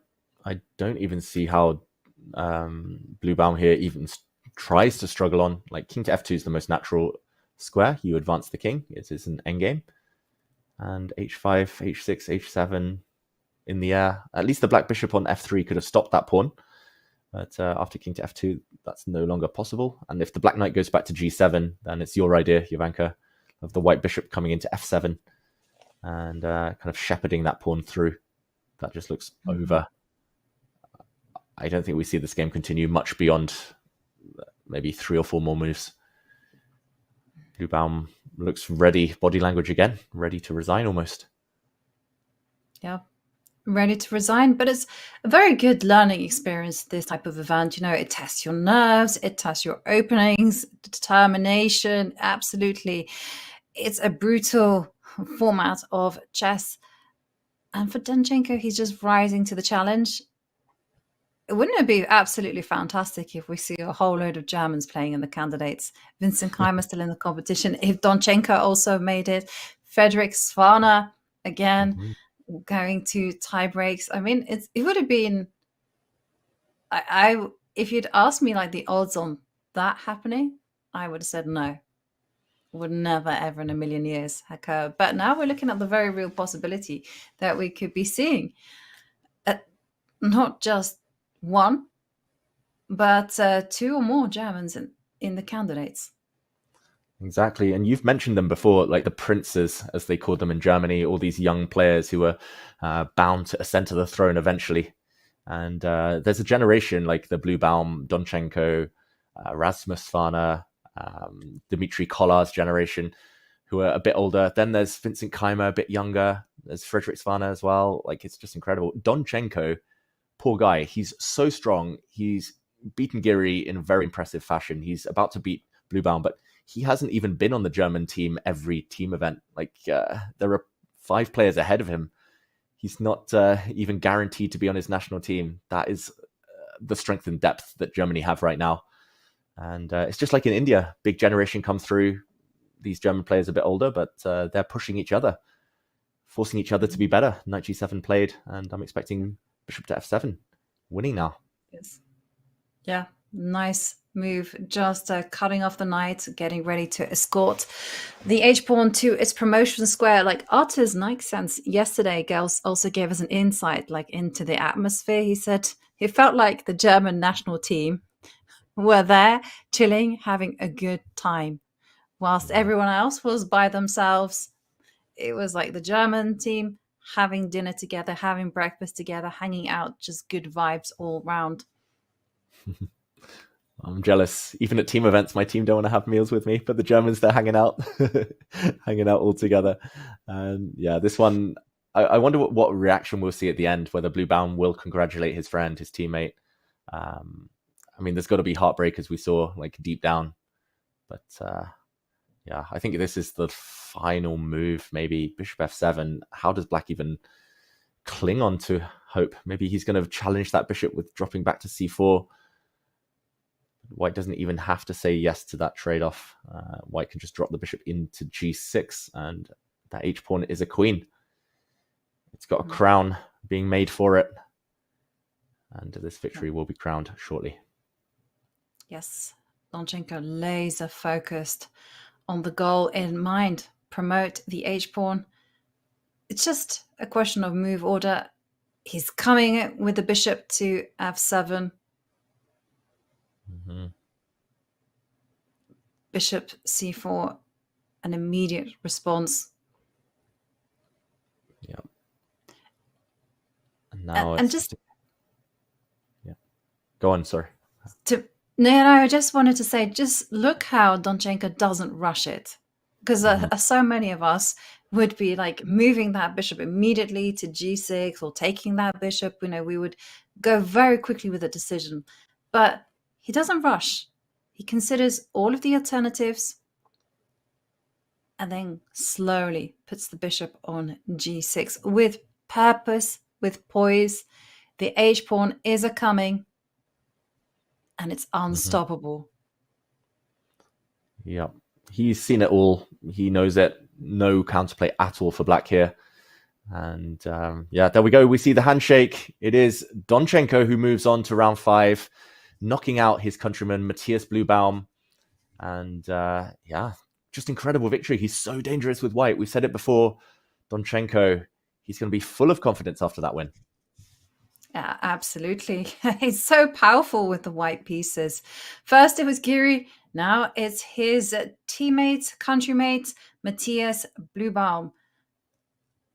And the players listening to some instructions from the arbiters. We really need to have an audio just to have some insight into what's actually being said by the arbiters. Okay, maybe their signature is requested. It's quite harsh, right? You have to do the paperwork when all you want to do is just leave the playing hall. Yeah, there's a tax deadline the players forgot about. They've got to fill in some forms and sign away their lives. No, there we go. I think it's just to confirm the results. And okay, we are likely to have at least 2 more decisive results. There's 4 games, 4 matches remaining now. We see some of them in front of us. Andrei Zipenko getting back to the board on the top left. His game against Vincent Keimer has been equal longer than I can remember. It's Liam Lei on the top right screen and Wei Yi on the bottom left that look like they have totally winning advantages, Ivanka. And maybe it's those games we should go to first. Yes, and incidentally, these are the final 4 games remaining. So all the other games have finished. So let's definitely check out the winning advantages. Maybe we can start with Kartik Venkataraman against Liam Lei, because we haven't visited that one in a while. And we find ourselves at the crossroads in that board as well. At the top of your screens there, we see Liam Lei alone at the board. His opponent's probably freshening up now that they've just hit move 40. Move 41 on the board. Big question, Ivanka. Firstly, can this knight be taken? Is that a free piece? Does black prefer to skewer the white queen to her rook? And other moves? That's the question. Is black winning material by force? So bishop to f4 was the first move that kind of appealed to me, because it forces the queen to f3. But you do have to work out what is happening. There are no kind of intermediate counter attacks. So yeah, queen f3 is what you're going to be having to consider. Is the queen better placed on e3 or f3? And I guess we can answer that question, actually, ironically enough, by looking at what white is going to do if you take the knight. I mean, that's the most direct move, the most ambitious free knight. He goes for another one, and the bar slightly moves, but still good. I'm just very curious, Ivanka, if we put this on the board, rook takes a2, what was the downside to that? Is it something to do with g4? Is it? What am I missing here? I thought the queen was trapped after g4, but queen to f4 was still possible. Maybe g4. Yeah. Oh. And then queen f4. Maybe it's just a case of take and rook c7 or rook c8. I'm not sure which one. Mm-hmm. C7. And it's like that Levon Aronian situation again. You know, white is very, very active with a d pawn, you know, 2 squares away from queening. Yeah. The black knight can try and move. How does white promote? Is it just rook to b7 maybe? Yeah, rook to I was going to b7. say there's a cool trick. You can play rook c8. Unfortunately, black doesn't have to take it, but knight takes would be a Levon situation. A new queen is born. Rook and knight down. But yeah, this must be it then. So he wanted to give his queen some extra breathing space, so bishop to f4. He's a bit unlucky, Karthik, because if this trick was on the board like move 38, 39, when Liam had no time on the clock, maybe Liam would have allowed g4 and white would have survived, but it happened on move 41. He had time to think. So now he's going to win some material. Yeah. And the queen going to f3. Mm-hmm. I mean, is there knight. still some rook takes knight and then the queen just jumping into b7, let's just say. Like, Okay. I'm trying to... Rook is hanging now. Oh my goodness me. Oh my goodness me. That was not the best move. Yes, queen takes f2. I forgot about the rook being on breeze. So yeah, that is not going to be a good solution. Yeah, and rook c8 check maybe first. I was thinking of g4, but black does have at the very minimum bishop to h2 check now. Hitting and forcing the queens off. And probably it's a different scenario to the other one with the black rook getting behind the d pawn, or maybe actually knight e5 check. Knight e5 check looks quite good. Mm-hmm. Oh, apparently this is blowing the wind, my moves. But it just goes to show that actually the endgame is not going to be easy. Best to keep the queens on. But, you know, we're having the privilege of actually seeing the evaluation bar playing out the moves, taking them back. So, no. Not so easy. Not so easy at all. Knight down, but doesn't matter. Knight e5 is a bit tempting. But I'm scared of swapping the queens, like you said, all those scenarios. Mm-hmm. Can you just go queen e5? Yeah, that's the case. It's the boring move is the strong one. Yeah. The black Good king enough. is safe. Yeah. And actually, the white rook is going to have to be super passive, because if he goes up to c8, it's just literally one check. You can hide your king away, and then the next move is going to be rook a1 or queen e1, and then there's going to be problems against f2. Now I look at it, yeah, this is definitely the way to go, but you have to hold your nerve here, because it's so tempting to kind of go into that endgame and try to release the pressure in the position. Mm-hmm. Yeah, the endgame's still promising, but he had to be very, very accurate there, Liam Le. His opponent now is the one at the board, and Liam walking in front of us there. And yeah, it looks like everyone else was focused on the other boards. I wonder whether we do the same. Sindarov now bypassing him. He's still playing. We haven't looked at his game too much. That is a very drawish looking bishop endgame. Ivanka, there's one bishop endgame that isn't drawish right now. Well, maybe it is. Wei Yi has blundered his advantage away. Oh my gosh. Oh my goodness me. And Para Maksudlu may save this game. Can we kind of rewind and find out exactly what happened? It was just one move ago that he blew the advantage. He pushed his pawn to g4. I did say earlier, this is not like as obvious as the computer thinks. The computer gives an evaluation. It's a table-based win here. So this has actually been analyzed before by computers. And the computers give +6 for black. But in my mind, I was like, wait, it's not so obvious. Like you push the pawns, they become vulnerable to the white king. how else do you make progress? Probably it's something like really subtle. I don't know. Maybe it's like putting the bishop back on c8. Then you bring your king to c7. Then you play like bishop b7 and try and trade off bishops or something. I would always play bishop c8 here before pushing the pawns. I'm really shocked he pushed immediately. Wei Yi, he barely spent any time, just 2 minutes on this move. g4, and suddenly it's a dead draw. King f4, g3, and black can't make progress. White just waits. Yeah, actually, because what happens if now you go for your plan? So now king goes to d8. I liked it. King goes to d8, and then hang on. Yes. Yeah. And now king c7. Yeah. Bishop d7. Now the difference is after bishop c6, I just go for the pawns. It's that trick again, isn't it?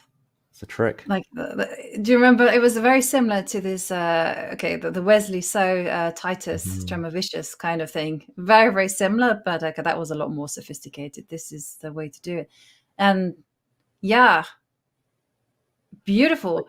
And that's actually such a hidden point. It's very easy to miss that. I'm sure Wei Yi is just thinking, I'm just going to reroute the bishop to this long diagonal, and that's it.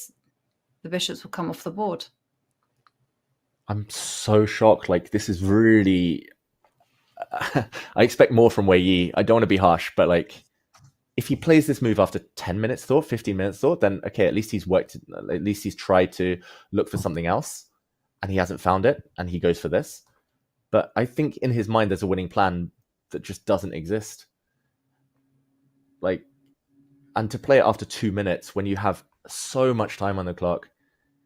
I love banging on about endgames, Ivanka, but they're the only thing I kind of understand these days. But I don't know. It's like what we teach people when they're young. It's like, be patient. Just be patient. Don't rush. Don't rush. Don't rush. He's rushed, and he's lost his advantage completely. And we have the eval bar. We understand it, but I think he should get there even in human terms by just saying, "What's my winning plan?" Like, if he just asks himself what the winning plan is, it doesn't exist. I really think that he's missed this plan that you highlighted with putting the bishop on g2. That was so beautifully done, and then going and chasing the pawns in that direction, because it's super instructive. And I think that for Wei Yi, he's just thinking, okay, I mean, he's looking around. Do you think it's actually dawning on him that he might have squandered this? Because he's not 100% locked in. Yeah, he's definitely lost focus. Maybe he's just thinking about all the puns that our featured chat are making right now about him not finding the way to win. And, David, are you blaming featured chat? No. Is it chat that's making the puns, or is it you? It's it's not good. Yi shall not pass. Wei Yi struggling now.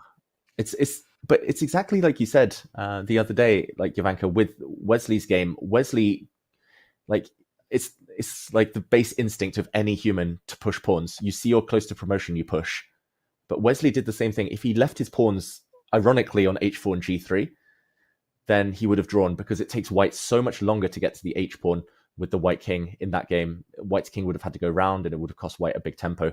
But he pushed his pawn forward to h2, and it was easier for the white king to get to g3. Here it's the same thing. He should have left his pawn on g5, if we just go back 2 moves, because here it takes the white king way longer to get to g5 than it does to get over to the h4 pawn once this happens. And this is like, for example, if we compare it, like, I don't know, like, even if black plays h3 now, like, if white just waits, now black's probably going to go round, I think. Wait, I still need to find the winning plan. But how about if black just goes around the other way, like bishop, I don't know, e4, bishop c4 now? I really want to come around to f1. Got to time it right. Yes. Was there a kind of argument to be had for kind of going round to the king side? Because if you park the bishop on c8, and then the king will just kind of join in the action, Can it kind of like go all the way around to h6? I know it's kind of... Yeah, I just thought that let the bishop give itself up for the c pawn, and then king, Looks good. and then I'm banking on the fact that the white king there. Maybe as soon as you started going king f7, maybe now I should kind of race like c6, king g6, Yeah. c7, but like black's way quicker. Just to illustrate your point, Jovanka, like now black goes and yeah, I mean, you can just move the bishop out of the way and make a new queen. Yeah. This is not the way. Oof. Well, Wei Yi blowing it. Wei blowing it, and the surprises, they keep on a coming, John. And who would have thought it? So close to being within touching distance, and then suddenly you play the wrong move, and everything is level. You got to begin again. Sometimes your spirits are absolutely crushed. You see that quick resignation or the immediate desire to get out of the playing hall. Like we saw Jose Martinez, for example, getting through. That was a great example of that. But sometimes you hang on and you force your opponent to find the thread and pull on it and pull on it and keep pulling on it. Because more often than not, you might get a sliver of an opportunity, and that's exactly what Parham Maksutlu is so unbelievably amazing at hanging on to. And that includes wins from drawn positions or wins from lost positions as well. That's not just today where he might have been lost. So he's an incredibly resourceful player. His perseverance is absolutely off the charts. And like you guys said before, his one goal is to get to the World Championship. How's he going to do that? He's going to do that by getting one of the candidate spots at the World Cup. He is completely and utterly determined. But even though the eval bar says it's level and that Wei Yi has lost his winning advantage, we still need to see that played out over the board. So, folks, at the moment, we've got 8 matches going to tiebreak with Yakubayev, Donchenko, Martinez, and Aronian all going through to the next round without having to play tiebreaks. We're going to see more of these boards. Give us those results after this quick break. Catch you in a few.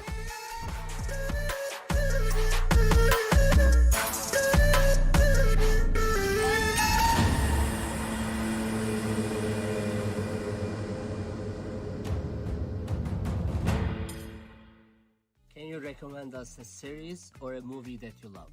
Yeah, Peaky Blinders series. I like Mission Impossible. One of my favorite movies, probably Inception. Probably everybody has already watched it, but if you haven't, you definitely have to. Everyone should see Lord of the Rings at least once. I had quite a fun watching Better Call Saul. Yeah, I guess RRR for people, I think a lot of people are enjoying it. Your favorite song these days? Jay-Z or something is good. Before the game, I often listen to AC/DC, like Thunderstruck. Some Turkish, I know some Turkish one.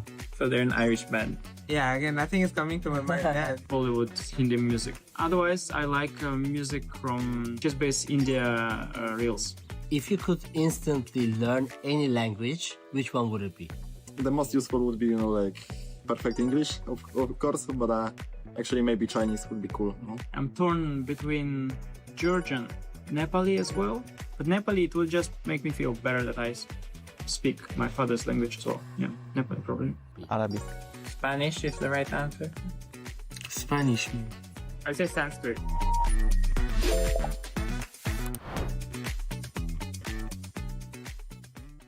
Okay, white to play and win.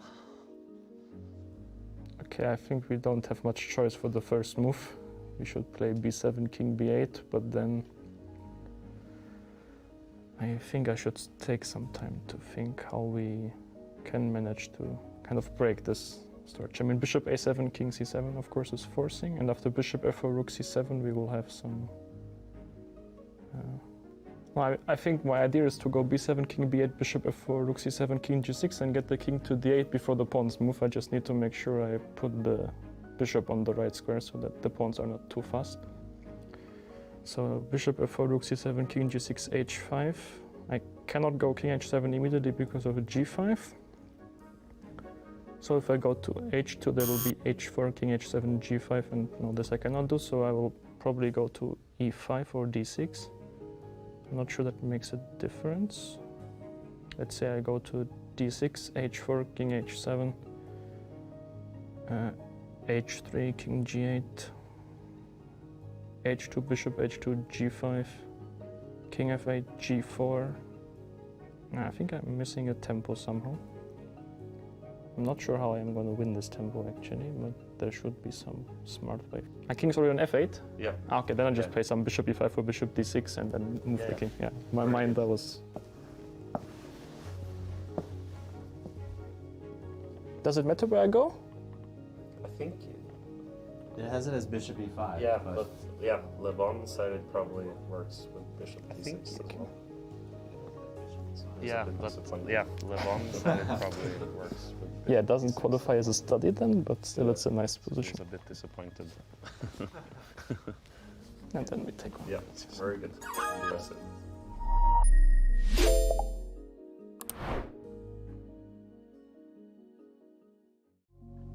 I started to be successful and winning games and matches in the apartment.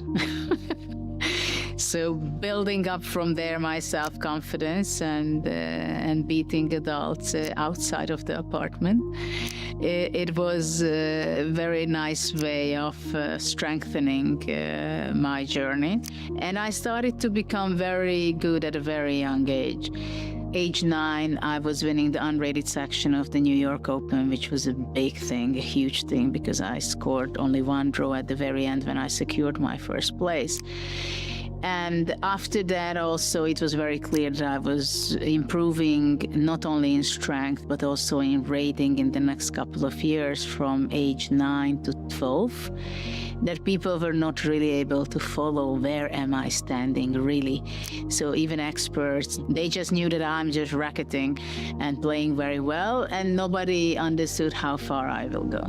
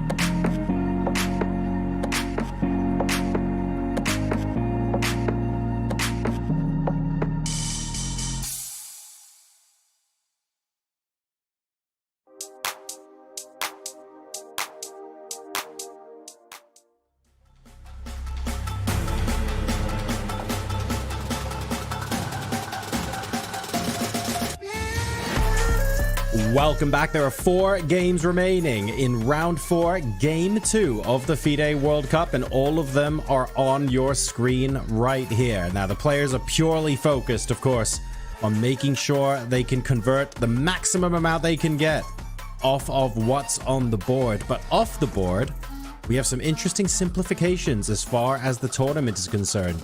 Jovi, Gukesh, Anish, and Bluebaum, they're all out. So no longer do we have any complicated calculations for the candidate spots. It is simply the top 3 make it through now. Yeah, now it is a top 3 make it through. Also, there's going to be some little bit of drama if Pragg actually gets one of these World Cup spots, because suddenly it means that the FIDE Grand Circuit, well, that spot is up for grabs. And so there are a lot of players that are cheering for Pragg to finish in the top 3, but that's a long way off in the distance. At the end of the month, we'll be knowing who's qualified for the candidates, but for now, it's move by move, step by step, and it's going to be these 4 games that we're going to have our full attention on. As we see, Maxulu is finding all of the right plans. He's placed his king right where it should be, and it's looking like that position is now going to be fizzling out to a draw. And whereas Liemle is doing the business against Karthik Venkataraman, and the game between Vincent Kaimer and Andrei Esipenko is a pretty unbalanced one. And if we can just quickly go in there and just kind of do a status update as to who is actually playing for the win and who is the one trying to hold. And the evaluation bar tells us that it's going to be Vincent that is going to be grinding it out. Yeah, there's actually a big threat on the board right now. Vincent is trying to trap his opponent's rook with pawn to a3. So the rook has to get out of there. His move was forced. Andrei Esipenko, hesitation though. Okay, he plays f3. He needs to get his rook somewhere off along the 4th rank. Now, Jovanka, I wonder whether g3 is an idea, just to take away those squares from the rook, or whether he has something else sneaky up his sleeve. If he just takes this pawn, then I don't think he can ever be better. Yeah. G3, and it's quite funny to see the hesitation there once he lifted the pawn to f3, because it's like, no, there's no way back from that one. Touch move, you got to move it. And a very instant response there from Vincent, going g3 again, asking the pertinent question to the rook. Where is it going to go? Yeah, an only move now appearing, knight to c6. I think that's quite an obvious one to try and get the black rook out, creating a safe haven on d4. We'll come back to this game when Esipenko makes a decision. He has a lot of time on the clock, 23 minutes.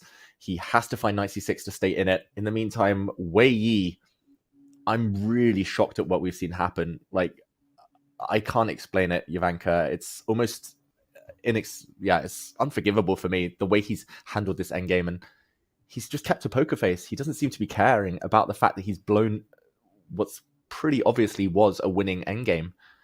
Like, he just rushed into it. He's still got 23 minutes on his clock. He ignored the rules of kind of sitting on your hands, calculating. He's normally so principled. He's normally so locked in, so focused, just so good at these positions where it's just pure calculation. And like you said, keep the black pawns away from the white king, move the black king around. He's done it in the wrong order, and it's surely just going to be a draw now. Yeah, it's looking that way, because we see Wei just looking around. Now he actually just positions himself away from the board. He's really not focused. Whereas Maxudlu looks like he's been given another chance. C7 appearing on the board. King stepping back. He's calculated here, Maxudlu. He's found a forced draw. This is very, very sneaky. He's going to give up his bishop for 1 pawn. And now the black bishop is going to be caught in 2 minds in a moment. Bishop takes bishop. The white king is going to go back and attack that black bishop. If the black bishop saves itself, white takes the black pawn, draw.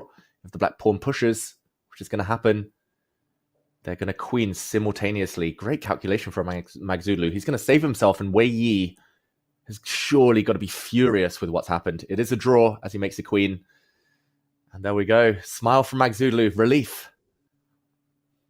Yeah. I also smile from Wei Yi, and the two are sharing their thoughts. I guess for Wei Yi, what's done is done. You can't waste unnecessary emotion being angry because he's got another day of chess ahead of him. And for Magzulu, he lives yet another day, and we'll be following this particular match in the tiebreaks tomorrow. That means that there's only 3 games remaining. Ivanka, I just want to point out, there was a funny instance where Wei Yi didn't actually promote to a queen. He promoted to a knight with check. And as he shook Wei Yi's hand, Magzulu tried to make a new queen. He put a new queen on the board. I don't think he realized that Wei Yi had promoted to a knight. That was a bit of chess humor at the end. Actually, Wei Yi, while shaking hands, could have stopped the clocks and said, actually, you made an illegal move. But no, just a bit of unexpected stuff happening towards the end here. And just for anyone at home, the final sequence was this one. The king came forward to attack a pawn. Pawn stepped forward to h3 and only move. Also a brilliant one. Bishop takes h3. King to h4, double attack. And if black had promoted to a queen, white would have done the same with a draw. High accuracy for both, but it was Wei Yi whose accuracy could have and maybe should have been higher. Yeah, a critical moment there. And, well, we have been treated to a split board view where we have Vincent Keimer again with his last move, asking the questions to the rook. We know that Yesipenko is in a must-win situation. And we also have Liam Le, who is now in full mode to win this particular game, enjoying the extra advantage of the exchange. And earlier on, we saw Alexander Donchenko defeat Matthias Blubaum with the white pieces in order to get himself a spot into round 5. He caught up with our very own international master, Rakesh Kulkarni. So let's hear what he has to say. Riga sometime? In Riga, which year was that? RTU, like 2018? 2018. Like some C4, G6, H4 or some crazy in round 2. But you crushed me. But. Really? C4, G... No, if I was white, that doesn't sound like me. I was white. So okay. I played some crazy live. Okay. Wow. No, I don't remember because I also played in Riga, I think in 21. Okay. Yeah, I think in 21. I think I played there twice or 3 times. But not the Grand Swiss, like RTU? No, just the RTU Open, yeah. Okay. I also played the Grand Swiss, but didn't do too well there. Okay. Yeah, ready? Chess.com is Grandmaster Alexander Donchenko, who won a very nice game against his compatriot Matthias Blubaum. Your thoughts on the game? I think it might have even looked kind of smooth, but that's what is usually the case when you're kind of playing for 2 results, and most of the time the result is just a quick draw, which could have very much happened here. But I think after a6, I played knight a4 and b4 and got a bit of a grip on the position, and somehow I managed to build up the advantage, but it was never a really easy position to convert or anything, especially since I know very much that Matthias, I wouldn't say he enjoys playing the bad positions, but he knows he very much knows how to make life difficult for you. And you've played him in German youth championships as well, and he's also a candidate. Did it put more pressure or less pressure on you? I think I probably had less pressure for this match, at least that's what I feel like, because especially since after Matthias qualified for the candidates, there are a lot more eyes on him. He has already proven himself to kind of be on a new level. And well, if I can do the same, it's amazing. But let's say fewer people expect it from me. And we see like the whole German contingent like having dinner. Even Gustafsson joins in. Peter Leko is there. How's the team bonding? Like Vincent and everyone. I think we very well, from what I can tell, we very much like each other, and it's a nice company to have. There are still, I think, several people from the same country in the World Cup, but I don't really see these kind of group tables as ours. So I don't know. It's been like this for a long time because many of the German national team know each other for a long time and have been friends for a while. And lastly, you beat Anish in round 3. Your thoughts on that match overall? That match, honestly, I well, I was very happy with the way I defended in the first game, and the second game I did not plan on pushing too hard. I think in the initial stages of the game, Anish did more of the work for me than I did myself by creating an unbalanced position and forcing me to play. And then, of course, he could have defended in time trouble, and it would have probably been a draw with tiebreaks. But okay, these kind of close calls in time trouble, you never know how they turn out. And on that day, it was the better end for me. Yeah, and you have a rest day before going to round 5. Might be playing Liam Lee. Your thoughts on that? I know he's from what I know, quite a strong online player, also in speed time controls. But he's also a very good classical player. So I can't really say like should I aim for tiebreaks? Should I not aim for tiebreaks? He's just a very strong player. Former World Blitz champ as well. Exactly, yeah. So I don't know him too well personally. I have played very few games online or otherwise against him. But I'll do my best to figure him out until then and see what I can do. Thank you so much, Alexander. Danke schön, and we hope to see you till the finals. So thank you.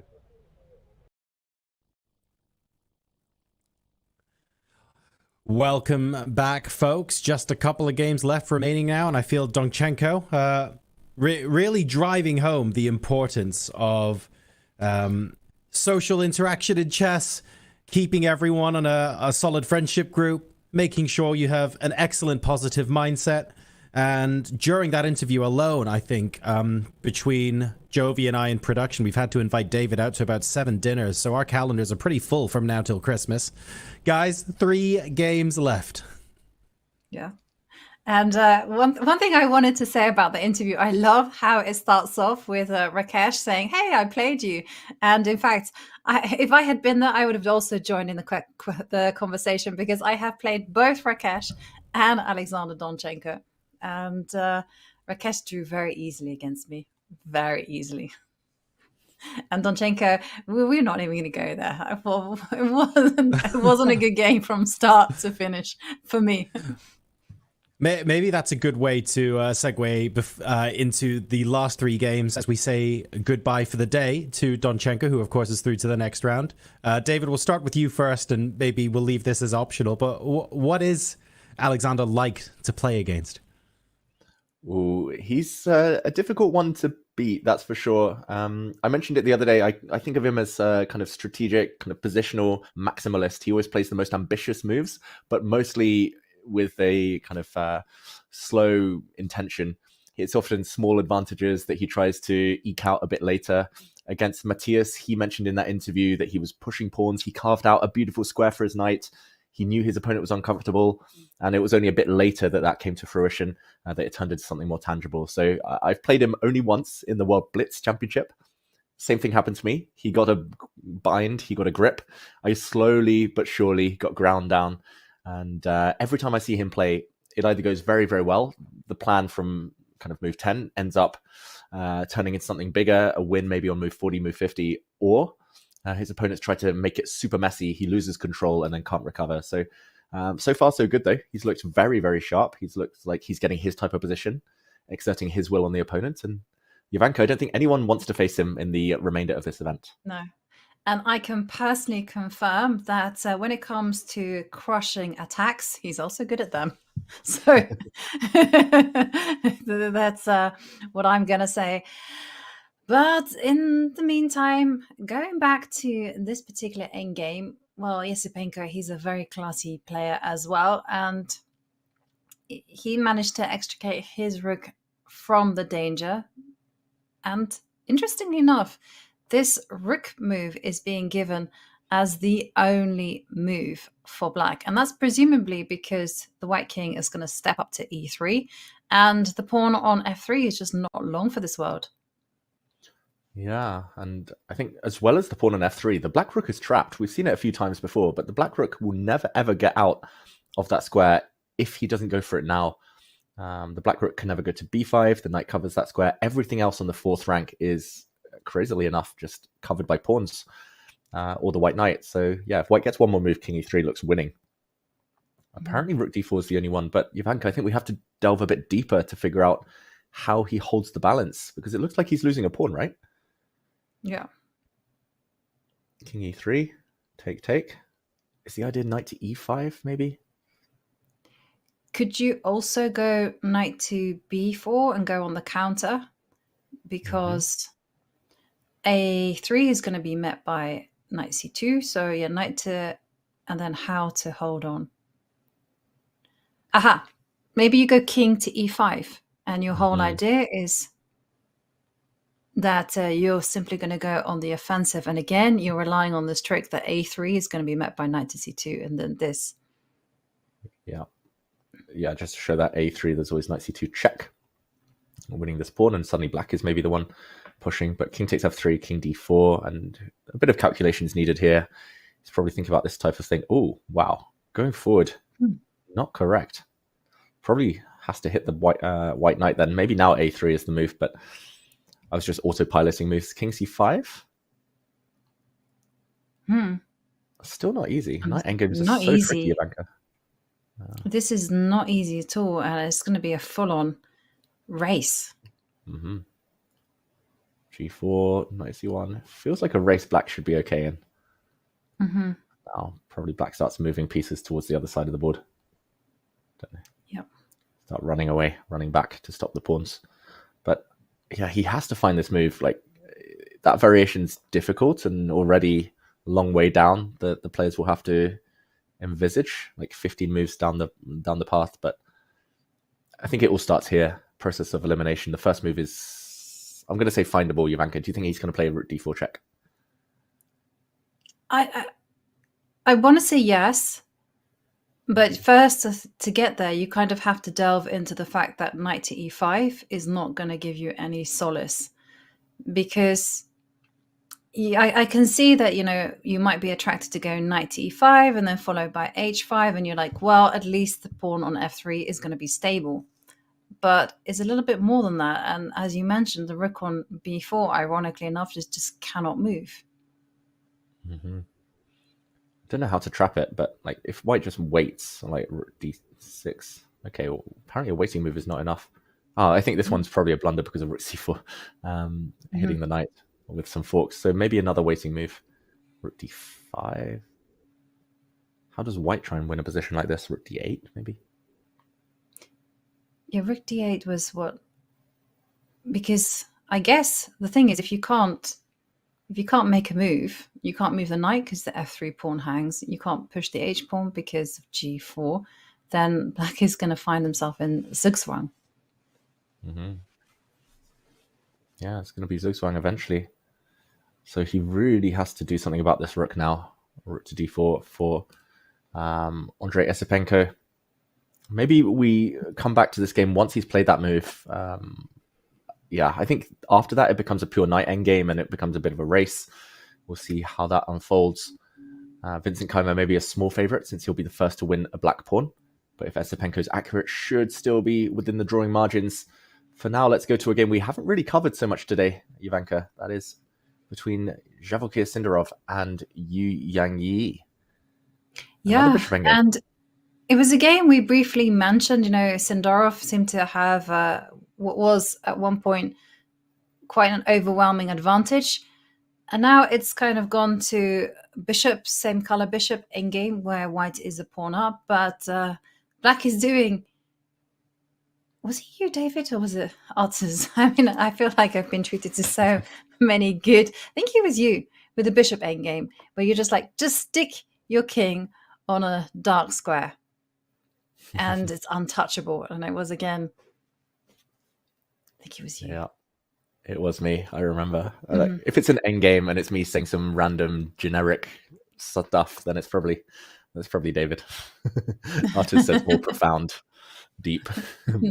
No. But it was very instructive because it was like, I mean, it feels like it's stating the obvious, but it's so easy, right? When you're playing chess to kind of go into variations and calculations, and you just kind of miss the bigger picture at points, and you forget that if you plonk a king on d6, that is actually, you cannot chase it away. So it's as simple as that. And that's exactly the problem here for Sindarov. There's just no way that king can be booted out from that square, and it's a beautiful blockader. And if you go c4, well, okay, fine. There's going to be a capture and there's going to be no progress. And the draw has been agreed, which means that we have yet another set of tie breaks coming your way. This time between Sindarov against Yu Yangyi. Yu Yangyi's had a lot of experience in tie breaks. He's been playing marathon games. Do you think that actually exhaustion will start, or tiredness, fatigue will start to play a part? Ooh, it could very well do so. And just to illustrate your point, Jovanka, Sindarov so far has only played 6 games in the tournament. He's won his first couple of rounds. He won in round 2 and round 3 in the Classical. So this will be his first tiebreaks tomorrow. Yu Yangyi has played 15 games. So he's played already 9 games more. 14 games even. So he's played 8 games more than his opponent. I don't know whether tiredness versus freshness, like how the ratio goes there. I would like to be a bit fresh having warmed up, but I would also not want to be too exhausted. I'm going to say that Yu Yangyi is going to be a small favorite, but Sindarov, he's super dangerous. That's going to be I think maybe one of the tighter tiebreaks tomorrow. Mm-hmm. Yeah, I think tomorrow, I've been known to jinx it, but tomorrow I think it's going to be super close. I even see some matches going over to Armageddon because there's really not much in it between the players. But someone who looks like they're not going to be making it to tie breaks, it is Kartik Venkatraman, as Liemle finds himself with a rook for a bishop. He's on the verge of winning the e6 pawn, and yeah, the h pawn is also falling as well. Any tricks to be had for first up? There's king takes e6 is going to be met by knight to c5 check. So you always have to be on guard for the crafty prowess of a knight. Yeah, you have to be a good fencer and say on guard. It looks like black has to dodge some knight checks. I do wonder whether taking on h4, if we jump into that Liam Lei game, we'll come back to the Vincent Keimer game. We did predict everything correctly there. It's knight ending now. Vincent against Andrei Sapenko. But if we do jump into Liam Lei, just to show Jovanka's knight fork, king takes, which Liam will not play, will allow a knight check. That leads me to think Jovanka maybe the easiest, the most professional would be to give a check first with the black rook, get it off a vulnerable square, and when the king moves, then to take this pawn. This would rule out any counterplay, and eventually black will probably go behind, but still has to break the fortress. The most ambitious move is maybe rook takes h4, but this allows knight into e5, and I think Liam Lei here, he's calculating whether he can trap the white knight once it lands on g6. If he can, then he's winning. Like king takes, maybe, I don't know, rook somewhere, rook e4. Mm-hmm. Actually, yeah. I was going to pick a random square, but I stumbled on this. Maybe this is a good idea just to keep the black rook cutting off the white king, and the f-pawn runs through. But yeah, my point was that king f7 now tries to trap this knight, and maybe that's just game over. Yeah, knight isn't anchored anywhere. And yeah, it's all about the quality of the pawns. You know, I really like this one, and this one's also pretty straightforward. You don't have to do too many mental contortions to get to this one as well. Fits in very nicely with logic. So yeah, and for Liam, I also see him choosing the path of minimal risk.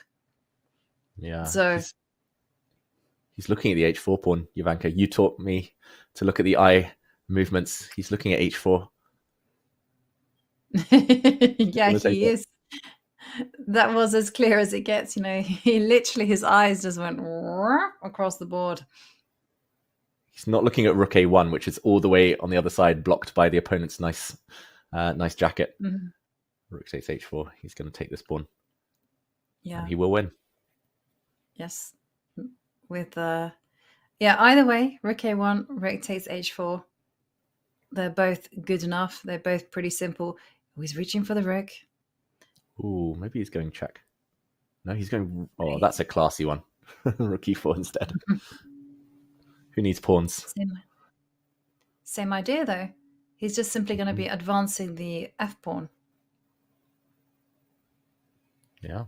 And He's been really cruel here, actually, because, knight to c5, then you take on h4. Mm-hmm. And the knight on d5 just keeps the bishop on d2 honest. Yeah, it controls all the squares that the white bishop wants to use. And sad move there for Kartik to have to play. Bishop to e1. It's been a great run for him. Kartik, he's just come up against a world-class opponent, unfortunately, but defeating Aravind and Bogdan Daniel Deyak, that's been quite the World Cup for him. Mm-hmm. Yeah, it really has. But you really feel for players like Kartik Venkataraman, because this is their moment to shine, and they've done so well. In the 23 World Cup, he was knocked out by Hikaru. Okay, you learn your lessons from that. He gained in confidence. He learned certain things, that you didn't have to focus so much on the openings. It was all about the middle game and end game as well. He came back, improved, had this incredible run, but ultimately it stops here. And at least, the good news is at least we got to see and appreciate the talents of Kartik Venkataraman. Doing so well. Now the f-pawn comes a marching, and it's, as you mentioned, David, the white king completely cut off. Yeah, that's a very poor white king. If you could somehow cross the e-file, cross the divide here, and just kind of cough and put your king on f3, then probably it's a draw. But unfortunately, that's not a legal concept. The white knight does move. Now black will start improving the rook, maybe starting from e5.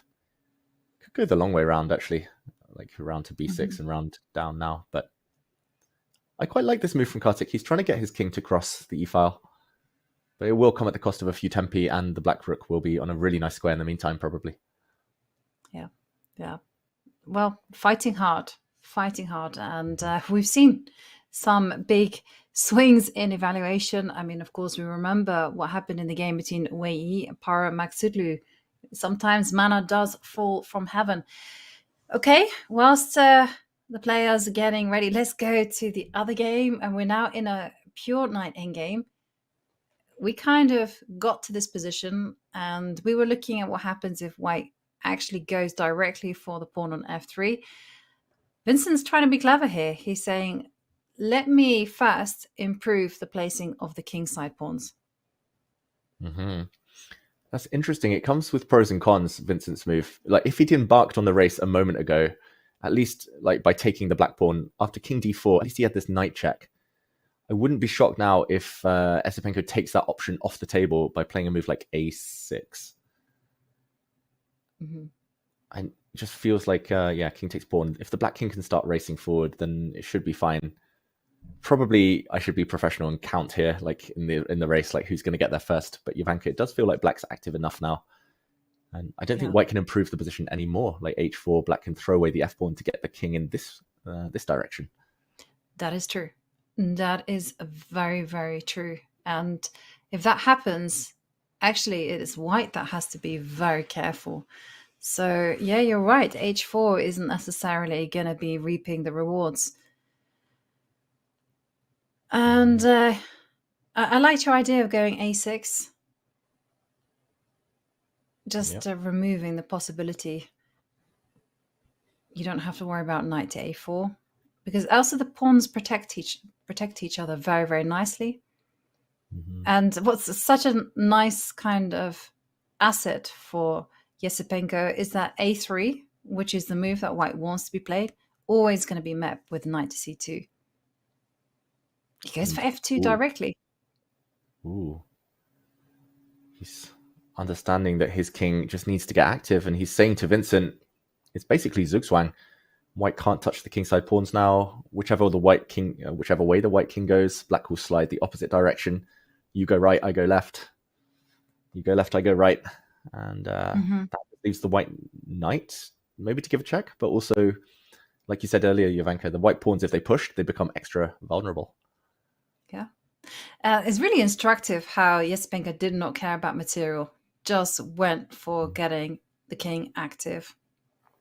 Because I think a lot of us, myself included, would have held on to that pawn on f3, just kept it there, forced white to take some time out. But instead, he's like, okay, let me gain some space.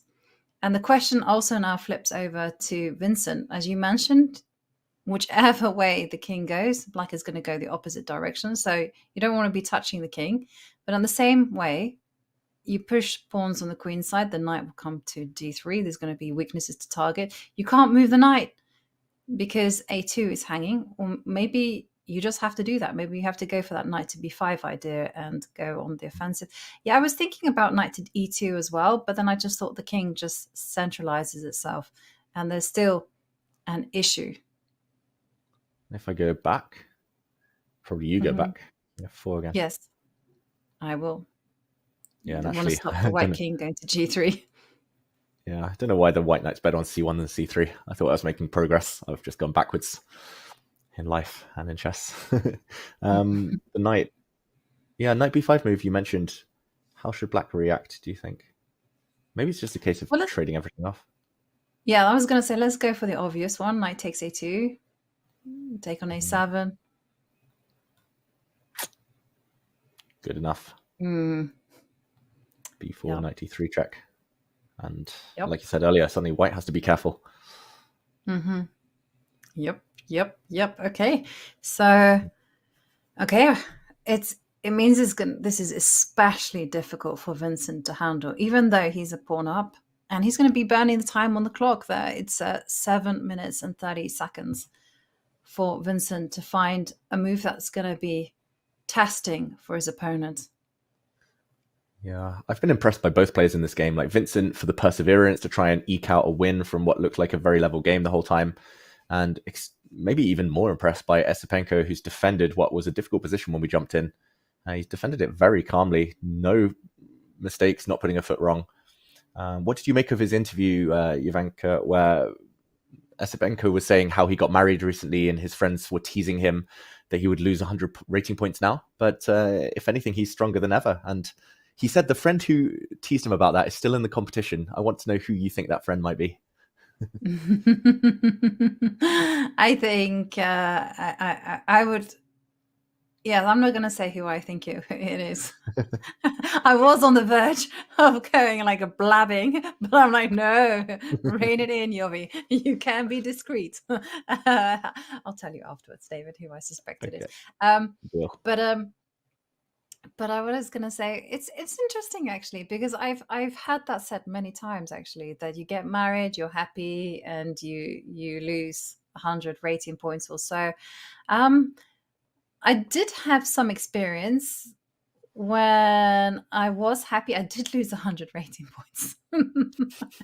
And I did gain back 150 rating points. It took me maybe 6 months to do it, but it is inspiration that I remember everyone was shocked because they all thought that I was 23.96. And I was like, no, it's 22.96 that you're seeing.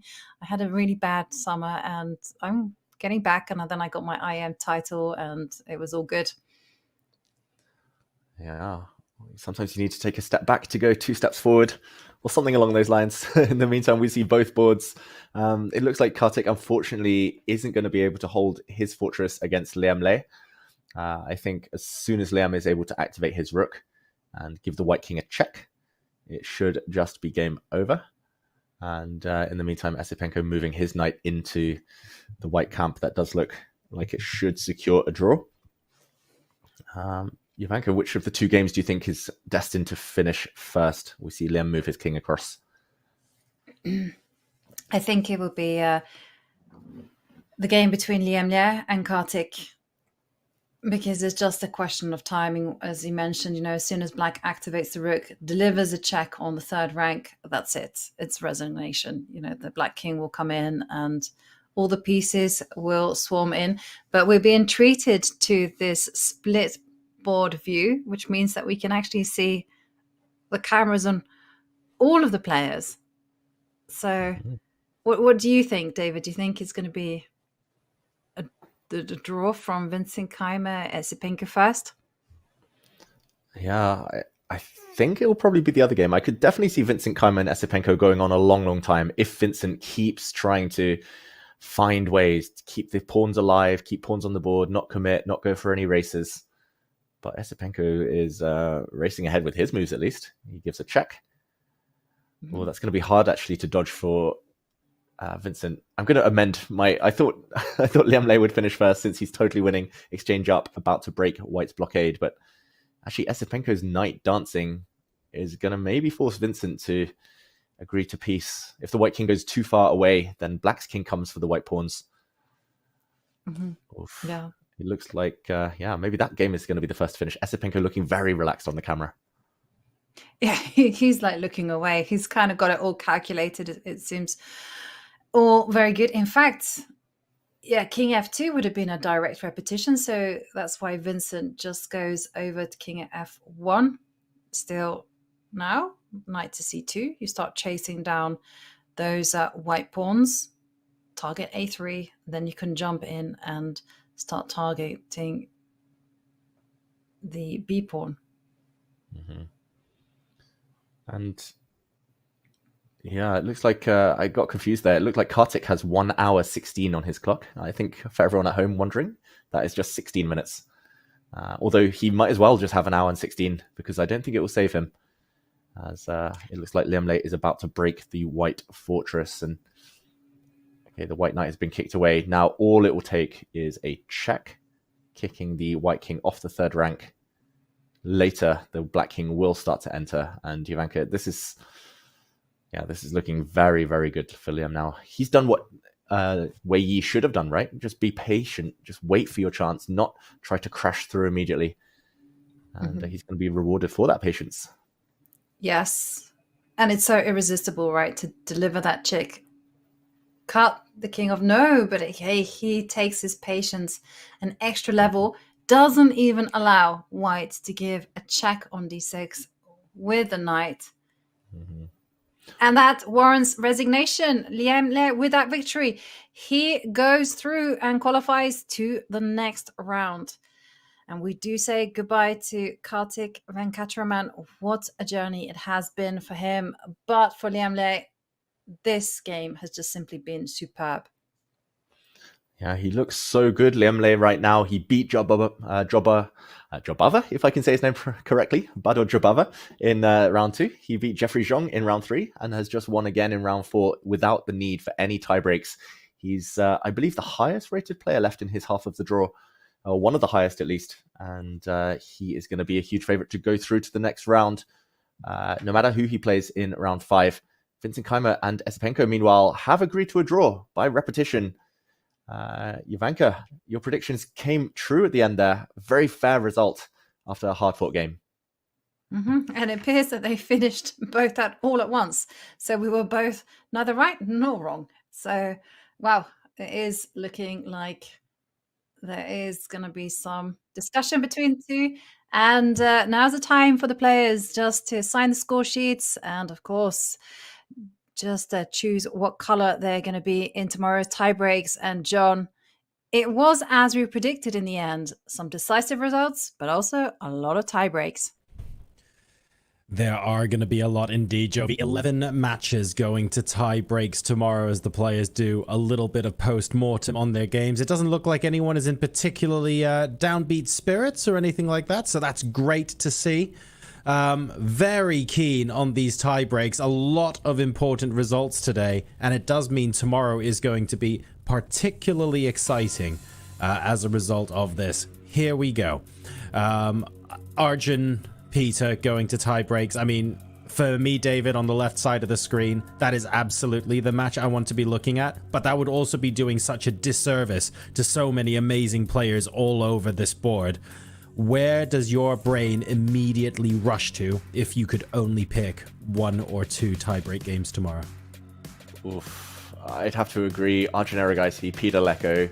At some point, they'll have to start throwing stuff at each other, and I think that might go even further past the first set of tiebreaks. I'll also mention 2 more, if that's not being too greedy. Daniel Zubov against Pragg.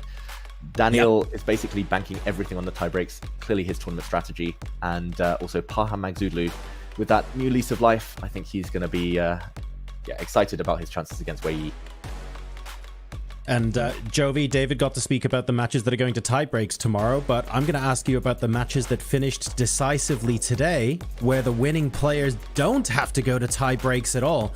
Are there any particular matches where you thought this is an unexpected result, or they're going to be particularly relieved that they don't have to play tiebreaks tomorrow? What are your thoughts there? Well, I think the biggest sensation of the round, and perhaps even the tournament, is the Jose Martinez, the way that he has been so convincing. He's been in such spectacular form, you know, choosing the openings to perfection. And today, it was just a treat to watch his game. Okay, yes, it finished in a draw, but he was winning and it was absolutely fantastic. Levon Aronian as well. I mean, it's not really surprising to me, but the way that he's been so clinical, so creative. You know, yesterday he won, again, choosing a very unusual opening. Today, he just sacrificed a rook. He gave up a rook and said, you know, it's okay. In an endgame, I have the bind, I have the passed pawns. It's going to be enough. And I've been super impressed by the way he's played. Hopefully he takes that spirit through to the rest of the competition as well. He's a former World Cup winner, don't forget, so he knows exactly what he's doing.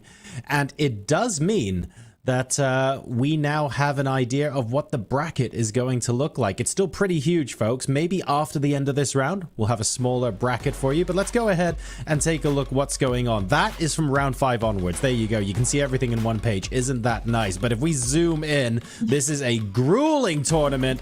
And let's start at the top to give you a recap of what's happened so far.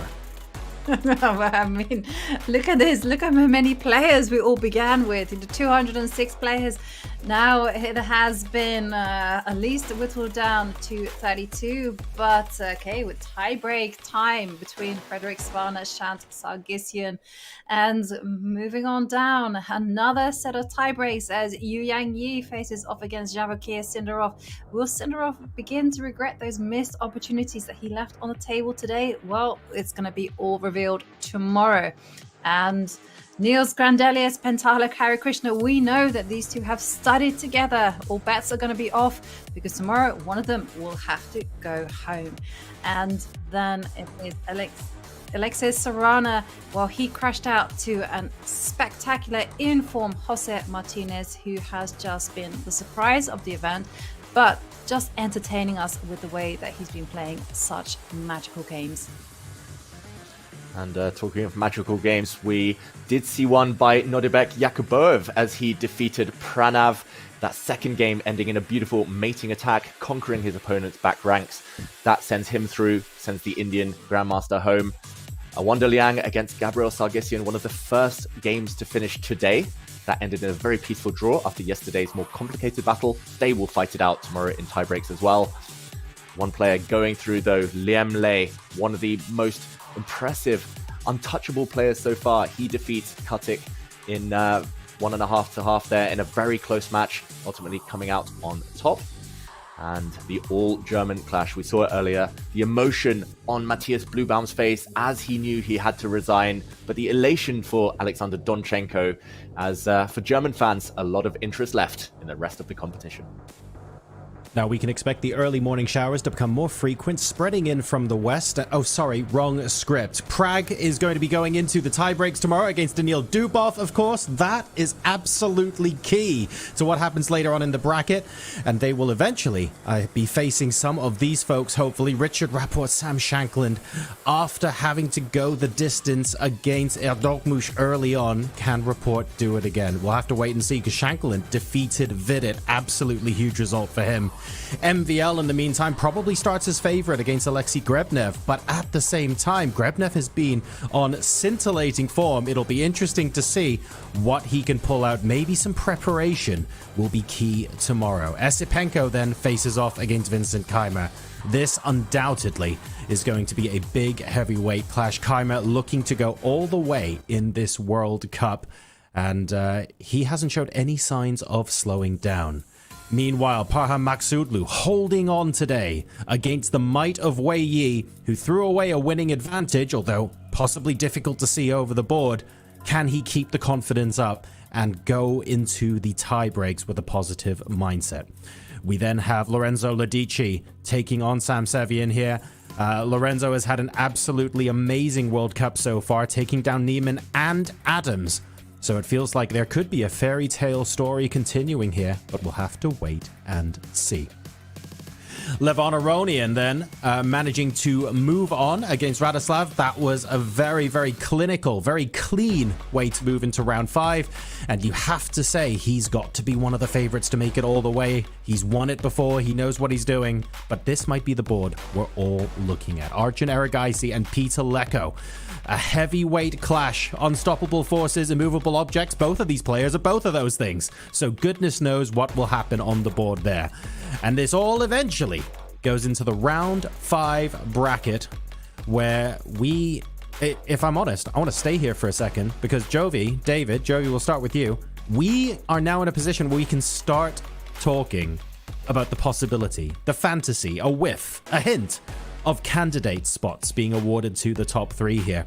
And we have the players who would have occupied one of those spots and made things a bit more complicated. They're out now. The focus now is getting to the semi-final and the 3rd place match at a bare minimum. Yeah, exactly. And some of these players in great form. Levon Aronian, I know I mentioned him before. Alexander Donchenko, a revelation of the event, being so good with the white pieces, knocking out Anish Giri, also knocking out Matthias Bluebaum. Both players, incidentally, already qualified to the candidates. But when it comes to the current tie breaks, it's such a free-for-all tomorrow. We don't know really what's going to be happening, but it is one thing. The players now have to get to the semi-finals and they have to get to that 3rd place match if they want that spot. Go on, David. Who are they going to be? This is the fun bit. Here's the fun bit. I think Pragg against Dubov is going to be a bit of a 50-50. I think Arjun is a favorite against Peter Leko. Either way, I'm going to jump ahead and make predictions for the rest of the bracket. I think Levon Aronian, experience is so key. The fact that he's the only player ever to have won the World Cup twice, I think that's going to stand him in good stead. I think that's going to give him so much confidence going forward.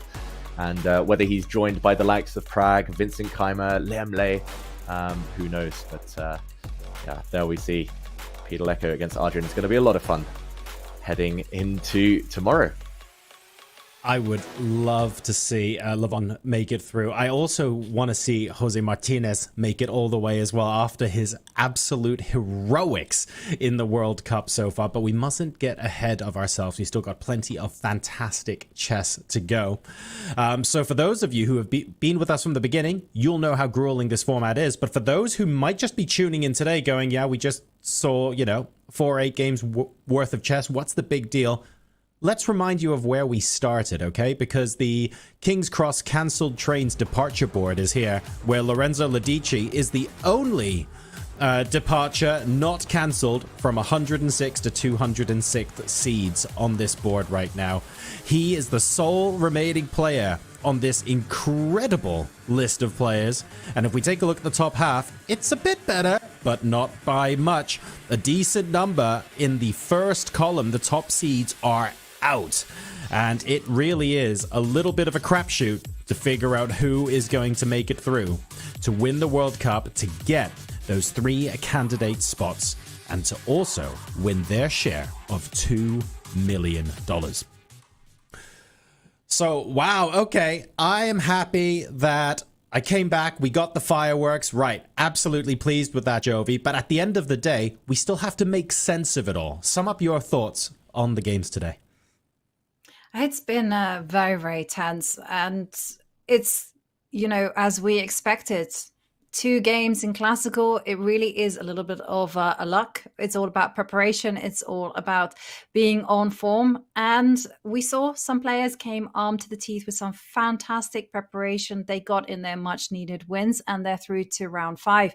But it was, I think, the prelude for what is going to be an absolute barnstormer of a day tomorrow when we have all these matches going to tie breaks. Jovi said it, David. 11 sets of tie breaks tomorrow. As much as we had some great fireworks leading to decisive results today, I can't help but feeling a sense of anticipation that was the minority of games.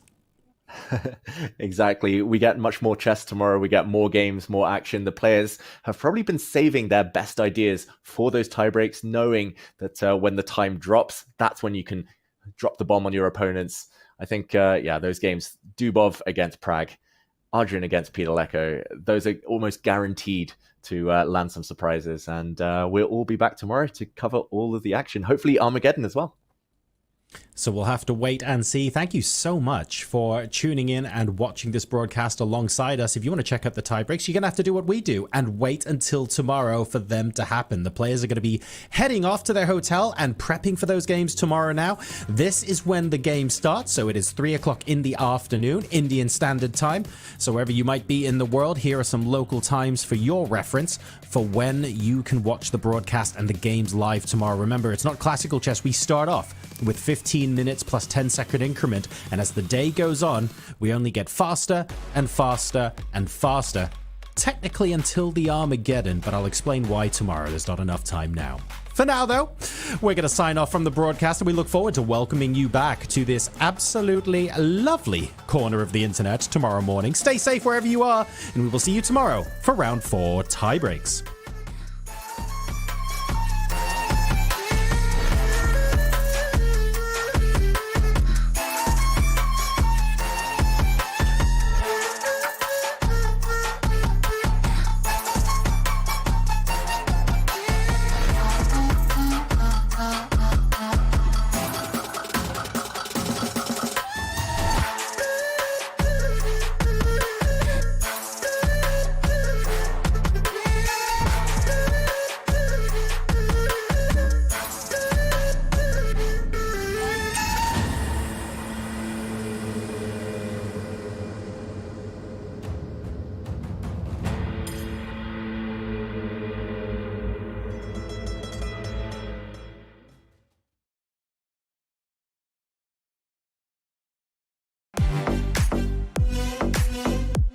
December, the world turns to Doha, Qatar for chess at its fastest and fiercest.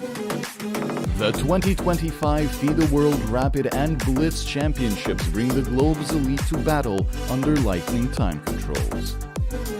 December 26th to December 30th, Rapid and Blitz formats designed to reward precision, courage, and creativity. In the heart of the Middle East, Doha offers more than a board, a world-class venue, a cultural backdrop, and a stage worthy of legends. With a €1 million prize fund on the line and the title of world champion at stake. The 2025 FIDE World Rapid and Blitz Championships, the ultimate test of fast chess.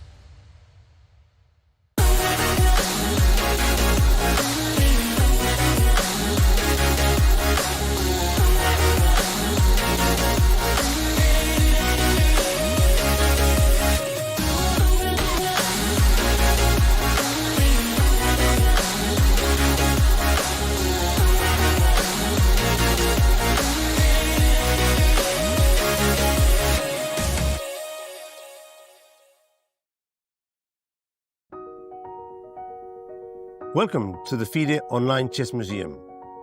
The International Chess Federation proudly presents the FIDE Chess Museum, an online space celebrating the rich history and evolution of chess. Explore exhibits that trace the game's fascinating journey.